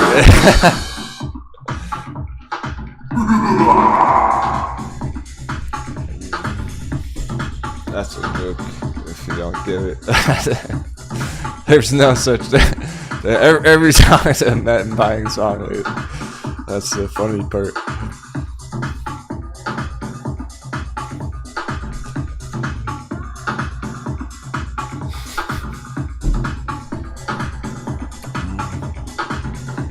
Badass. Here's something else to feel excited about, confident about. You're not alone. We're in this as a team. Check out how popular Metin is. Their crew. It's it's #1 voted.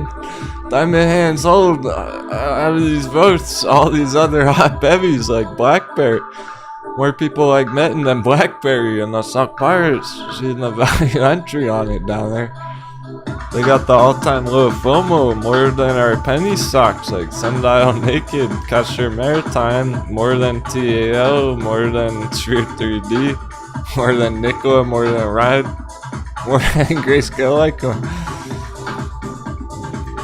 This one's hype.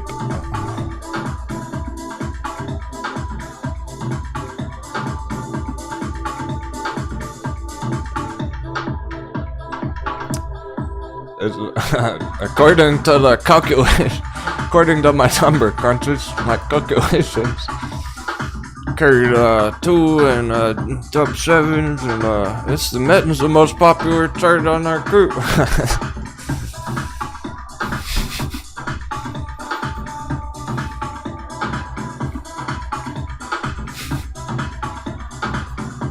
So you got a bunch of friends holding it strong with you. Oh, in the same boat, riding the waves.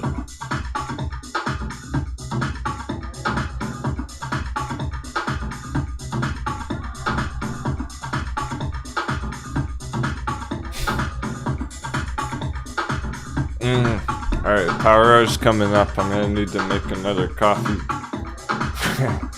Quick coffee break going at power hour. Charts are so lit right now, we better get prepared. Every hour we're getting explosive moves. Arm the cannons. Reload the cannons. Locked and loaded. Targets acquired.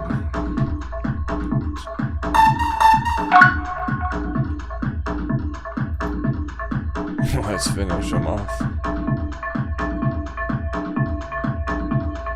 Hey, I'm so excited about Metin for you all. Believe about Metin. I'll do my small part to keep the hype alive on Metin.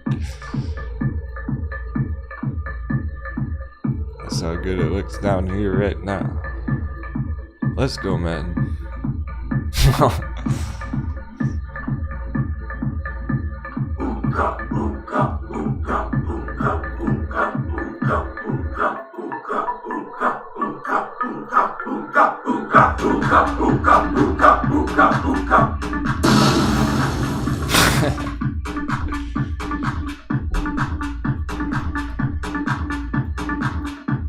I should do it.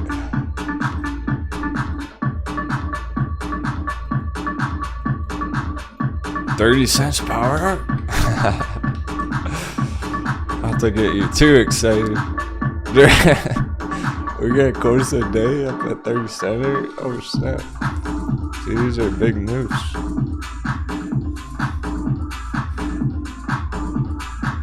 We still may hit our magic number, grayscale as well. How far are they gonna go to it? It's all coming down to power hours. So far so good. We don't even need to go much. It can stay right here, close the day right here, and it'll look incredible for tomorrow either way. SOS, Joining the 10% club. Another China stock. Straight up on the day. Damn, we have 2 China companies pull up right now, but it is what it is. Waiting on Bitcoin breakout. We're at 43 as well. Power. Quick coffee break. Oh, nice. Village Idiot. Congrats. Locked in 300% profits on BT calls.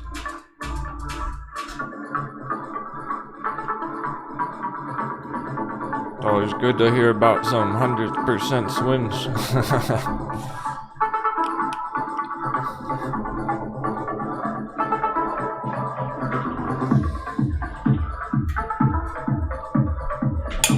Hey, if your old friends used to call you a village idiot,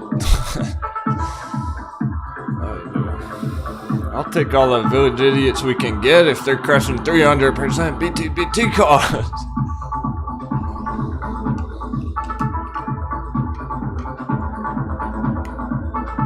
He was no idiot.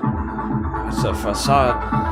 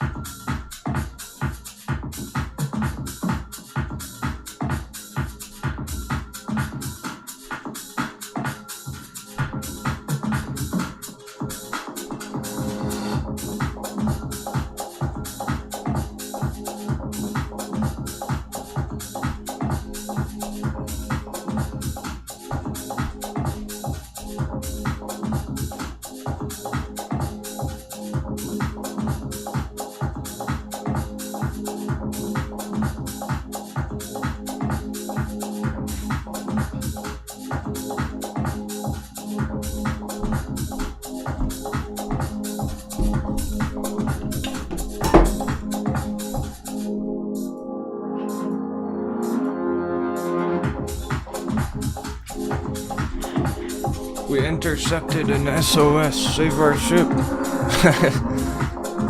The coconuts. Come on, water. Alright.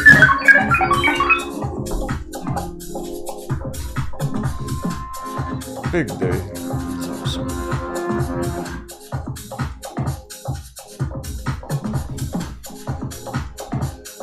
Happy Tuesday.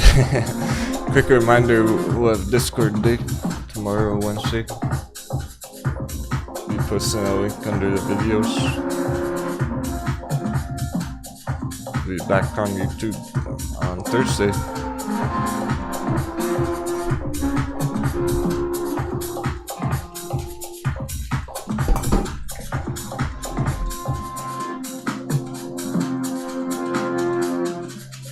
Lots of 9%. They're going for the 10. You're going for doubles. Double digits. Power.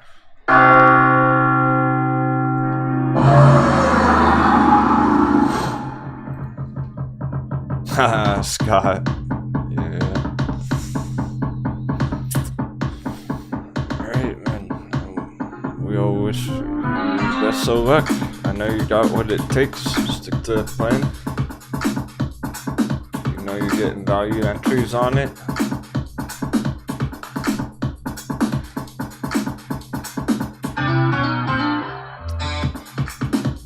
Scott's still loading up more net and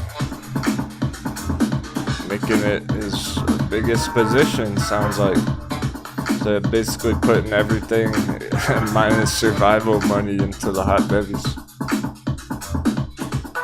That's strong conviction on the place, so don't change your mind next week or next month.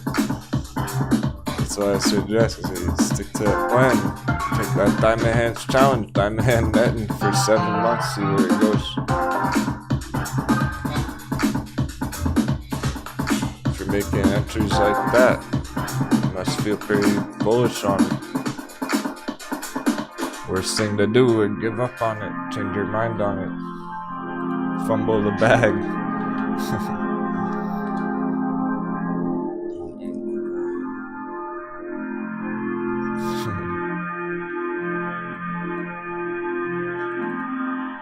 Let's finally see who's responsible for all my losses this year.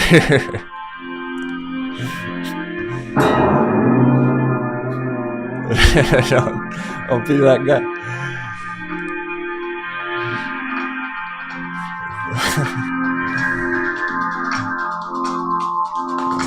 Scott reminded me of some funny videos. The one that reminds me of you, Scott.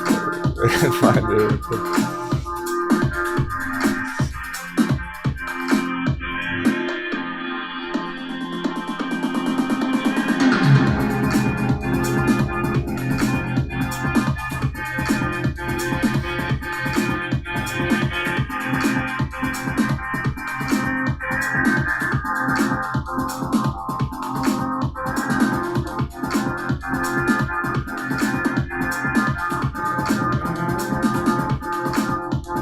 Too many good ones.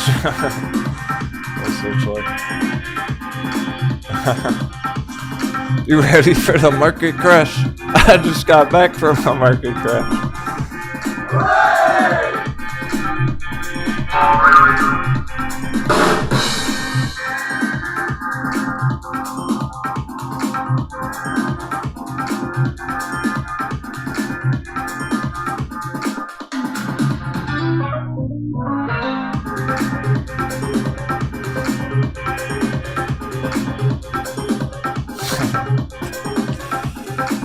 'Too savage. Too much.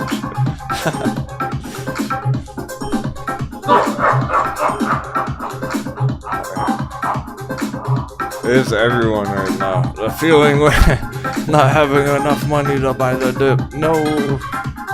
No. That's the worst.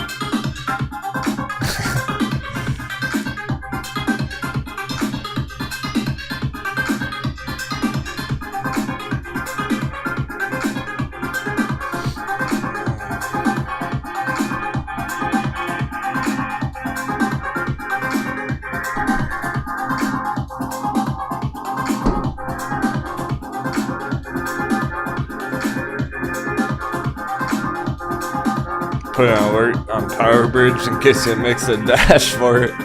Because Power Bridge makes a mad break for it end of day.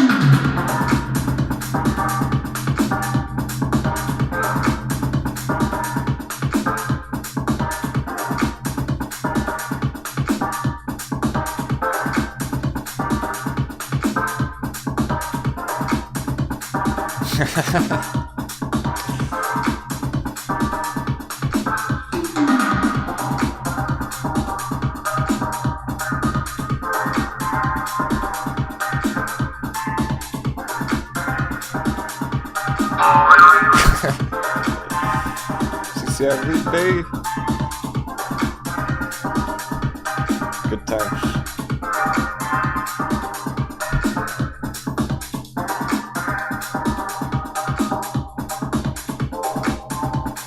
TCAT versus TAO. What? Tal Education has more of a lockdown recovery play. TCAT's crypto hype. Pretty different. How's it doing in the 10%?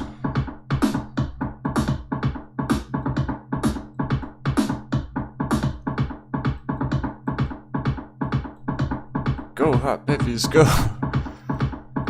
Show no mercy. We're gonna finish him off. Heisen gets up here. This is all over. This is done. Sealed the deal. No more bears.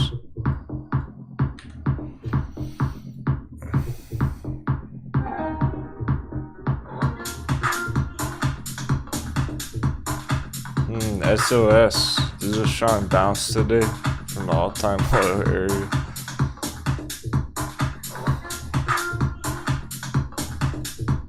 I know at least one Mexican badass who's in that. Scott, I couldn't find the meme that I was looking for. It reminded me. It was that meme of essentially investing in safe, easy assets? No way. YOLOing every paycheck in risky Wall Street bet trades. Yeah. If you know, you know. If you do it right, it can be worth it. Fuck. Better than buying the new Xbox or something.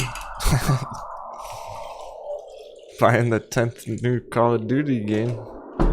Some digital loot boxes. Some savage entries on the charts instead. It's PvP. Player versus player. We're winning the battle.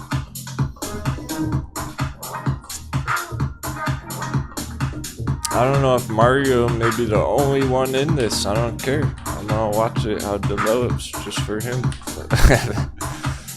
Because it has potential. Is that all-time low?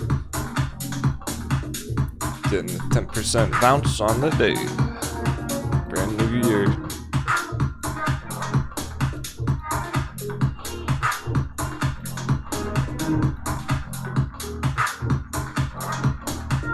Nice and clean.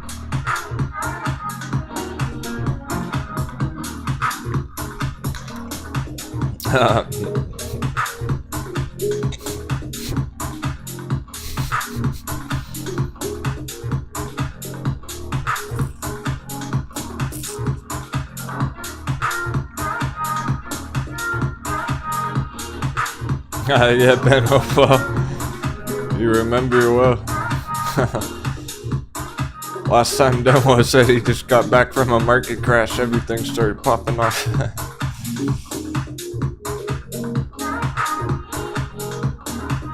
Yeah, cause it's pending market crash on the S&P, on Tesla and all that shit, not on our favorites. We just got back from the market crash on our hot bevies on our SOS crash. It's just happened. That's how we just got back from a market crash, even though one's about to happen still. It's completely different cycles because these are undervalued, whereas those other ones overvalued. They already went down for 2 years, not up for 2 years. Look, I don't care what asset this is, what company, if it's SOS, the same chart, same company right here. If the price was up here right now, if it was currently right here, I would say don't touch that thing. But down here, the timing's right. All-time low. Pretty lit. A lot of them are. It's far from the only one. Or nickel all-time low, $10 area breakout in action. It doesn't look like much yet, but it is. Continuing through the resistance, getting over the screen line, holding over that. Everything on nickel. Send it flying. Long-term breakout.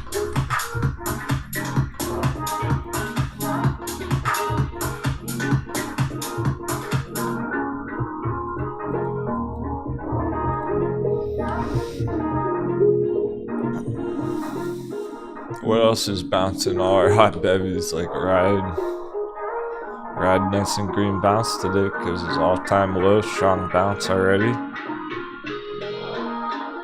It already crashed last year.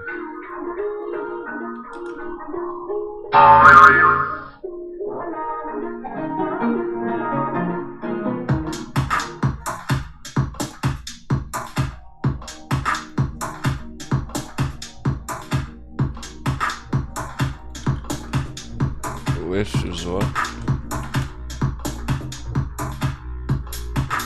Strong bounce, all-time low.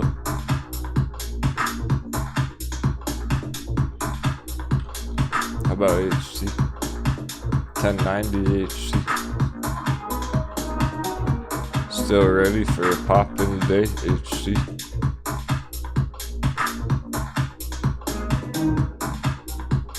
While it's above 10, it's in great shape on HC. It is 6% green on the day. Fun fact. Oh, let's check dollar continuation. Alright. Well, if dollar's been continuing, Bitcoin hasn't caught up with it. Bitcoin's about to pop. It hasn't caught up with that dollar dip. That's how accurate we can be. Bitcoin's going to almost certainly bust through 43 here with that dollar dip. It hasn't caught up with the chart yet. It's just starting.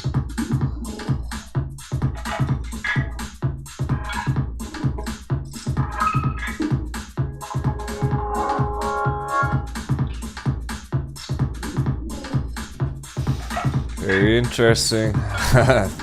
We might even get our magic number alert on Grayscale by the end of the day. We keep hitting bigger numbers on it. Go all the way up 757. Currently at 740.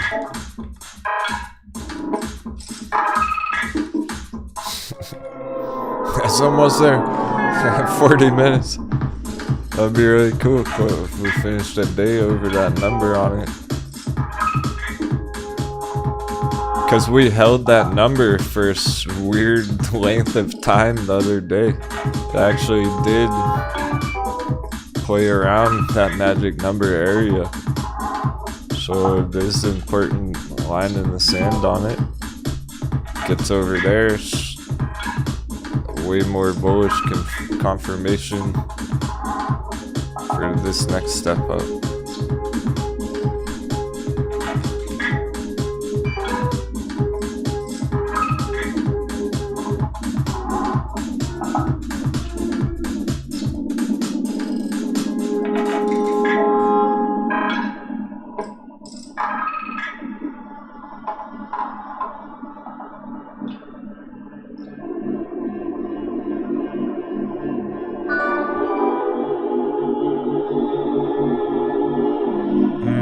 wonder if the crypto hype is caught up with TCAT, Sphere 3D at all.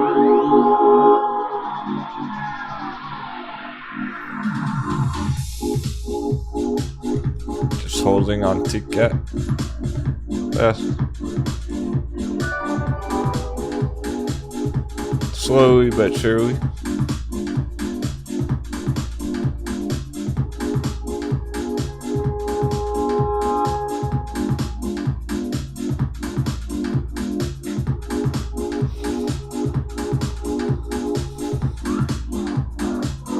Ah, Virgin Galactic 1250. Virgin Galactic been bouncing quite a bit here. 10% from the last bottom. It says 10% recovery on it so far from the hot bevy area.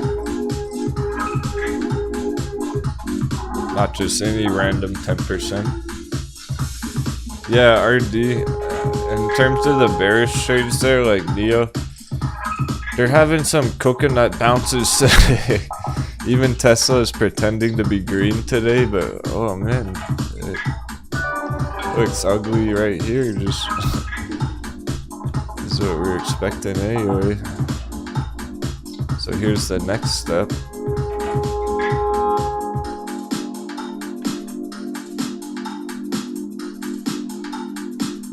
So Tesla's kind of pretending to be green today right there. Not holding up well at all. And I would say the same about Neo. And I hope, yeah, under resistance right there apparently. Well, no, this is more just a general area, but we actually could use this as resistance.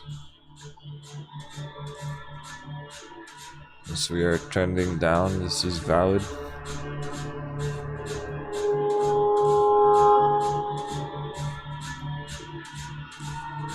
So that's a bit of a moonboy bounce there.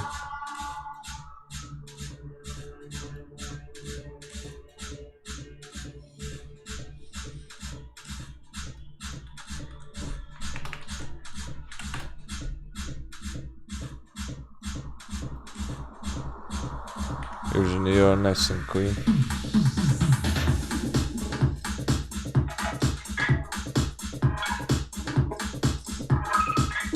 All-time high, say goodbye. Hey, dog dead. 2022, the year of the profiteering.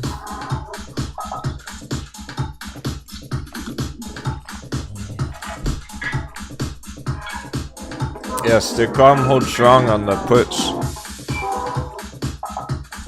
Even Disney had a coconut bounce. 150. That's all part of the S&P effect right now. It's dollar dipped hard enough to help the S&P and even things like this bounce a little bit there.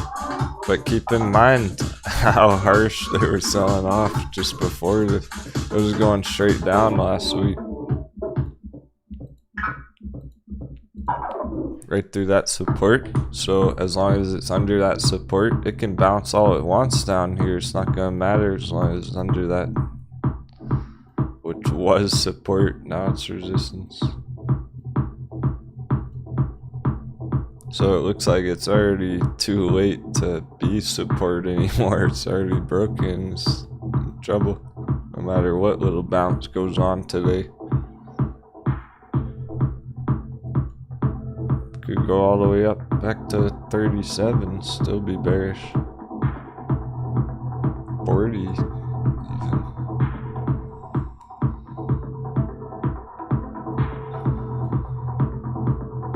It is going to be chopping the whole way, just like our upturns on the way down, they do that as well.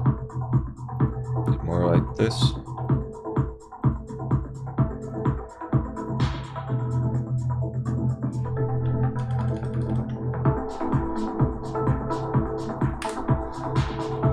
Let's look at the indicators. They're probably hurting a lot. Weekly weekly, yeah, the weekly's just rough. Because people think they're getting good entries on Neo here because they're seeing this going, oh, it's oversold. Remember the symmetry here. Well, let's talk about it again. It was a while ago now we were looking at this. So you got, it's hard to catch a falling knife. It's hard to get a valid entry at the bottom, catch the bottom, right? We're seeing that. December, we thought some of them were at the bottom, they went a little lower. It's hard to catch the bottom. So you got coconuts who are doing that on Neo here, thinking, oh, it's undervalued, it's at the bottom.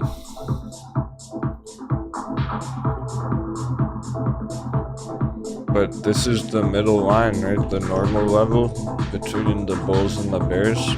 The red and green momentum. Candle bars there. So if that's the middle, well, we've seen on our better entries, the ones that have worked out really nicely, they're not recovering from here. Like they're playing out the full retracements, where this one up that far, we're looking at a move down equally as far. Quite literally symmetrical on this indicator like this. That's how much further it can go. And then recover. And once it looks more like that, more symmetrical, then you'll have your good entries. And note how it is still maintaining bearish crossovers.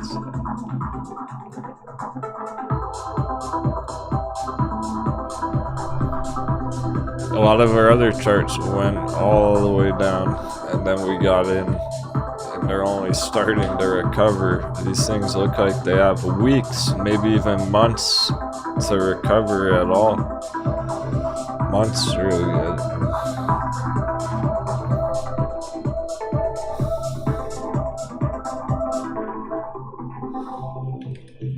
Alright, let's check the RSI too, because I'm watching that. Trending down under the resistance. See, it's not at the bottom. If the RSI was at the very bottom, I would feel different about it.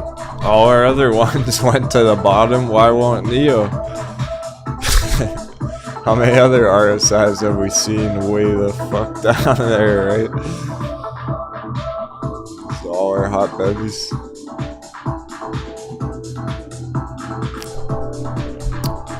So I see no reason why Neo will be the only one to get a miracle bounce and go to the moon out of nowhere.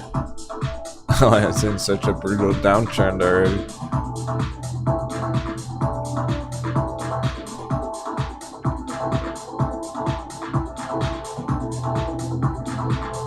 I'm looking at 50%. I mean, the bulls wouldn't even really want to enter it till 15.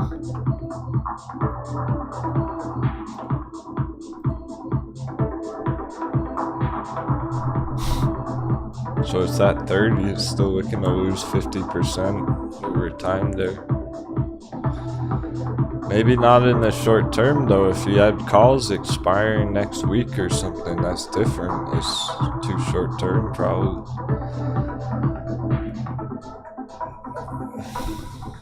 Tesla going red for the close. They're revealing their true colors.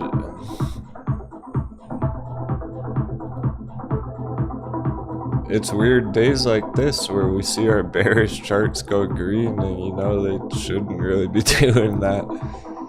That tells you how weird the markets are currently. So at least Metten's on track for the bulls. We got good bullish pamps going on too. So I'm feeling good for the bulls and the bears, aka the stock pirates. We play it both sides.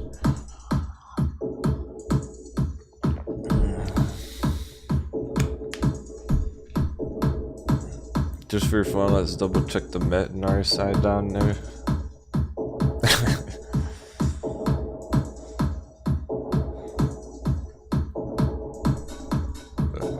Netton's still way the heck down there.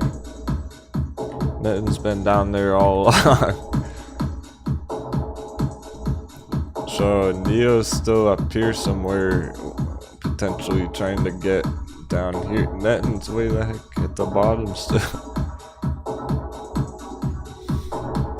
That means it can have a lot of growth. It can continue upwards for weeks and weeks. The daily is very bottomed out there. That's where you catch the dips. If you catch the dips down there, yeah, okay, cool. But Neo's up here. All of them are up here, only halfway down. We're not ready yet. That goes for the S&P. I want to check that.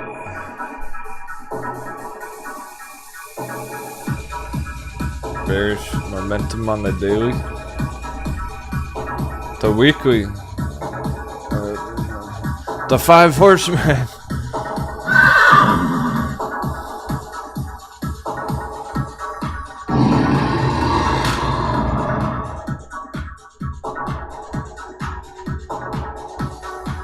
Weekly holding very red. MACD with our 5 crossovers.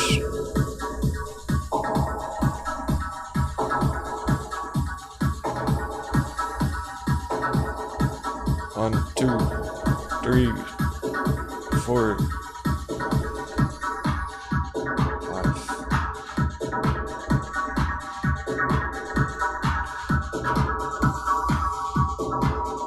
You know, the last time the S&P crashed, the last time a market crash happened right here, there was 3, not 5.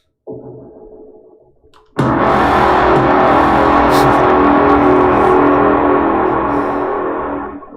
not even gonna know what hit them. We've been spotting that for weeks, for months even. Since November, we saw that. August. 4 bearish crossovers. Now we have a 5th one. Last time market crashed, there was 3. Here. 1, 2,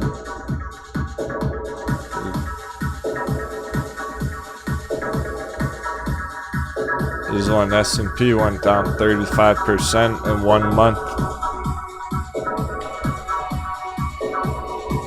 We have 5. And it's even higher up than where it was previously.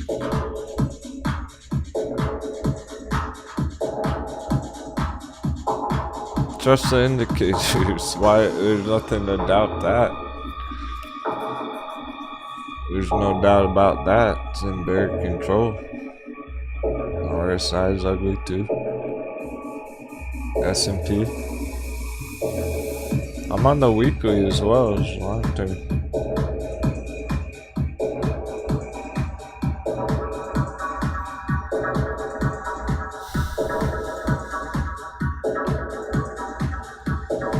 Trending down RSI since Jan. What the fuck?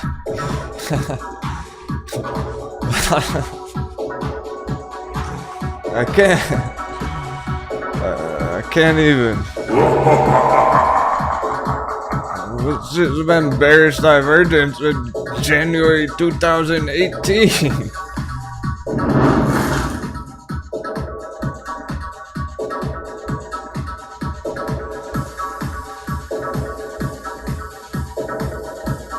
$2,017. What?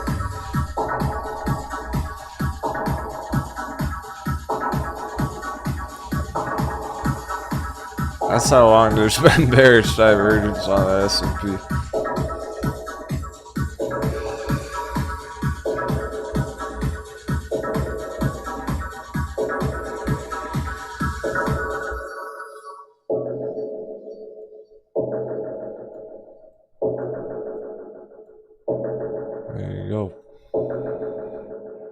Trust your indicators. MACD's showing the way.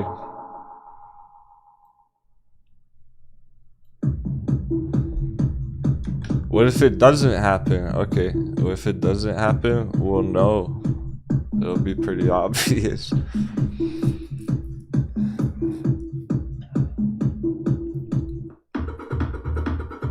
Don't worry, we'll notice. Just expect that for now, because that's how it's all been developing. Tesla red on the day should help you feel more valid about that idea. See how much fucking around now is green. Red, green, red, green. Tesla can't make up his mind. That means when there's market confusion, people sell. That's it. When they can't make up their minds, they get out of the market. We got 22 minutes. We'll do some crypto crunch after as well.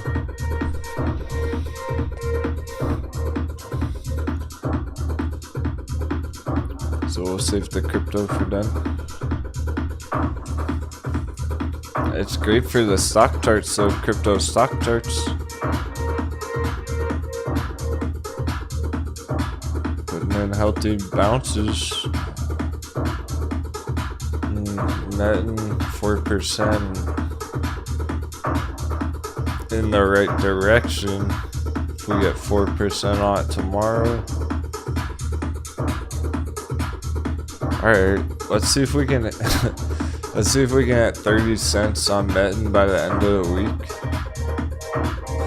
That would be a pretty big deal.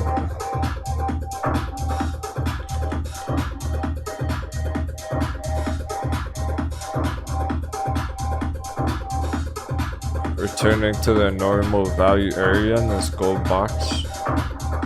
So we're looking at anything underneath that as our hot heavy entries, undervalued down there below the gold zone. So it wants to pop right back up to that 30 cent level. That would be great to see at some point this week. Be a pretty significant move. 50%, right? 20 cents to 30 cents. So that'd be really good to see on Metin. Help us feel more stable about the uptrend beginning. Seal the deal on the bear trap. Now that the paper hand's folded.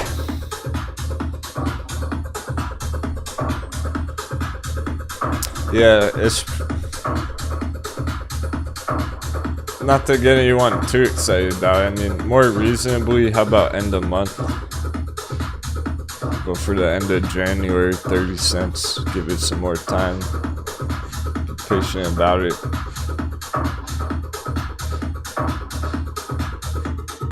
Oh, right. Yeah, power hours again. Wait. Yeah, am I an hour behind? I'm so deep in the matrix. I think I said it. I think I fucked up what I said there.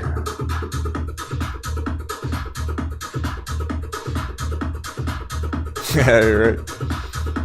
We got an hour and 20 minutes. Let's fucking go.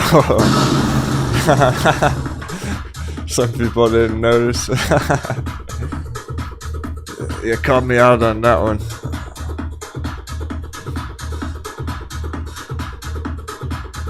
Wait, let me check my short squeeze.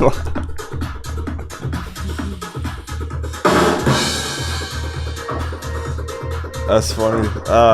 Yeah, really, I was thinking we were almost through here somehow. Somehow we warped in time. Must have had a glitch in the matrix. I don't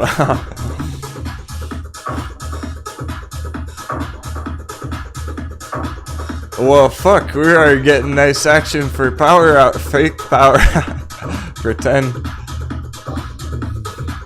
It's already going good. So if this is how we're cruising to the end of the day, oh yeah. We got a bonus hour, surprise, we got a bonus hour. The hedgie's called. The markets are open for an extra hour today.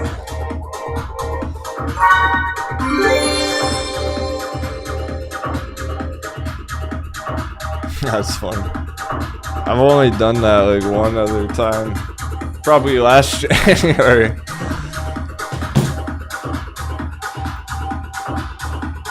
I'm already thinking ahead, boys. I'm already thinking ahead.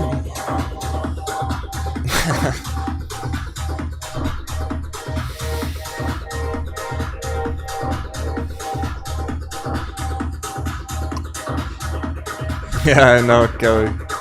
Hang in there. A virtual hug.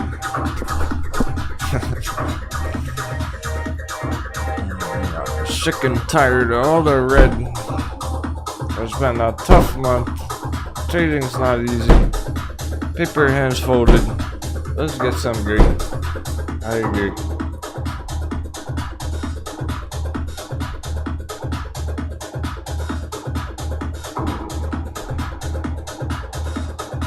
Y'all deserved it.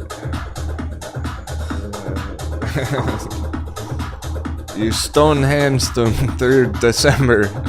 Congratulations, we got your stone hands going on. Well, get those fucking diamond hands.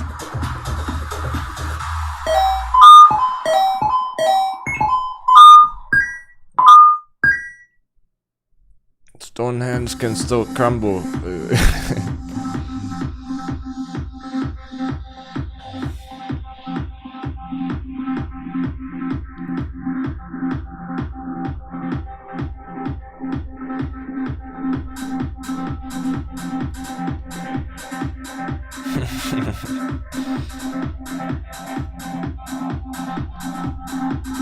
Their Bermuda Triangle.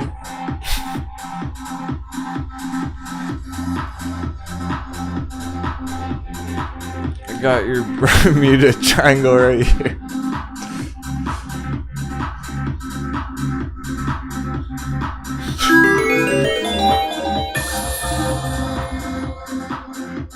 There's your Bermuda Triangle.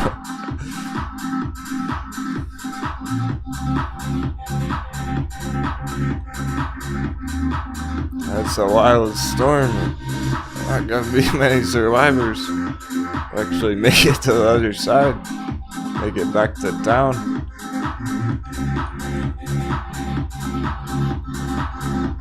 Just like the last time Captain sailed through the Bermuda Triangle. Just like the last time. People said it was gonna crash to zero.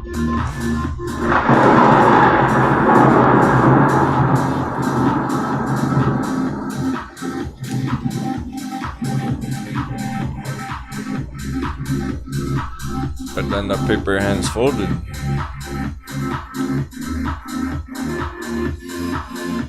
I did that. So now we're up here. So here we are, halfway to the moon.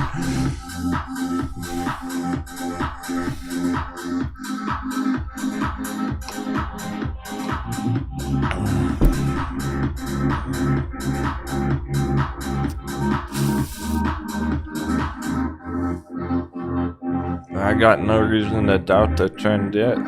The bull run's still going on from 2020. Crypto bull run since 2020.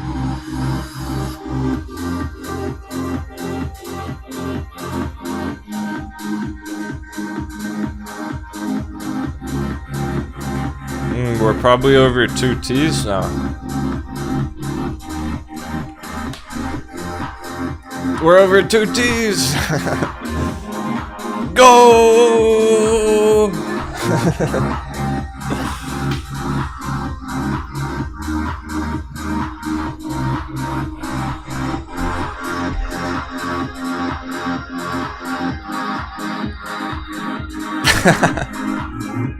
That's so sweet.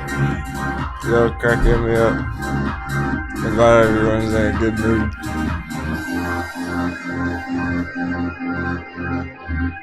Feels good to see all this green, I'm certain.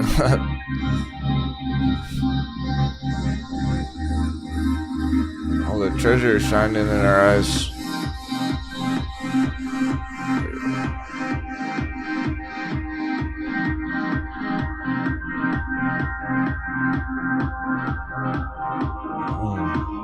18 red charts. I just counted them.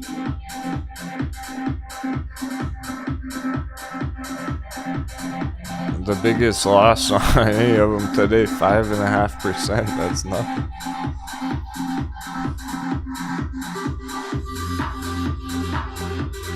Etsy went down 5.5% yesterday.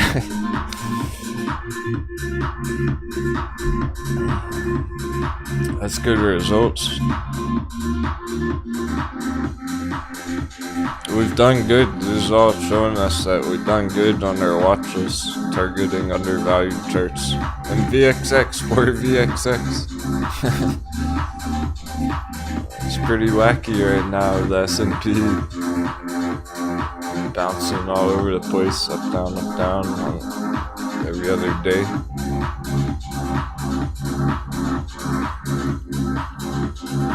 So you just have to buckle down on that one.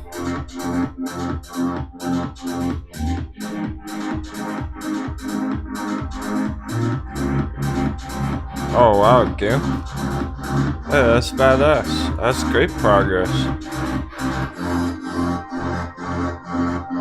Congrats, Kim.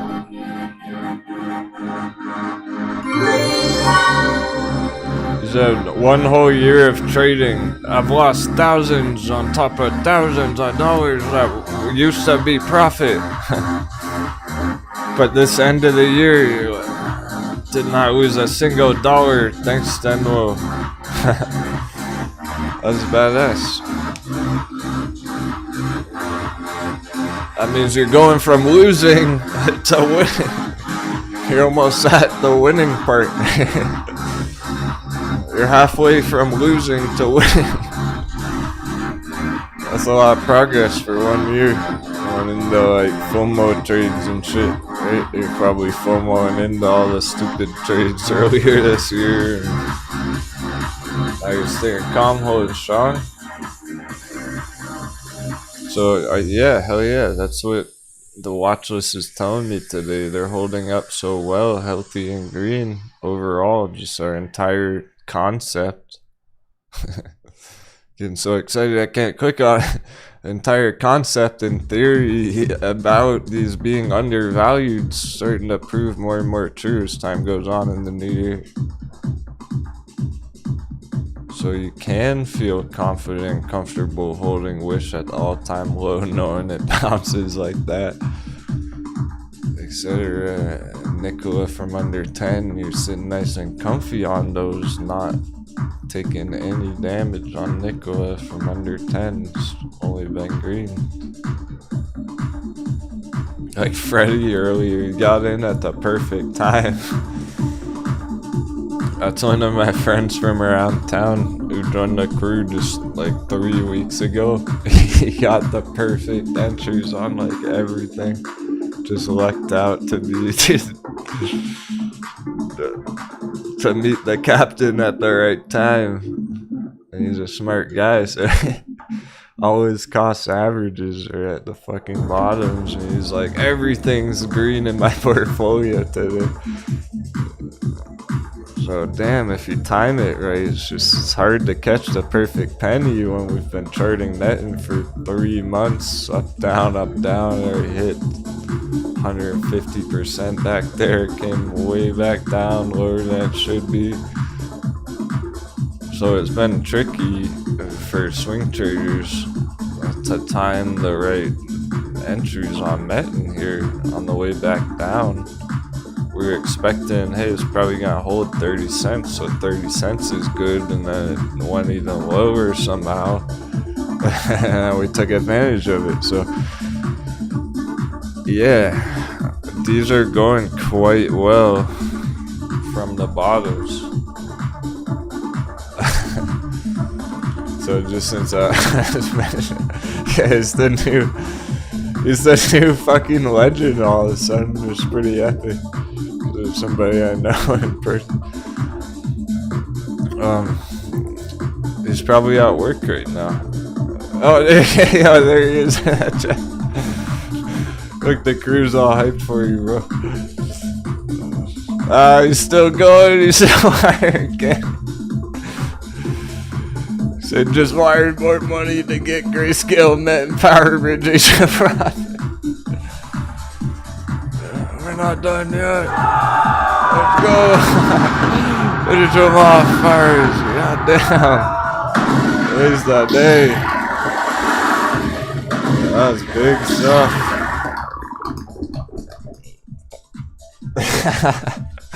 Becky said don't go too crazy. This is the time to go crazy.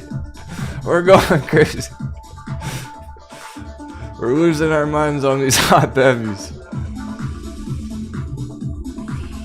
People are raiding the fucking piggy banks.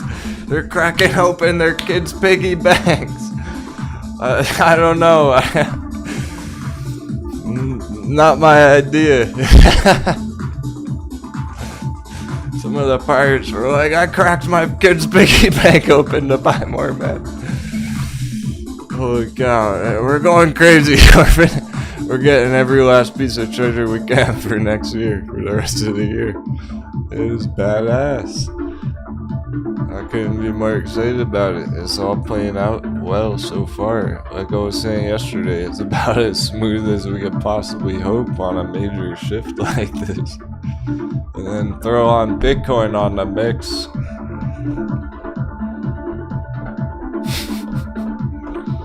Incredible.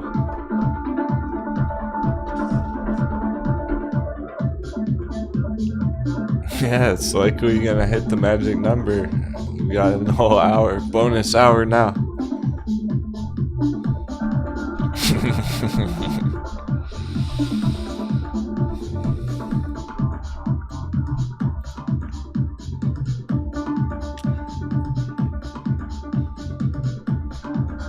It's been choppy waters, very stormy all December. Oh geez, we had stick to our plans. Really feel confident about our moves.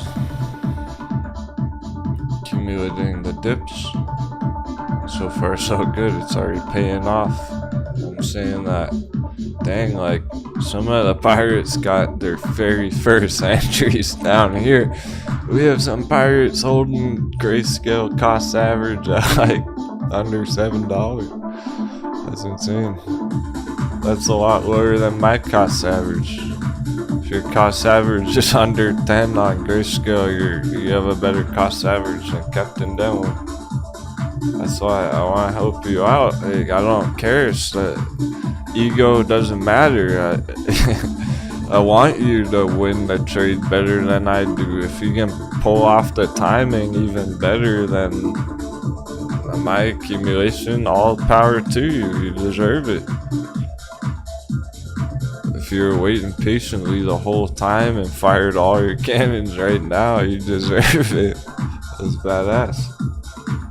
I didn't necessarily plan on even continuing to accumulate this long on it, but the lower it was getting, the more irresistible it was looking.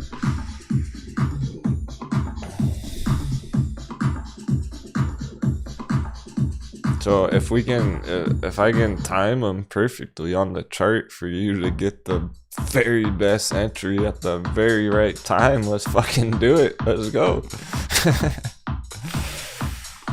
That's the word of the day.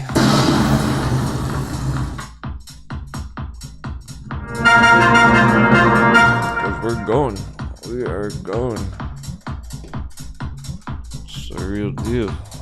I wouldn't get you excited for nothing. Captain bursts the bubbles. I usually am the one bursting the bubbles. I wouldn't want to inflate your bubble, give you any false hope. I didn't mean it. Yeah. I was just testing you. I was just testing you about power hour, see if you are all lost in the sauce or not. I was double checking who's on my level, who forgot all about the timing. Bell, who cares? I ain't hear no bell. Crypto's gonna go up all night at this rate.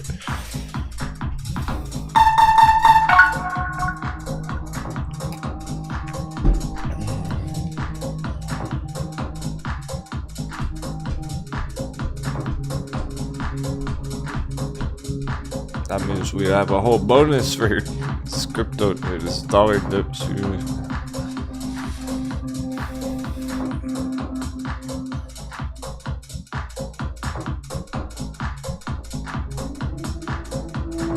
There's nothing to make of the S&P with all this.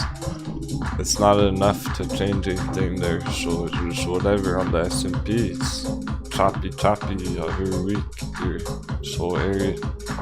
Fake outs every day on it every week. It's annoying like that right now. We're waiting for a bigger move on it. I don't know. Seems like it's been inching closer and closer to a real big move. Great. So that's on track still, regardless of anything it does today. Dollar's dipping, which is going to help crypto in general.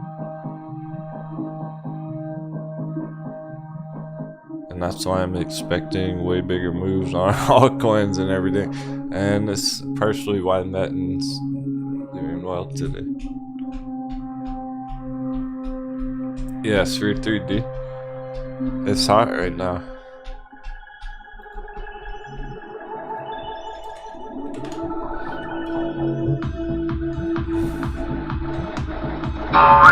Sphere 3D bounce. Stop on under 3. Essentially. $3 vechain. Check out.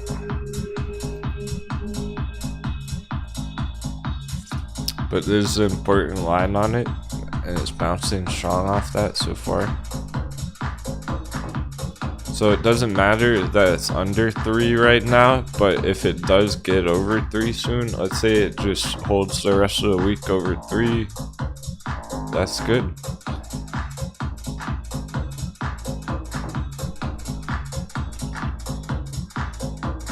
It's still trying to finish this whole last cycle.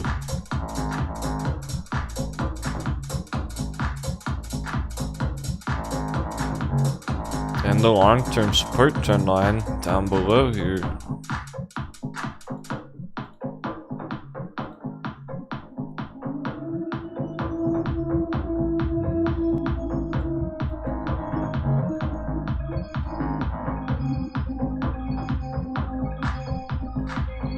And the dollar did. And the crypto. Lots of reasons for it to go green soon. Yeah, Scott. We're still shooting for that $20 long-term target. Bigger picture here. Breakout from the green. Breakout, support, retest, success, continuation.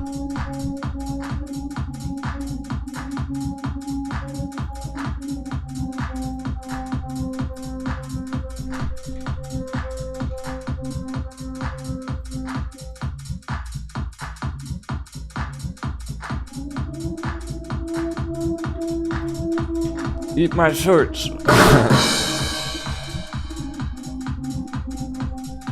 Sphere 2D's going for a Bart Simpson pattern. That's a real thing. Not making that one up.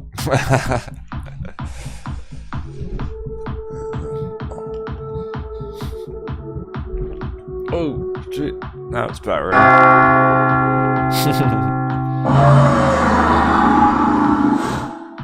Yeah, superpower. Extra bonus. Double power hour.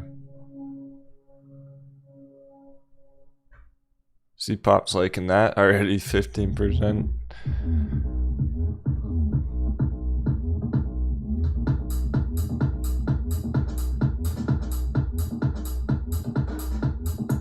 Echo might even close over 11 today. 1086.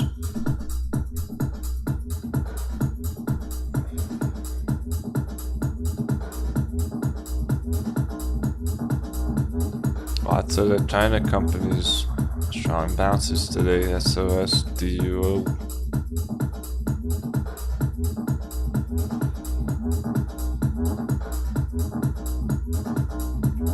XL over 3. Well, that was fun. Under $3 on XL for a day. That was a fun day yesterday. This morning even. Was it only this morning? Oh man, pretty much. That was a fun morning under $3 on XL while it lasted. 777.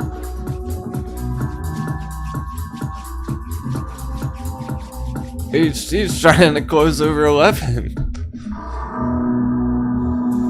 I'm feeling good about HT lately. Now that it's all gotten over with. The value's pretty much irresistible on HT here. So I do expect investors to pile into HT now.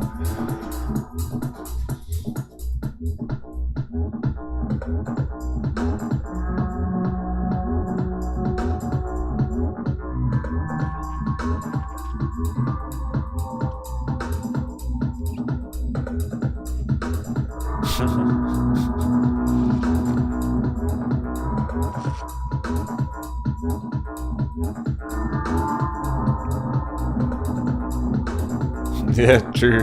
Right on, David Smith. We were feeling good this morning. We knew it was going to be a good day. Feel the balance returning in the world. T-Cat. Nice bouncy bounce.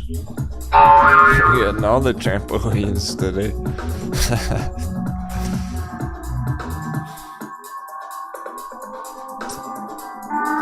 Ride never made it quite under 3. So far, Ride's been bouncing from 304, 303. Too much buying pressure. It never even made it to 299.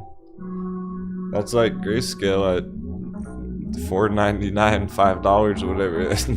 Too much buying pressure to ever even go any lower.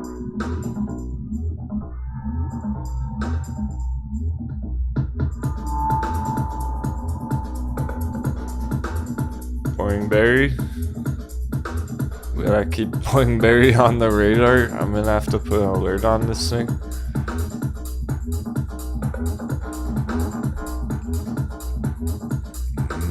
Getting over 950 on Blackberry. It's point this week. It's gonna be relevant.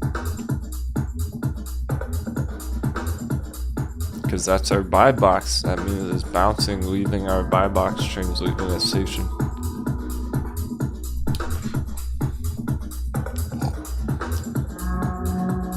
Coffee literally just bounced out of my cup. You don't want to see that?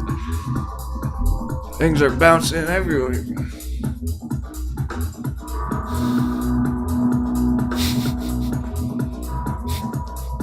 Just got splashed by hot baby.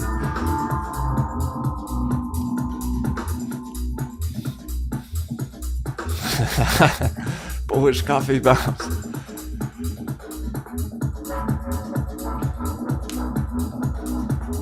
Yeah, no doubt, GG. But you got good attitude about it. And yeah, look, there's Scott Hines. OG. He's got a long way to go too, to recover. Holding a lot of these hot bevies. Yeah, they're still red from entries last week, last month, perhaps 2 months ago. But look how fast they recovered. Feel good about that. Sure, T-Cat's still red, but damn, when it bounces, it starts going big. FOMO instantly kicks in on T-Cat. There's not many sellers here. They already sold months ago. So really, the whales are just loading up down here. You gotta give it a chance. And before you know it, T-Cat's looking to bounce major and quickly. Get back to that normal area, get back in profits. That's why we gotta be brave right now. Getting in down here. And then way down here going for the next one, knowing we understand we're getting in down here, being fully cognizant and aware that it's gonna take some time. We're not expecting to double our money on TCAT tomorrow, right? So we're aware it's gonna need some time here. We gotta just stick to that and give it a chance. You're not gonna even remember all this in 6 months. You're gonna forget all about when you're holding TCAT red for a month or two. It won't even matter if you're up hundreds of percents on it next year. What? I already know. I can already tell. We're gonna be looking back in 6 months, in a year from now, thinking, wow, remember all those hot bevy entries? I wish we could jump back in time and get those dips all over again. You're gonna miss this. You're winning more than you realize. It's not gonna be like this forever. It's hard to find good entries. They're everywhere right now. We got so many good entries on fire charts. It's usually a lot harder to find a good fucking entry on a trade.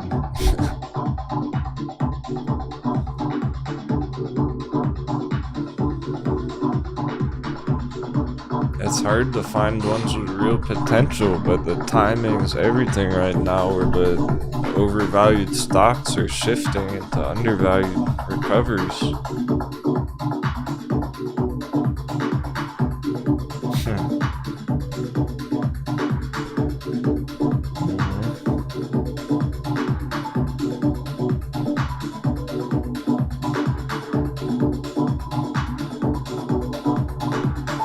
Yeah, for the OGs, remember some of our other mind games we had to conquer.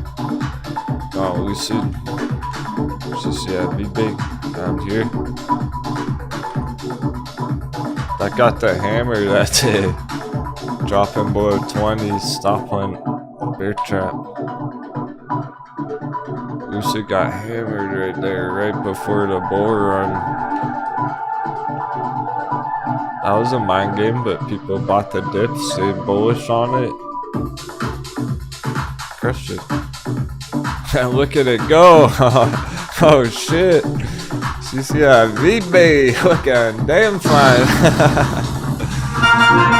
She put on that nice green dress. It's tight green dress.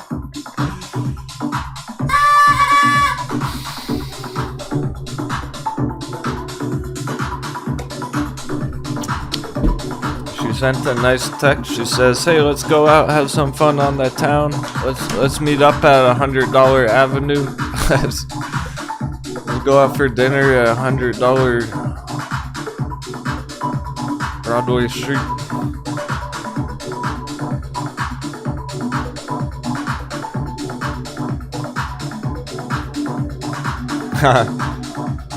$45 Powder Hound. Giant green candles on the last couple days, last 2 days. It's a new year, it's a new trend. It never went down to the long-term support last year, so it kind of ran out of time to go down there. Looks like we're very much on track for our next target. Still worth taking profits back here. Look, even if it goes straight to 100, it was still worth taking those profits back here, because you got to enter other trades with that profits. And you got to fire cannons at some other hot bevies. Well worth it.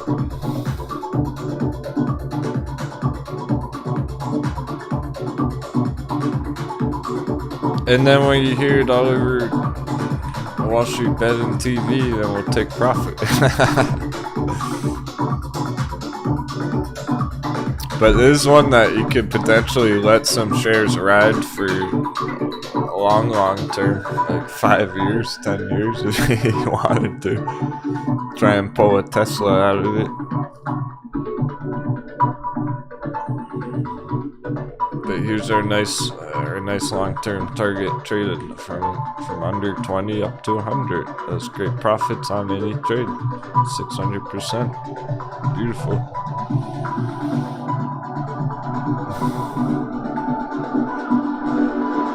So remember how tough it was, the mind games down here when it was trending down and got the hammer that day. Had to be brave, confident. Instant recovery is what we're going for. This is what we want on our other charts now. Instant recovery. Start crushing 100%. That's how quick it can change.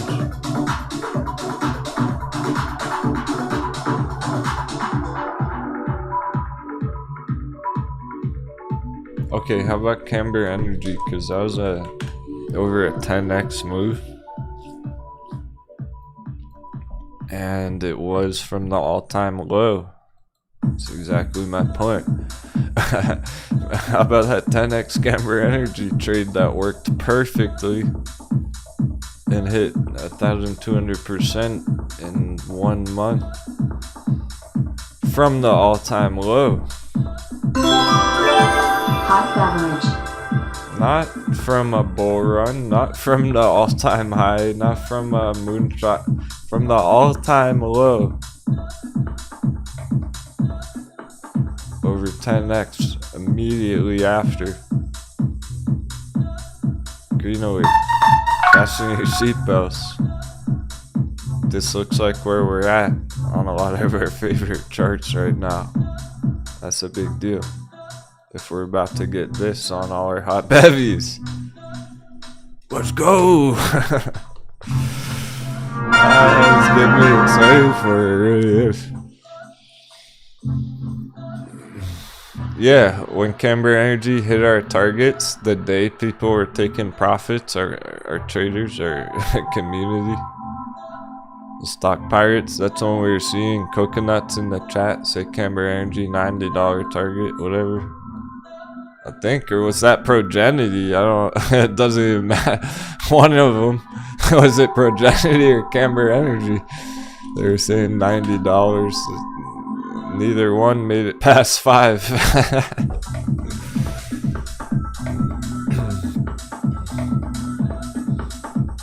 Happy trading. We're gonna take our last quick coffee break on to the end of the day because we're gonna dive straight into crypto after the bell.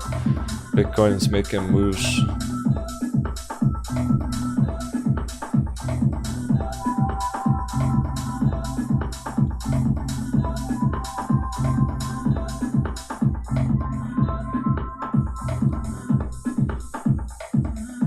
It's still not even worth it playing around Progenity trades, Camber Energy.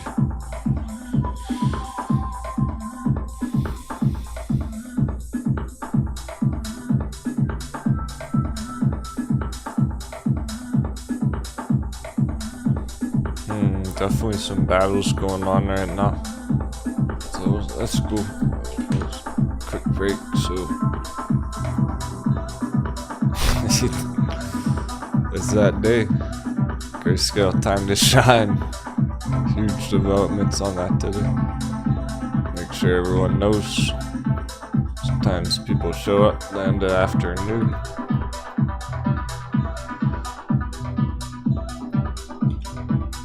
Make sure we all know this is on fire.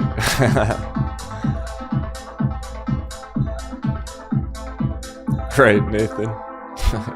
Camber Energy 90-cent target. $90.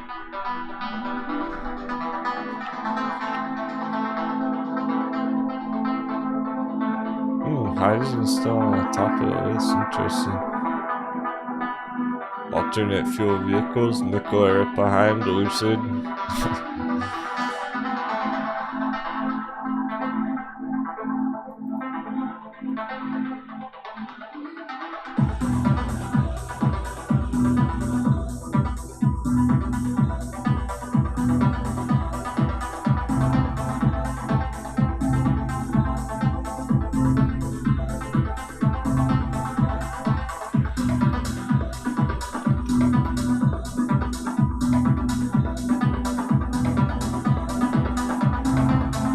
So Bitcoin already smashed through 43, by the way. Resistance broken.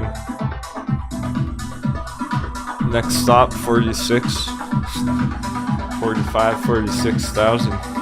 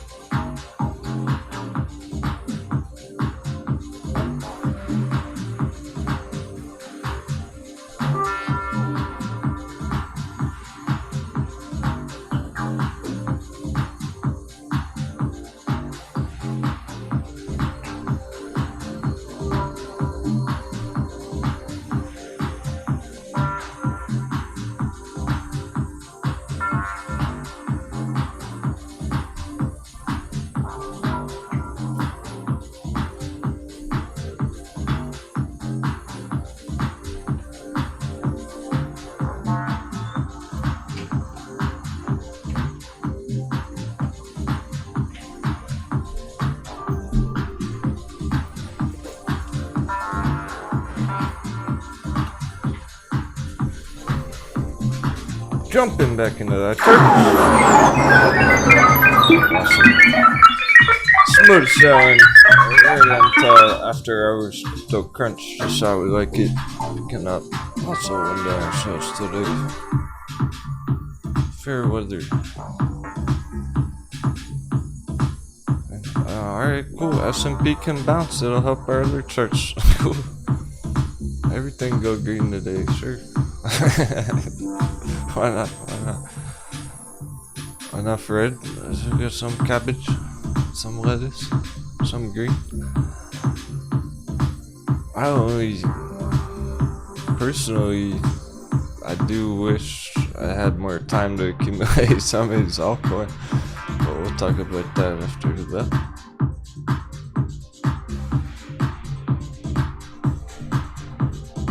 $35. Hope y'all have a great day.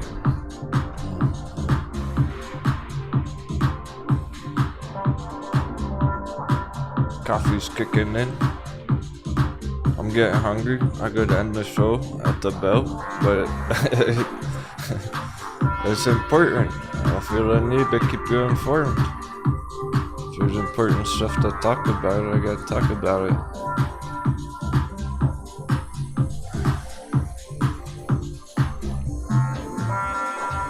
So we got all these active alerts that anyone can trigger in the day. Which are popping like popcorn. Power bridge already went parabolic this morning. More like parabolic bridge.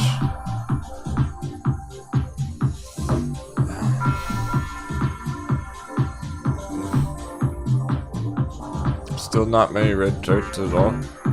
Cool. Including the bearish ones, but you know. Again, relief day, relief. Tesla's red. I should tell you something. Of course, Etsy, Bay, and Lulu. Caffeine's kicking in. We getting hammered by the hot berries, by the caffeine.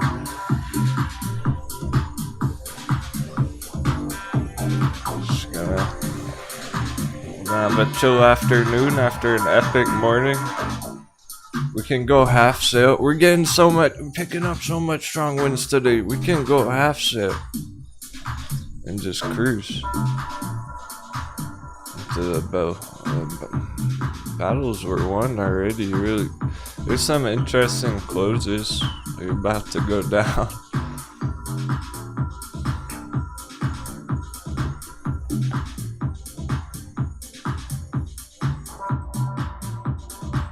XL at 299. If you want to call that battle, but fuck, that's such a good bounce, such a great start already. 10% all-time low bounce. That's good enough for one morning. And Vechain, now that the dollar's helping, it's able to get back up where it should be. Our Vechain alert. I'm gonna lower the alert on it.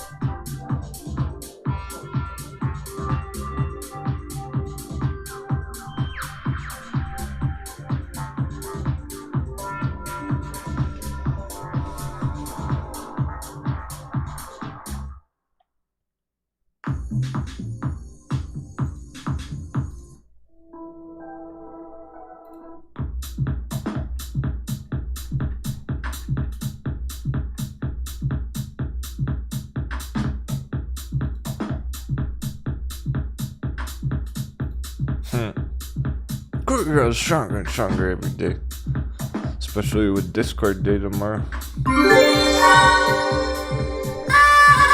Or it doesn't stop when the show's over. I'll see you on Discord.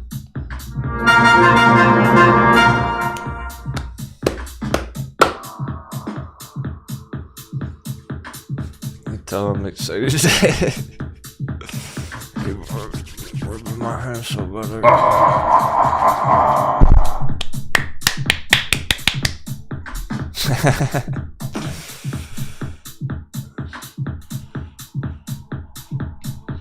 It's not every day Captain gets excited like this.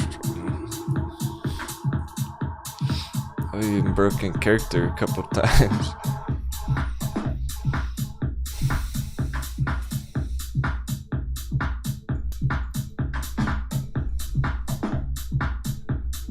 Because if this is what they're doing on the brand new year, what a start.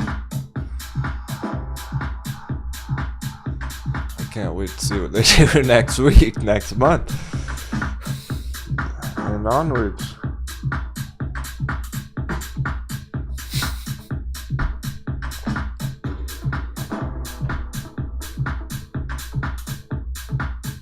Yeah, that's odd, LC.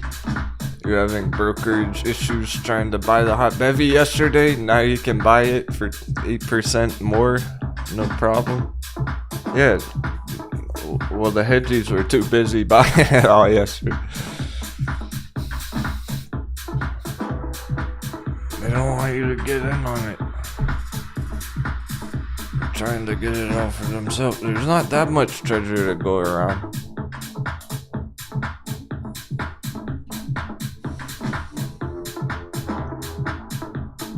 It's just changing hands from that paper hands to the diamond hands. HT.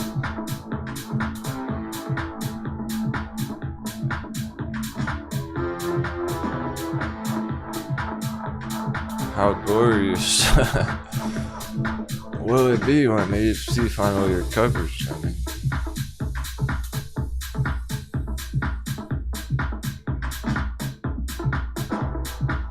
I wasn't ready last year. It's a long-term idea. Same with Sundial, Naked Caster, Maritime. They're so long-term, they just never made it very far last year.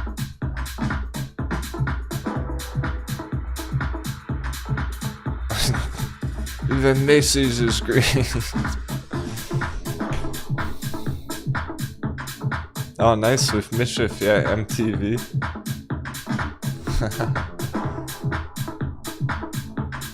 Crypto's lit right now. Altcoin's going straight.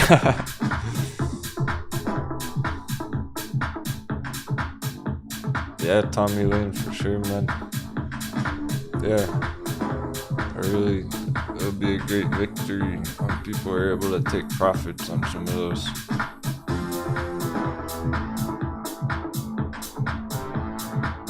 On all these, everyone's gonna be a victory. Every single one of these, when people get to take profits on, when we start hitting big targets again,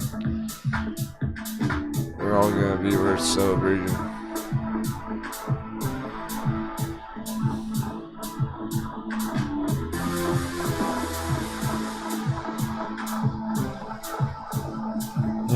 We'll see how many finish the day in the 10% club. There's a bunch more up 10% earlier, but it's all good. 9%'s close enough. There's Nano on the screen right now from $3 breakout. Altcoins are lit. That's pretty clear. I've no doubts about it. You're seeing it on these ones that are up 20%. And Steam yesterday as well.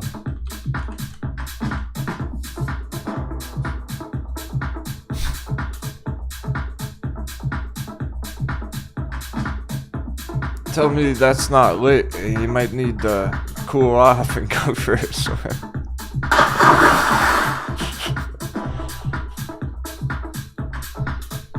Steam popped 40% yesterday morning.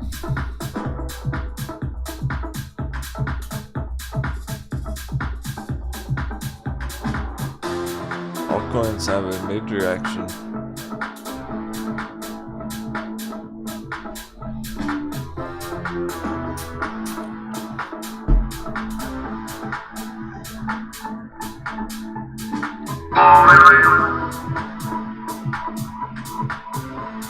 And we're over 2 T's.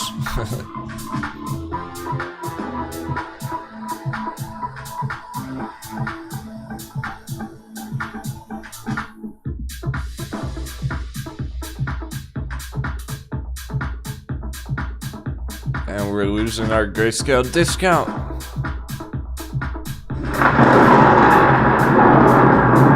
No more 40%. Hover around 37. Grayscale's catching up to Litecoin now. Throughout the afternoon. Then behaving as it should now.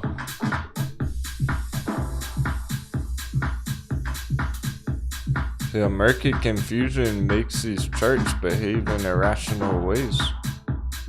Like stop hunting lower than they should, or popping bigger than they should too fast, and both ways. So when the confusion starts settling down, we're seeing how strong these charts are. With nickel being up a whole $1 today.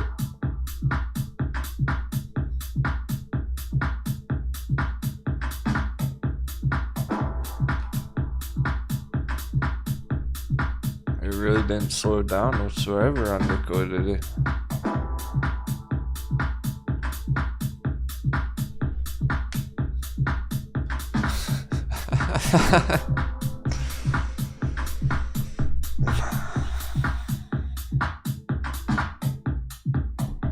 Who's excited for Crypto Crunch? Let's get one more round of sevens in the chat. I can't help it. We need one more. Everything's too epic this week. We're not gonna blast out the sevens as much forever. We need them now.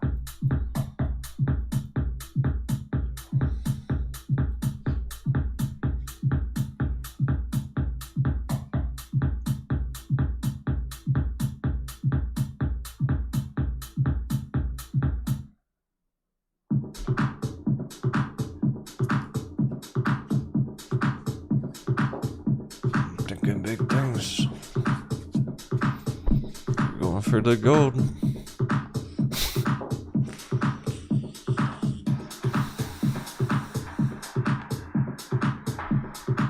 It's gonna be bigger than the Wall Street bet squeeze.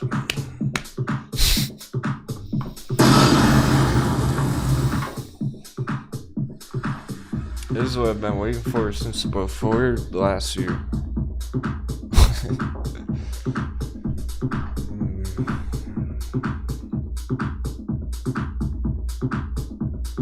It's hard to communicate it. I just have to yell more next time. Oh, I'm gonna have to go out and get a bottle.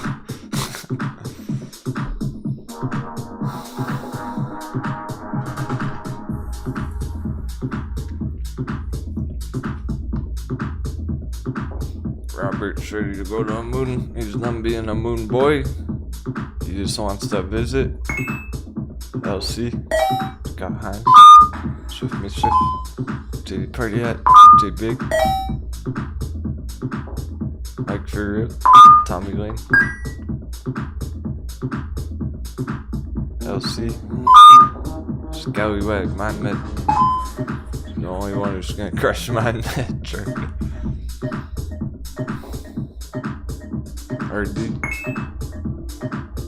Evo Toro. Just in time. Our bears are starting to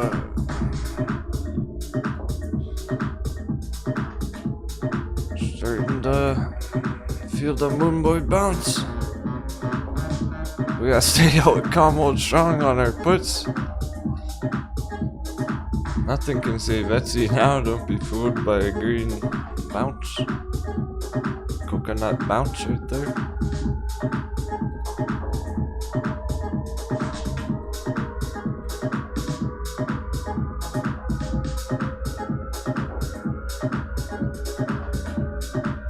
Oh, we're still working its way lower.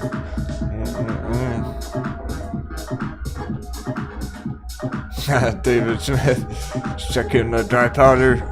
We got some last minute cannon shots.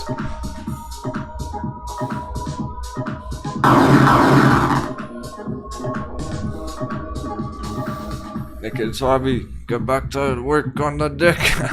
Get back to swabbing. You're gonna be busy this year, bro.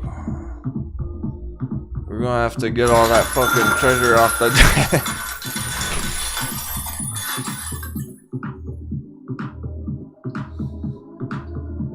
We're gonna be raining down treasure where we're going.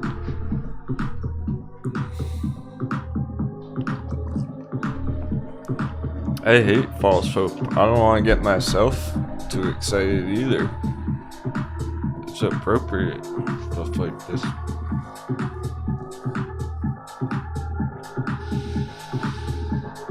Essentially, just kind of stuff developments we've been waiting for 6 months.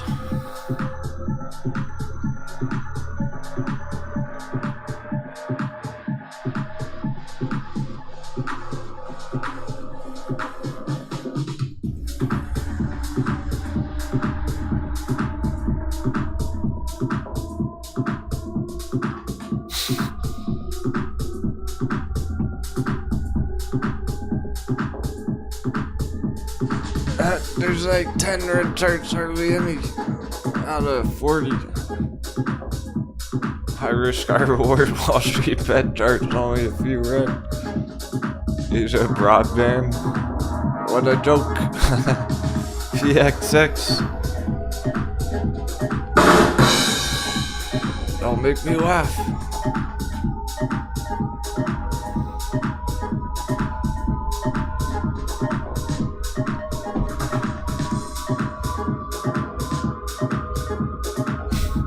The RV was green earlier.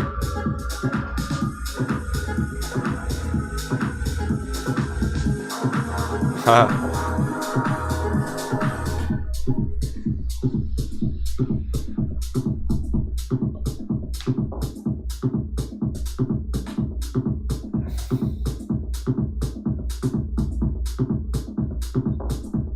Aim for your targets for the end of the month, not the end of the week. Anything that you're playing for this week, play it for the month, or end of January.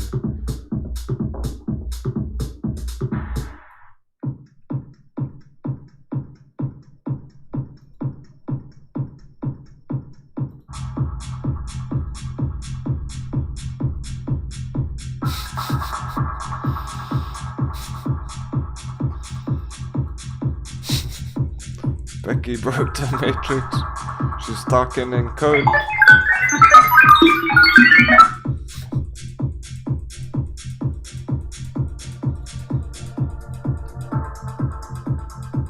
Cheers, Scott.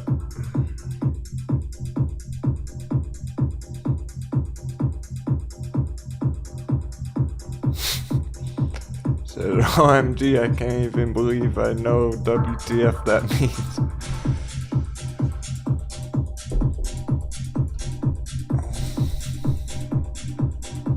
progress. You'll come a long way last year. Look at all the excitement today, all the hype over the hot babies. Holy cow. If this was all happening last January, people would be freaking out, losing their minds. And they are, just not in our group.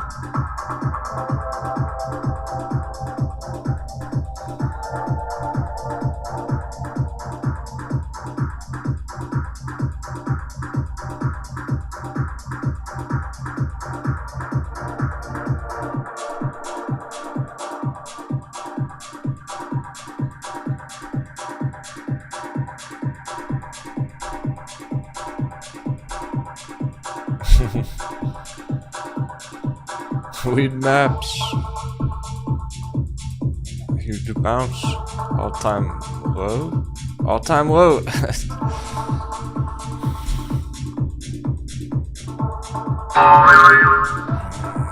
Who brought out all the trampolines today? All we need is a bullish meow to top it off. Maybe she'll come by for after hours. Yeah, that's pretty honest. That's pretty transparent. JD Party said, I lost my mind before I got here. I know he was serious.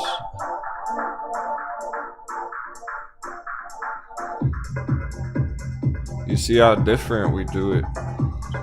We don't FOMO. No FOMO or anything. It's not worth it right now. Maybe it's next at the end of the year when everything's going parabolic, we can FOMO into some stuff going up. If you want to FOMO, get it at the all-time low. That's where you need to feel your FOMO nowadays. Or just in general ever.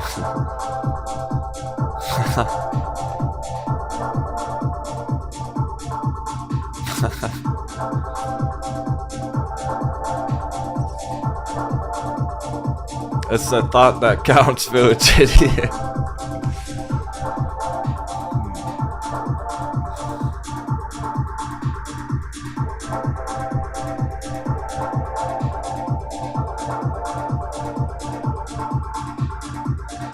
T-Cat's up just as much as Lucid is. Sheesh.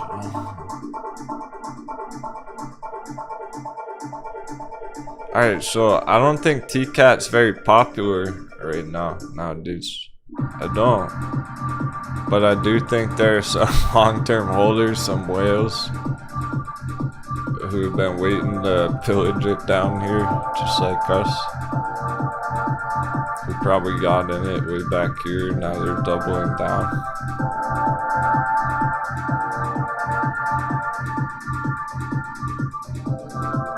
It's popular with the smart money, I suspect.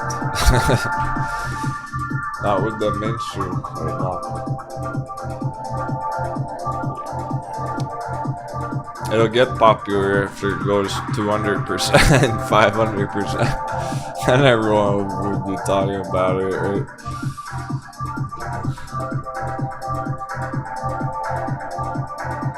When we're taking profits,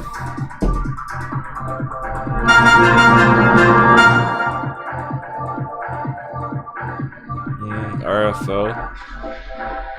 Yep. Dice roll.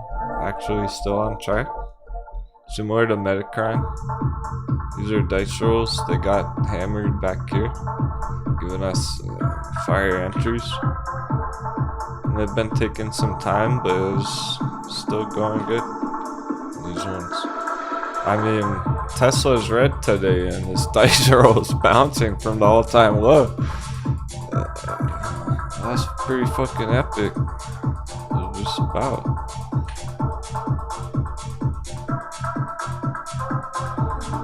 Bouncing from the hotbed, you guys say. It's not all of them need to be at the all-time low. Some of them are just at the lowest point they've been at all year, 2 years, whatnot. We never hit the magic number on Gerska. One last push, the last 13 minutes. Can we get it? There wasn't enough 7s in the chat. That's okay.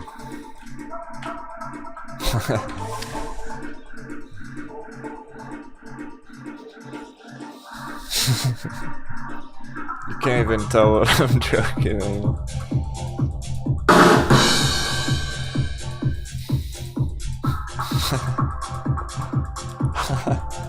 Tim Webb's got us covered. M. Coke, Becky, Mike, Robert. Mr. Big Green Dildo wants to see those magical pirate nips, Captain. You got me. What did I even say? I could only be one pirate. Oh, you're too funny. Thanks for the 7. There we go. There are the 7s. Did you see it? Happened so quick. You might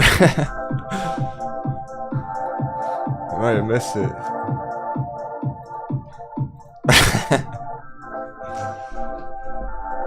Loving that positivity today. That's what it's all about. We're staying positive as a team. Getting to the promised land. Fuck, I'm sure y'all were expecting a brutal day today. Right? Probably everyone this morning woke up like, yesterday sucked. Everything's gonna get hammered again. Oh, this is good.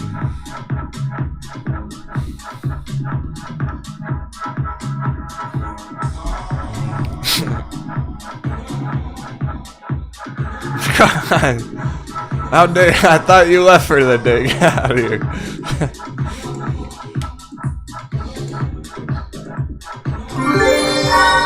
The devil has a dry wit sense of humor that he likes.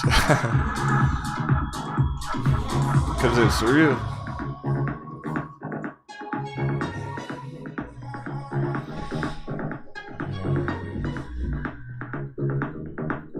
I say stuff that I think's funny. That you enjoy it once in a while. Some things might sound harsh, but it's all in your best interests. Best interests of the crew. If I gotta drop that fire too, sometimes. Keep it real on the charts if they look ugly or something. Hope you not get flipped upside down.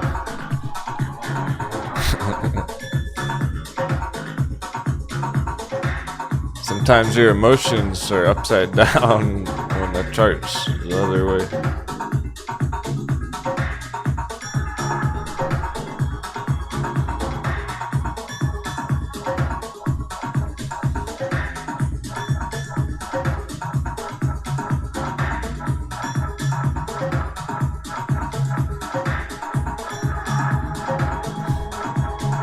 Hey, flip that frown upside down, maybe. Just like the charts are doing.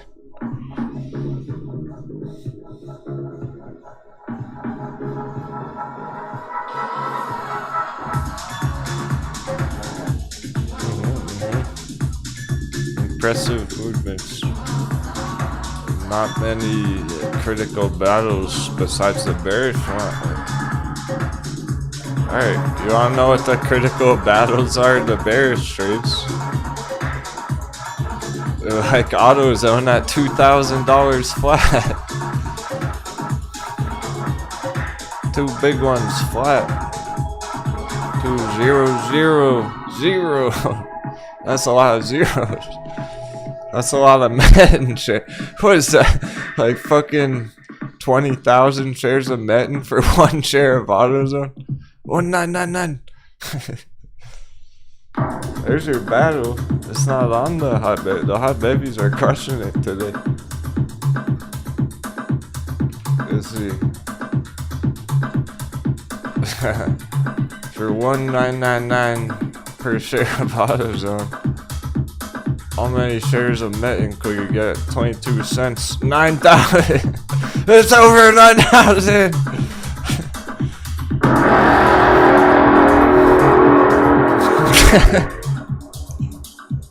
It really is.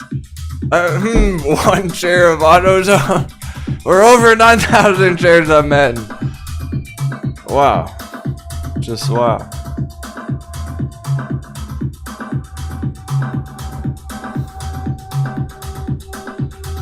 That's not even a decision. I wouldn't even think a split second. I wouldn't even think a millisecond about that one. Time. Madden's better entry than AutoZone. Or bang for your buck, that value entry, that all-time low entry. AutoZone all-time high. I would enter AutoZone if we flip the chart upside down. That means entry, AutoZone, puts. Hot bevy, AutoZone, puts for the Bears. Woo! Sorry, raining down treasure for the Bears. Critical. 1999 is critical.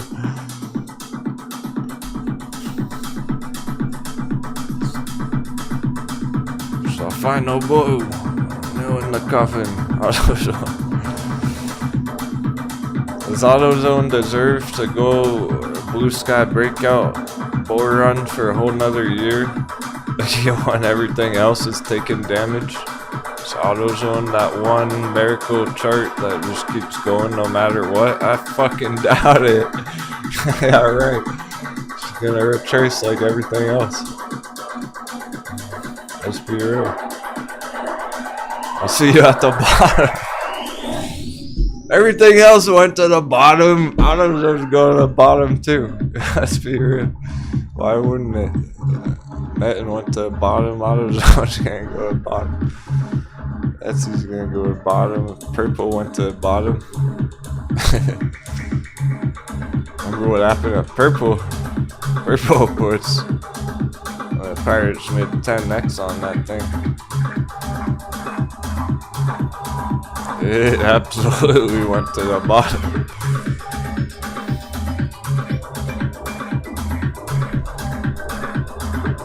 Back to 2020. Just like these overvalued, if it went on a bull run straight up for 2 years, guess what? It's trying to get back to 2020 prices. If it went on a downtrend for 2 years, rides too even short term than that. If it went on a downtrend for 2 years, guess what? It's trying to get back to 2020 prices. Nickel 2020, $75.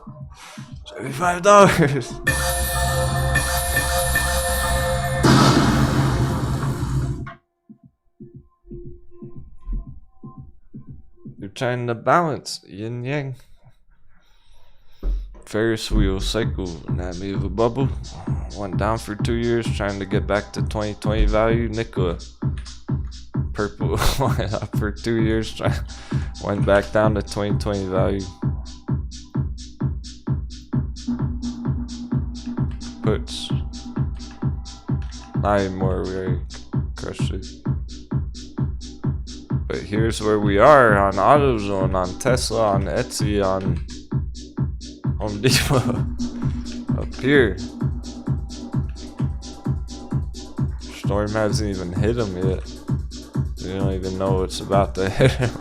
If all these ones went all the way back down, why would AutoZone be the only one to keep going straight up?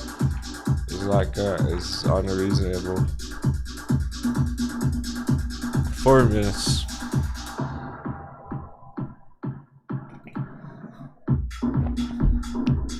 I fully expect them to go all the way back down.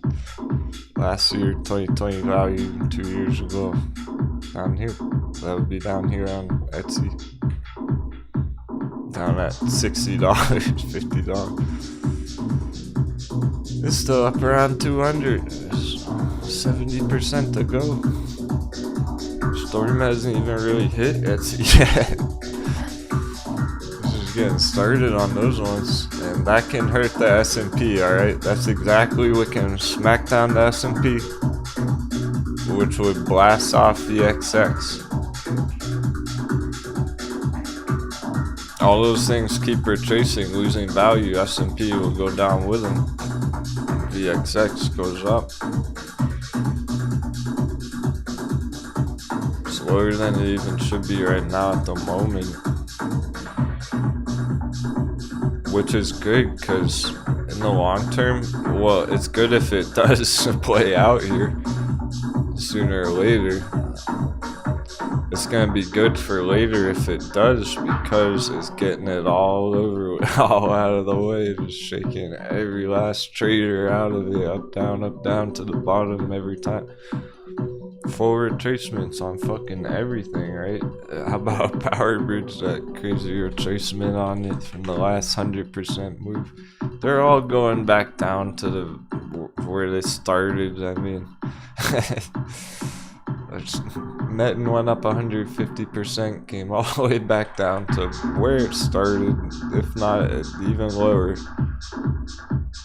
They're all been going all the way back down. Of course, the bearish ones are gonna go all the way back down too. You can just assume that right now. If all those ones went all the way back down, I think AutoZone's not, and Coke is not. Doesn't make any sense. These ones should too. These ones are looking to also do that. The storm that we just got through is only just starting to hit these other charts. Microvision's been getting it. Down from 25 up here.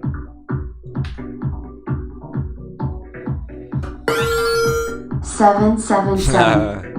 Very nice. Capping it off. Thanks so much. Kind words of support. Cheers, J-Big.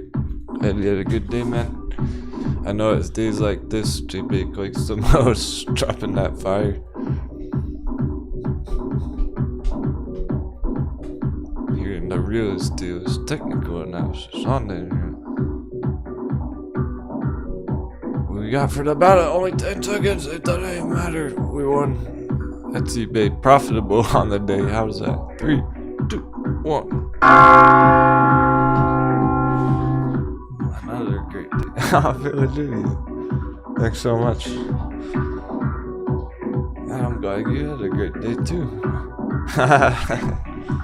We're going on a bull run. I'm gonna need another bottle.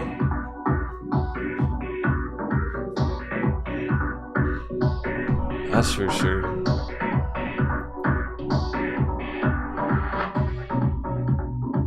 The only question is where we gotta celebrate first. Man, last thing we really celebrated, well, besides the 100% bangers, was Lucid.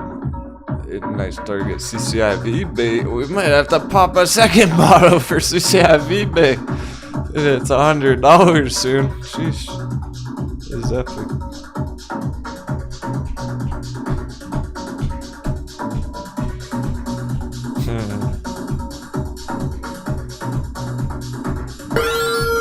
It has been a good day, Captain. Get some rum. Don't mind if I do. Thank you very much.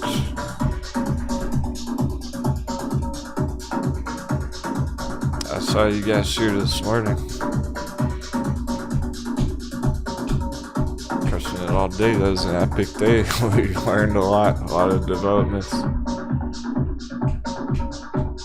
Sweet. Major market summaries. All our hot babies are bouncing. That's fucking epic. Let's go! Period.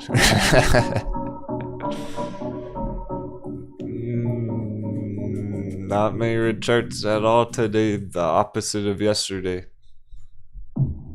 That helps you feel good. Sticking to the plan. Sphere 3D. Didn't get much green, but it is green indeed. End of the day. Ooh. Yeah. Such a crucial spot on it right there. Just cooking up something delicious.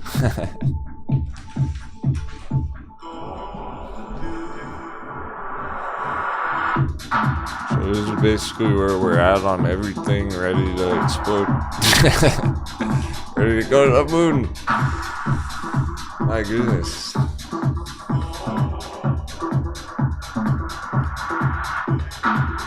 That's a bigger picture. Pick a hot baby, any hot baby. Pick a hot baby, any hot baby. Get them while they last. They're going quick.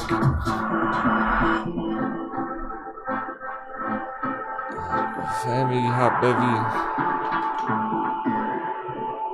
Holding important numbers, Green Pro. It's time for waiter. Puxin still strong from last week. Don't forget Puxin. 100% last week. NEW Puxin was literally the very last chart that we saw go 100% in one single day. That was exciting.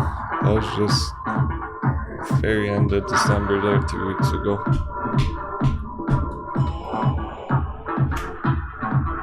That's it. Quick, they're popping like popcorn. Take on more time.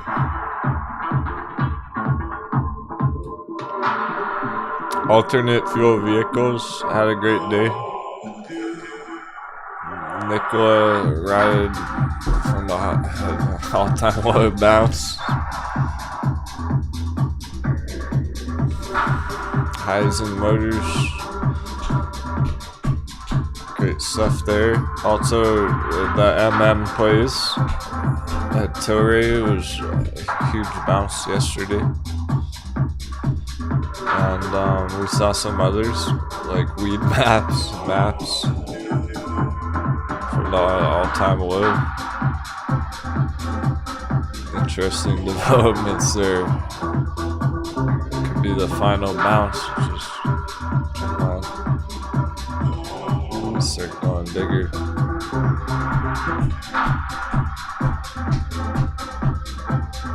XL. Oh, it did close over 30. Shame on the XL fleet. Pretending to be under $3 still.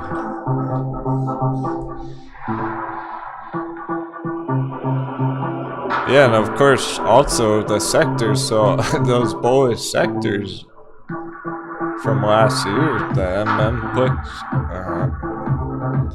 crypto mining. So I'm going next to this. So rolling into crypto now. Nothing changed on the S&P. No major development there today. Coconut bounce on S&P. It doesn't matter. And dollar's dipping so much. It's helping pretty much everything go green at least a little bit. Even the bearish trades. So the biggest things right now, besides the hot baby bounces, are the bearish trades developing and crypto. So we got our crypto stocks, such as TCAT, which rides based on the hype. The Wall Street bet hype cycle on TCAT.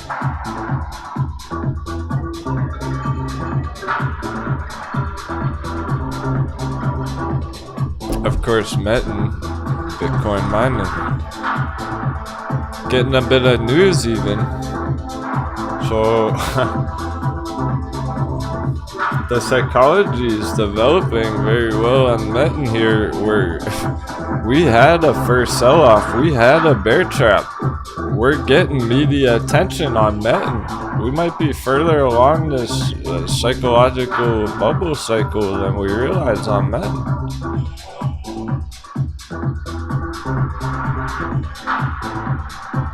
Remember what Camber Energy did from the all-time low.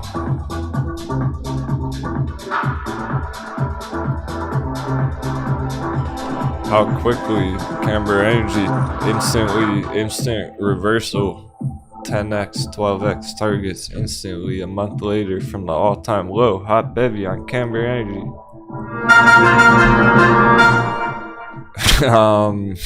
Metin? How does it Metin buying song keep turn it on? Metin buying song just going in a loop all day. Having a 3% day, and crypto being in good health is part of all that. It's giving it potential, it's giving it a chance, nice opportunity to do its thing. This Sphere 3D looking good, long-term support.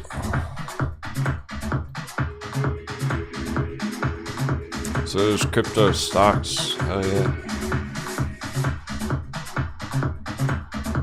It's the perfect setup where, hey, if Bitcoin keeps crushing it, these are gonna go. Depending on how quickly Bitcoin were to put in some green here, these things are gonna go huge potentially in the near future even. So let's give them a chance. I can't wait to see where it is after the Diamond Hands Challenge in 6.5 months from now. Everyone that took that Diamond Hands Challenge around August, if you didn't make it to August, that's around Captain's birthday time. If you get Diamond Hands to Captain's birthday, he succeeded at Diamond Hands Challenge.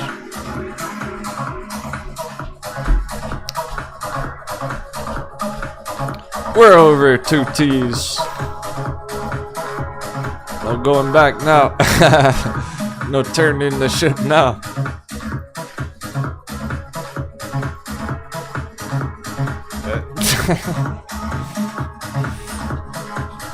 Raise the sails back up. We're going to Crypto Island. We need full sails. No slowing down now. We're over 2 T's.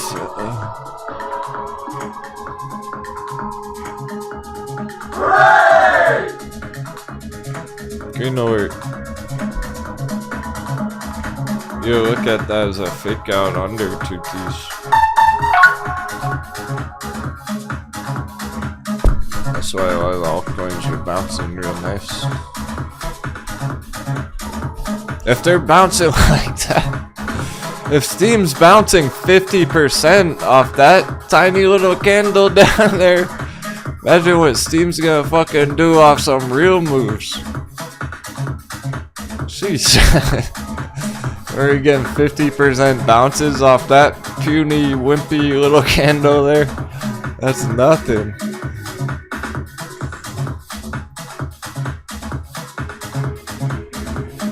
We're looking at get hundreds of percents. Just continues here on our altcoins.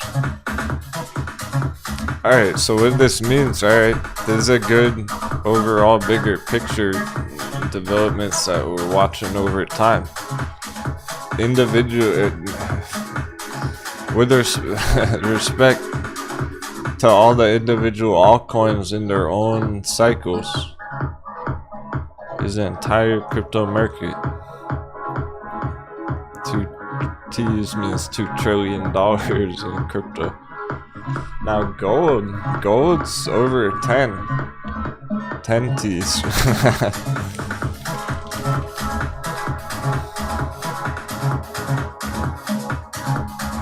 Gold market cap of gold currently around 11.5 T's, $1 trillion.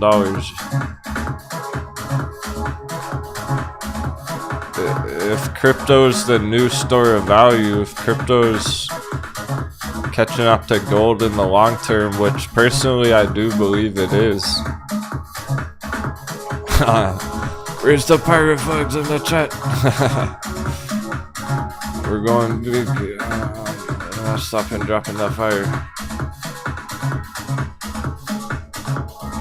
I gotta show you something. I gotta tell you something. Prepare your coconuts.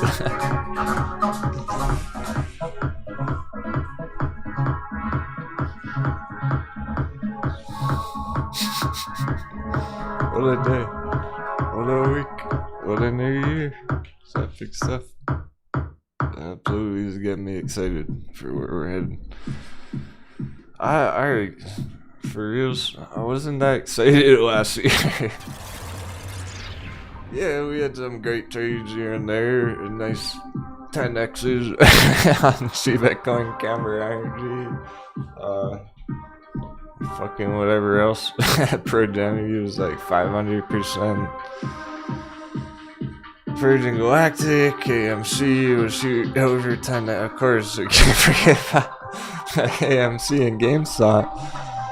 10x straight. That was pretty hype. Yeah, but oh man.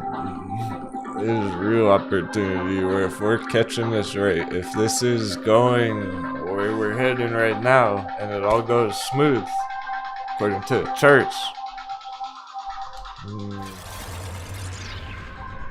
you're not gonna need to trade next week.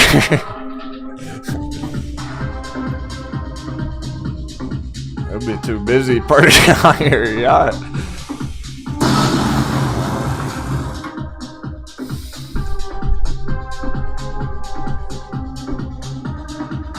That's all.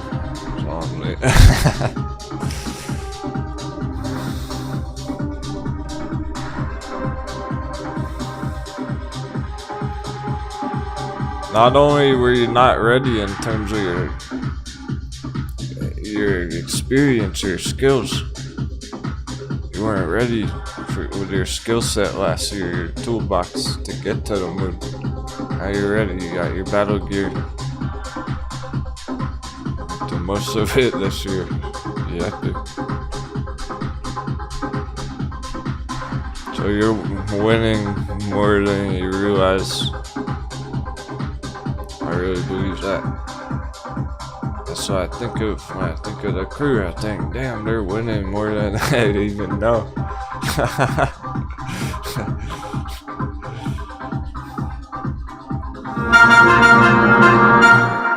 Alright. Important that we got back to 2Ts. We smashed through 2Ts again. No big deal, like it was never even below it ever. It's like that dip last week on crypto never even happened.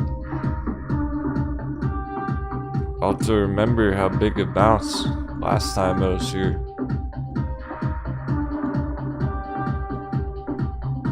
So it can speed up rapidly. Go green all night. Or just the rest of the week. It would be great to watch it all during the rest of the week during the live show. We'll be doing Discord day tomorrow.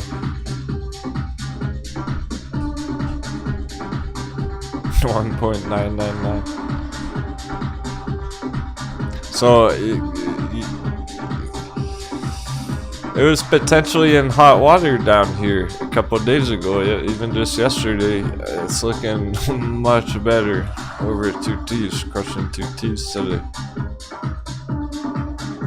Alright. I wanted to make that very clear because that's the overall Bitcoin plus the altcoins. So Bitcoin's holding up strong all on its own here. Most simplistic chart here, really. Bearish breakdown area way down here. It's already bouncing big from 39. 39 was very important yesterday.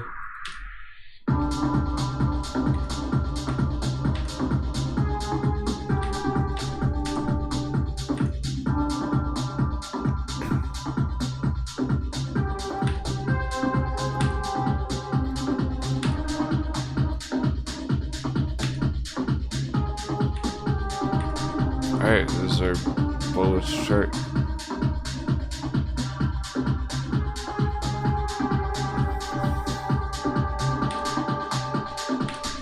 Here you go. That's why $39,000 was important yesterday. It's a big deal to be holding above that and bouncing from there. Send it right to the all-time high.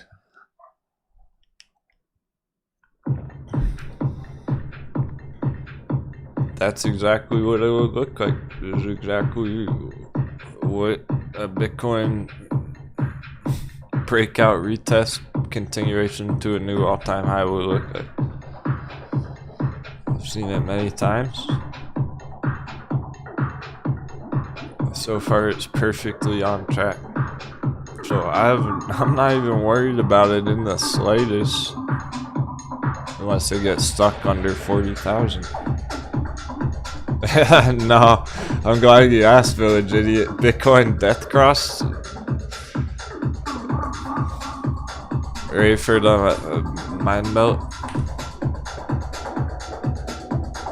Surprise! Where'd the moving averages go? Oh wait. Oh wait. Don't make the captain laugh. Do we trade based off silly moving average? We haven't been using moving averages all week. You probably didn't even notice. Surprise. I haven't had moving averages turned on a chart for probably over a week. That's why I was laughing at. I started laughing earlier because I didn't even notice we had them turned off. What moving averages? What death cross? They're irrelevant right now. Moving averages are telling me shit right now.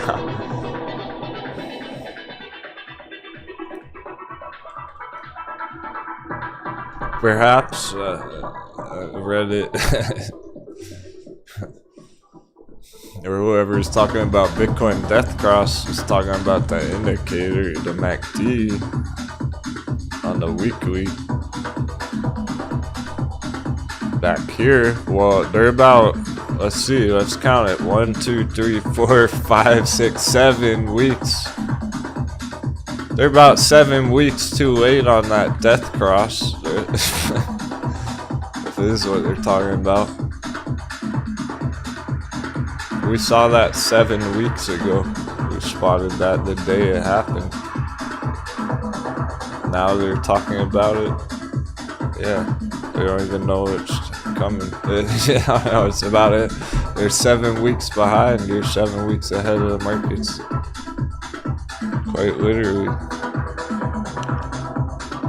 You knew about that 7 weeks before people were talking about it. There's crossover on the weekly there. It's irrelevant. That's not it might even be bullish on the daily. It's pending a bullish crossover on the daily, so that doesn't even matter. It's bullish on the 4 hour. That's old news. Moving averages, I don't even have the moving averages turned on. I'm drawing my own fucking moving averages and it's been going perfect.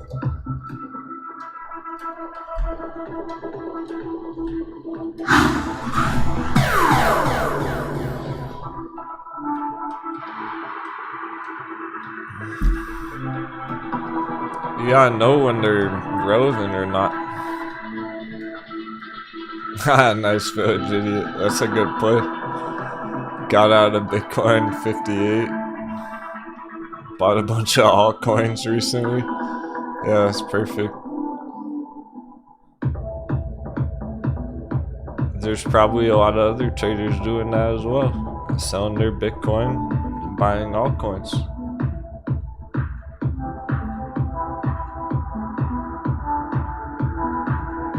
It's looking like the altcoins have a lot more room to grow. So Bitcoin going up only helps them significantly. Hey Mario.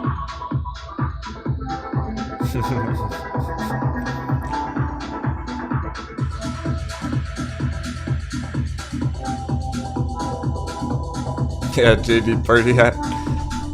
Not planning on getting a yacht regardless. Okay.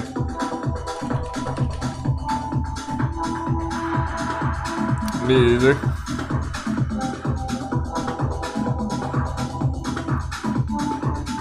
How about a Lucid Air for $77,000? Oh. Ignore that. Captain's had a long day. say the least.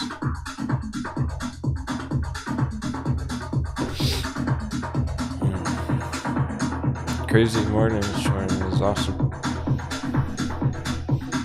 And it's been continuing.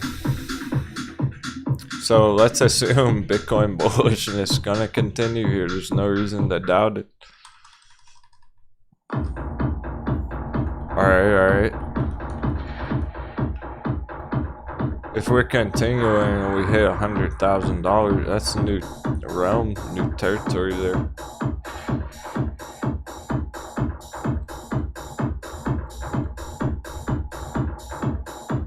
Also, the halving.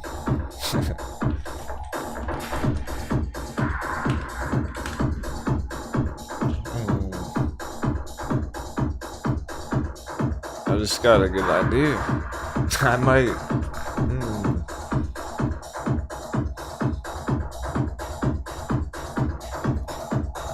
This is why we put in the extra work after hours. Just got a good idea already. Bitcoin halving countdown, 837 days. It's reducing. It was 900 like last week. Now it's ticking in 837, speeding up.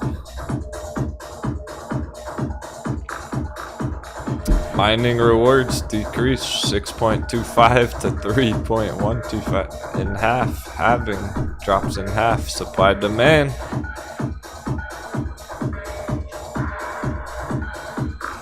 I think I'm gonna put up a countdown on this somewhere on the screen in the future. That was my great idea. We should count this down. I wanna put this up on the screen. Bitcoin halving in 837 days. We fucking count it down until it happens. And next year it'll be up there. It'll be like Bitcoin halving 300 days. Eventually we'll see it go closer and closer and closer and be like, oh man, the halving's coming.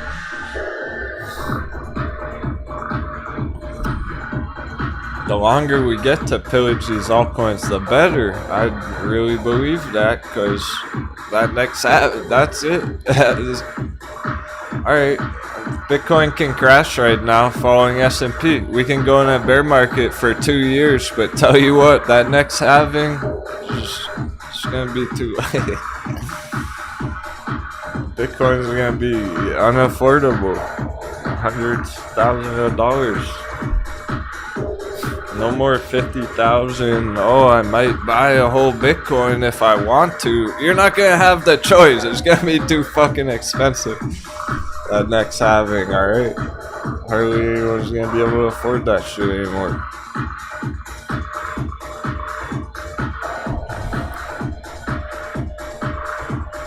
So let's make the most of it for however long we can get. However long we can get on these hot baby altcoin entries. I'm not expecting them to last all that much longer. I'll show you why, but finish off with Bitcoin. Let's see what Fibonacci has to say about this.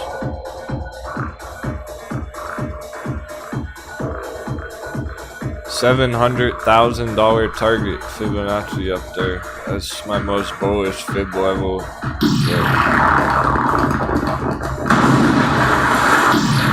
Tell you what, if it hits 700,000, it can hit 1 million.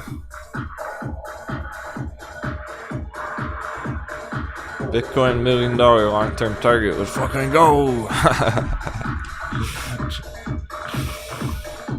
That's it. Oh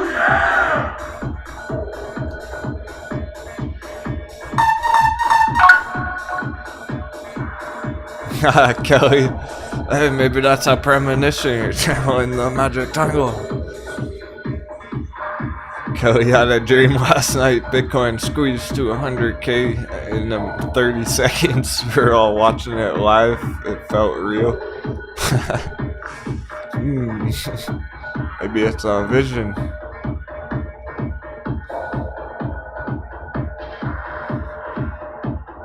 Maybe that's the collective consciousness. The whole world's thinking, Bitcoin's about to squeeze to 100. And then it's a self-fulfilling prophecy. Kaboom! We'll see. It's getting interesting and spicy. We didn't even look at crypto every day back here while it was all developing. We hit the all-time high. We hit our short-term target there, up to 70K area. So 77 is very reasonable. We already hit 70. It's not even that far to get to 100K.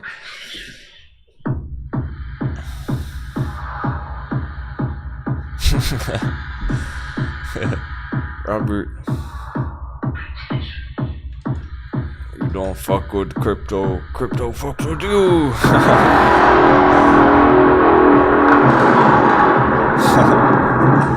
That's what happened.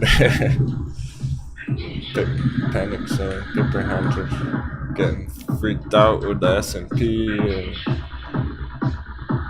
exiting the markets.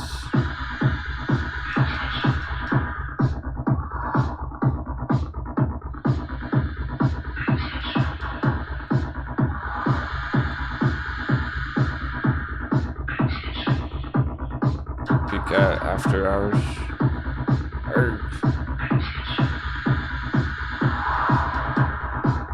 Wrap things up soon.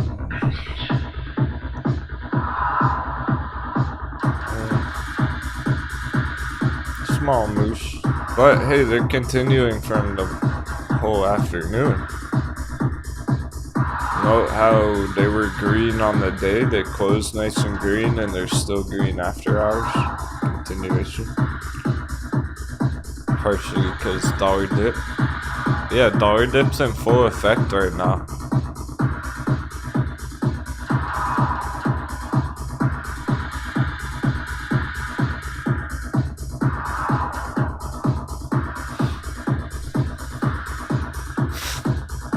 It would be great to see a bigger push on Bitcoin, but it might not even play out till tomorrow or something.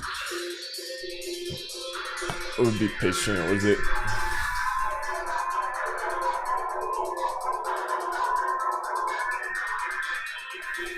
It's going as good as possible. We got a confirmed uptrend on it here now.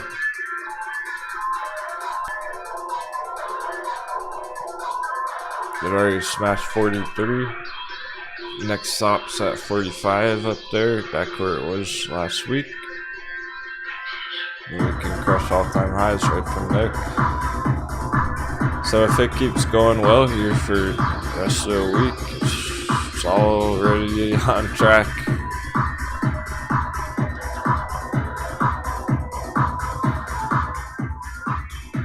So bulls might be about to win big on crypto here. I want everyone to be aware of that, because you're probably winning bigger than you even realize. Even if you're red on some altcoins, it's looking good. Or netting or whatnot. Yeah, Aaron. Discord day tomorrow on Wednesday. I'll post a video in the video section here. Same time as always, pre-market, and then I'll be putting out an options tutorial later in the afternoon, because I put out one for puts last week, so I'm going to be putting out an options tutorial video about buying calls going along. If you're trying to get calls on the hot heavies like Ride or whatnot, some reasonable strike prices and potentially a good way to leverage some of your long trades without having to take on margin. There's a time, I'll give you a sneak peek. Time and a place for calls.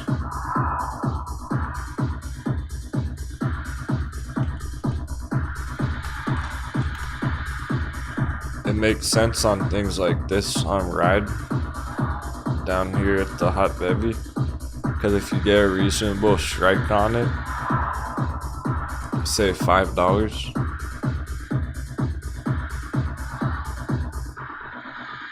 you can potentially exercise it in the future and end up purchasing 100 shares of Ride for $5. That's what contract is. You have the option to buy 100 shares at your strike. So if you get $5 strike on Ride, if Ride's $10 next year, 15 or whatever, you can potentially diamond hand some shares, $5 at your strike price. You don't even necessarily have to trade the premium.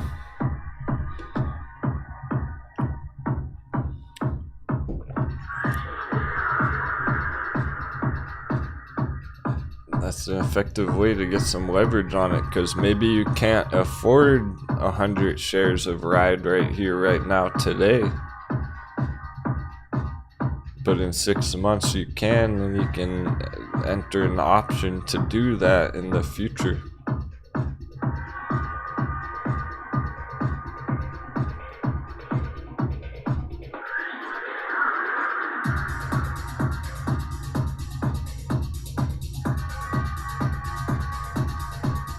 I still don't like the risk level, the risk involved, risk reward here on things like Ethereum, certain altcoins. Maybe they do need to come down. You would think, because it's only reasonable if you're going up so much, like 50x last year on Ethereum. Here's the risk reward from 4,000.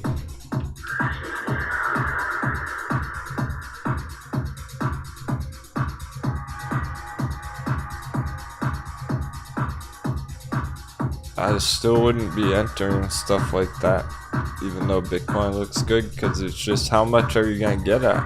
Alright, let's say this is the bottom because Bitcoin's holding up and Bitcoin hits all-time high and Ethereum keeps going right from here, and now it's the dip. Let's say that does happen. Then what? Alright, Ethereum crushes a wild target, it goes to the moon, it crushes $10,000 per Ethereum. Congratulations, you just made a standard 200% trade. That's not even worth the risk.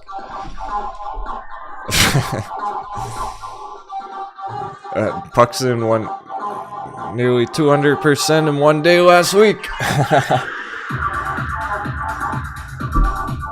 That's not worth the risk of taking a risky altcoin fucking investment trade.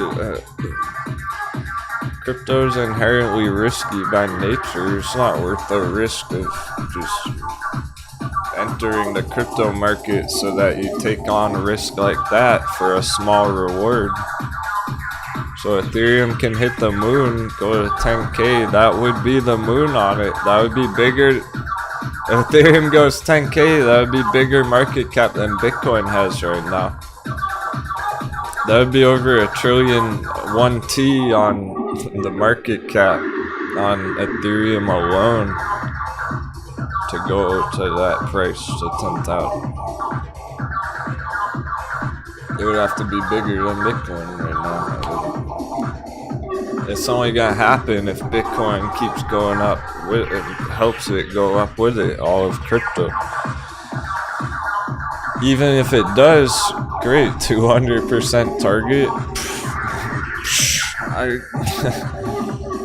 didn't even get out of bed for 200%. We don't even raise the sale for 200% targets.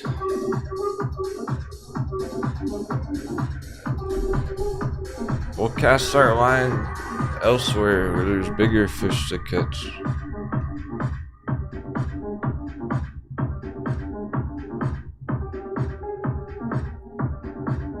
So same with Bitcoin. Bitcoin in itself. Say it crushes $1 million. Alright, sweet. That's like 20x. Left forever. Bitcoin might go another 20x over its lifetime.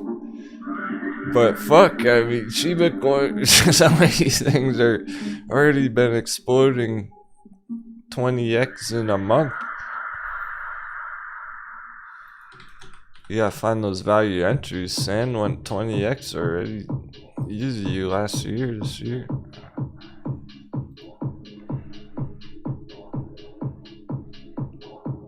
Here's January 2021 on sand.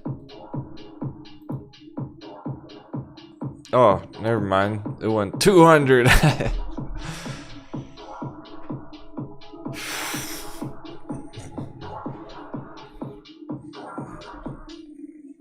Add another 0 on that one. Not 20 times multiple. 200 times multiple.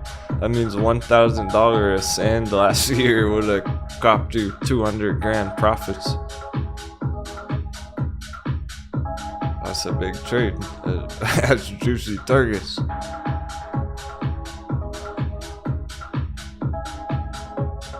That's what we want out of our altcoins. Ethereum 200%. Sand altcoin 200,000 million %. There's almost no limit to some. It's insane.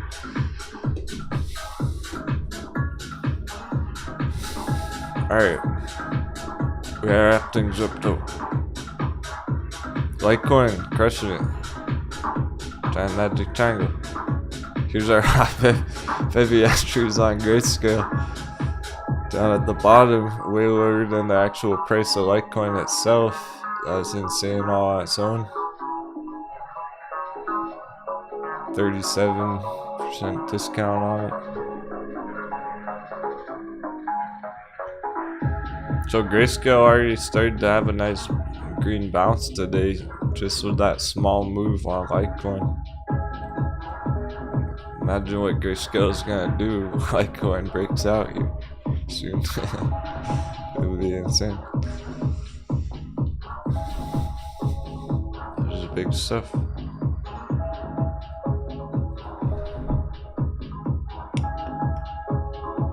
And we're sticking exactly to that plan, almost anticipating it, expecting it to go that way until it doesn't. All our altcoins are green, except for Dash and ICP and Steam and Link, which were all booming yesterday.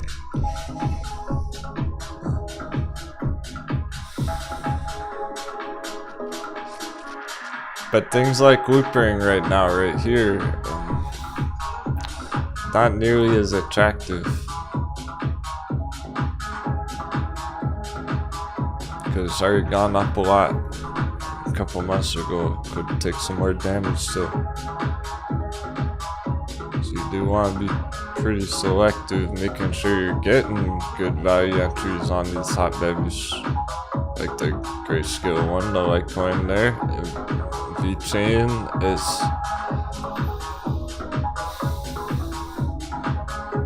it would be great if we could go back in time and get it down there.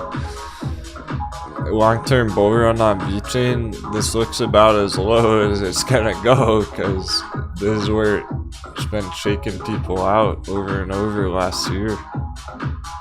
85% down from April 2021. That's when we started pillaging these things in August, right here on this bounce. What happened since August? Breakout, retest, holding support, continuation. So vechain's good right here. That means VThor is good. But I like the VThor chart all on its own for that matter. I've not even been worried about it maintaining the giant magic triangle on VThor here. I know VThor is going to hold this giant magic triangle so long as everything else we've been talking about on crypto's on track.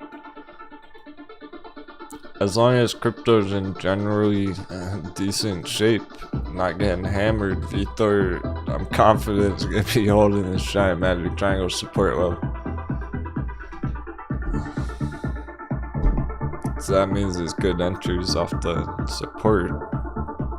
It's the opposite of FOMOing in on a breakout. You're making strategic accumulation entries at the bottoms, because that's where they bounce and go green from. It's like back in August.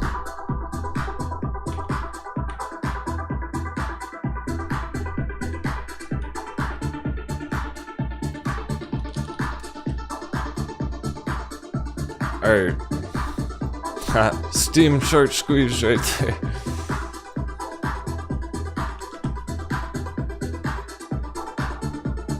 Wanted to wrap it up with a simple Steam chart right here. This is a good example of what's really going on our favorite altcoin charts.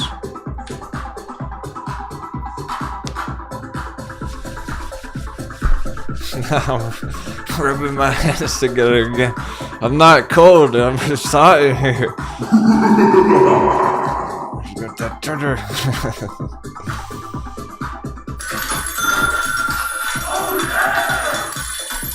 I'm just hyped. I can't even hide it. My body language showing it all day. But I'm being serious. This is the business part.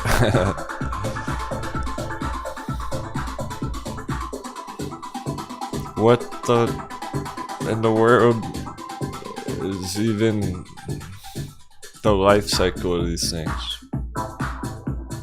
What is even really going on in terms of the whole picture on Steam or altcoin?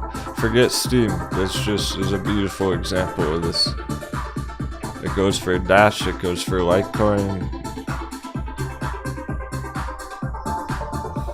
Nano, a whole bunch of our favorites.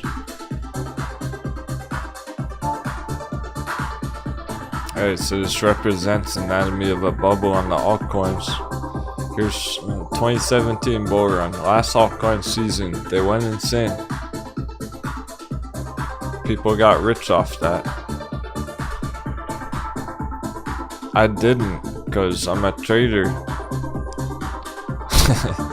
I should have just diamond hands it. Let's get those diamond hands on. That's 6.5 months. Diamond hands this shit. Don't try and trade it. Forget the small moves. You might win some good scouts, but it's not the real treasure. We're going for the gold. Alright, so they had huge hype back here. That was years ago. They went into a bear market for a long time, for 4 years after, 5 years. Bitcoin started crushing it right here. Bitcoin started going on a moon run back here. Ethereum started going. The large market caps, the more popular stocks. This was zombie chart. This was in the dust. No movement on it for 4 years. Flat. Bear market. Try holding that bag. No, don't. Bitcoin went insane. Ethereum went insane. What did Steam do? It came back to life. It didn't go to the moon, but it came back to life. They're being completely forgotten about buried treasure. Bear market for 5 fucking years, and it's back with a vengeance now. That was last year, 2021. Then what? Oops. Back down to the support. Coconuts already got wrecked on these altcoins last year. 85% crash after that new life, after that new run. That's just a sign of what's to come. Is back to life. Holding the long-term support breakout. That was the breakout last year.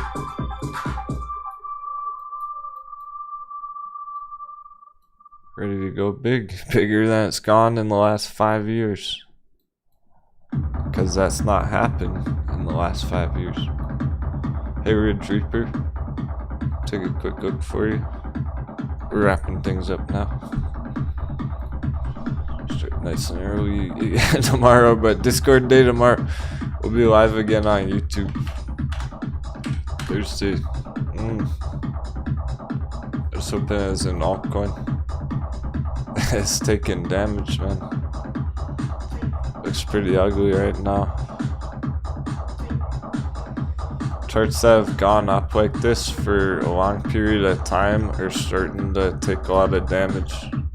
They're overvalued up here. There's probably bearish divergence without even looking. Let's see if there's bearish divergence up here leading into that sell-off. It looks like a lot of the retail mainstream stocks, there is bearish divergence right there.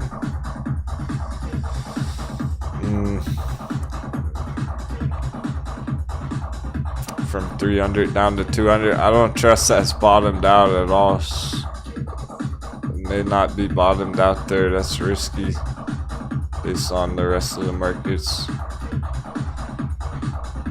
Some of these charts that have been doing similar things are only about halfway down. I can see it going lower still, then recovering after like this.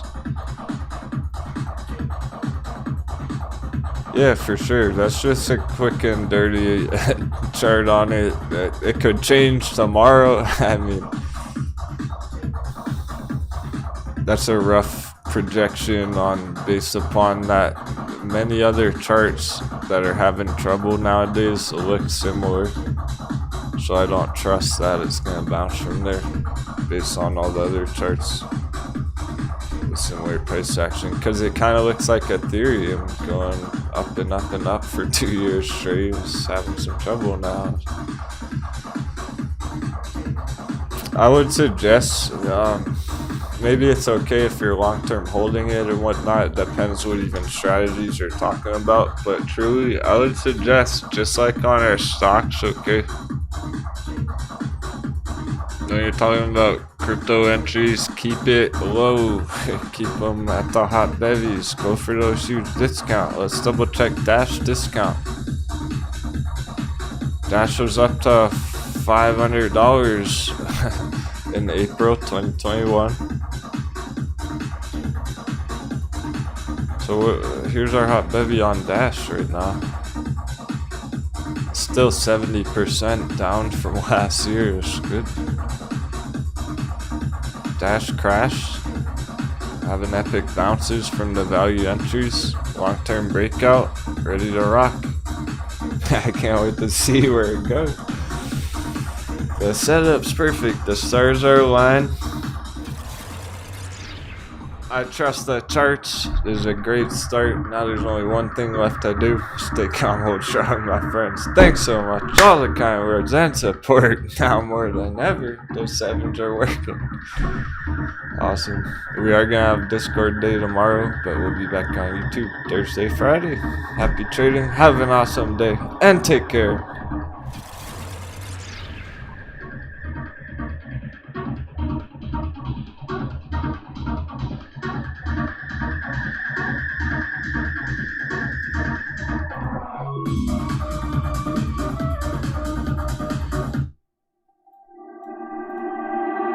I can't believe that you came into my life. You made me feel again. Now it's my turn. You say you've always been a little bit shy, but I can put an end to your fears. Let's get this treasure back to town.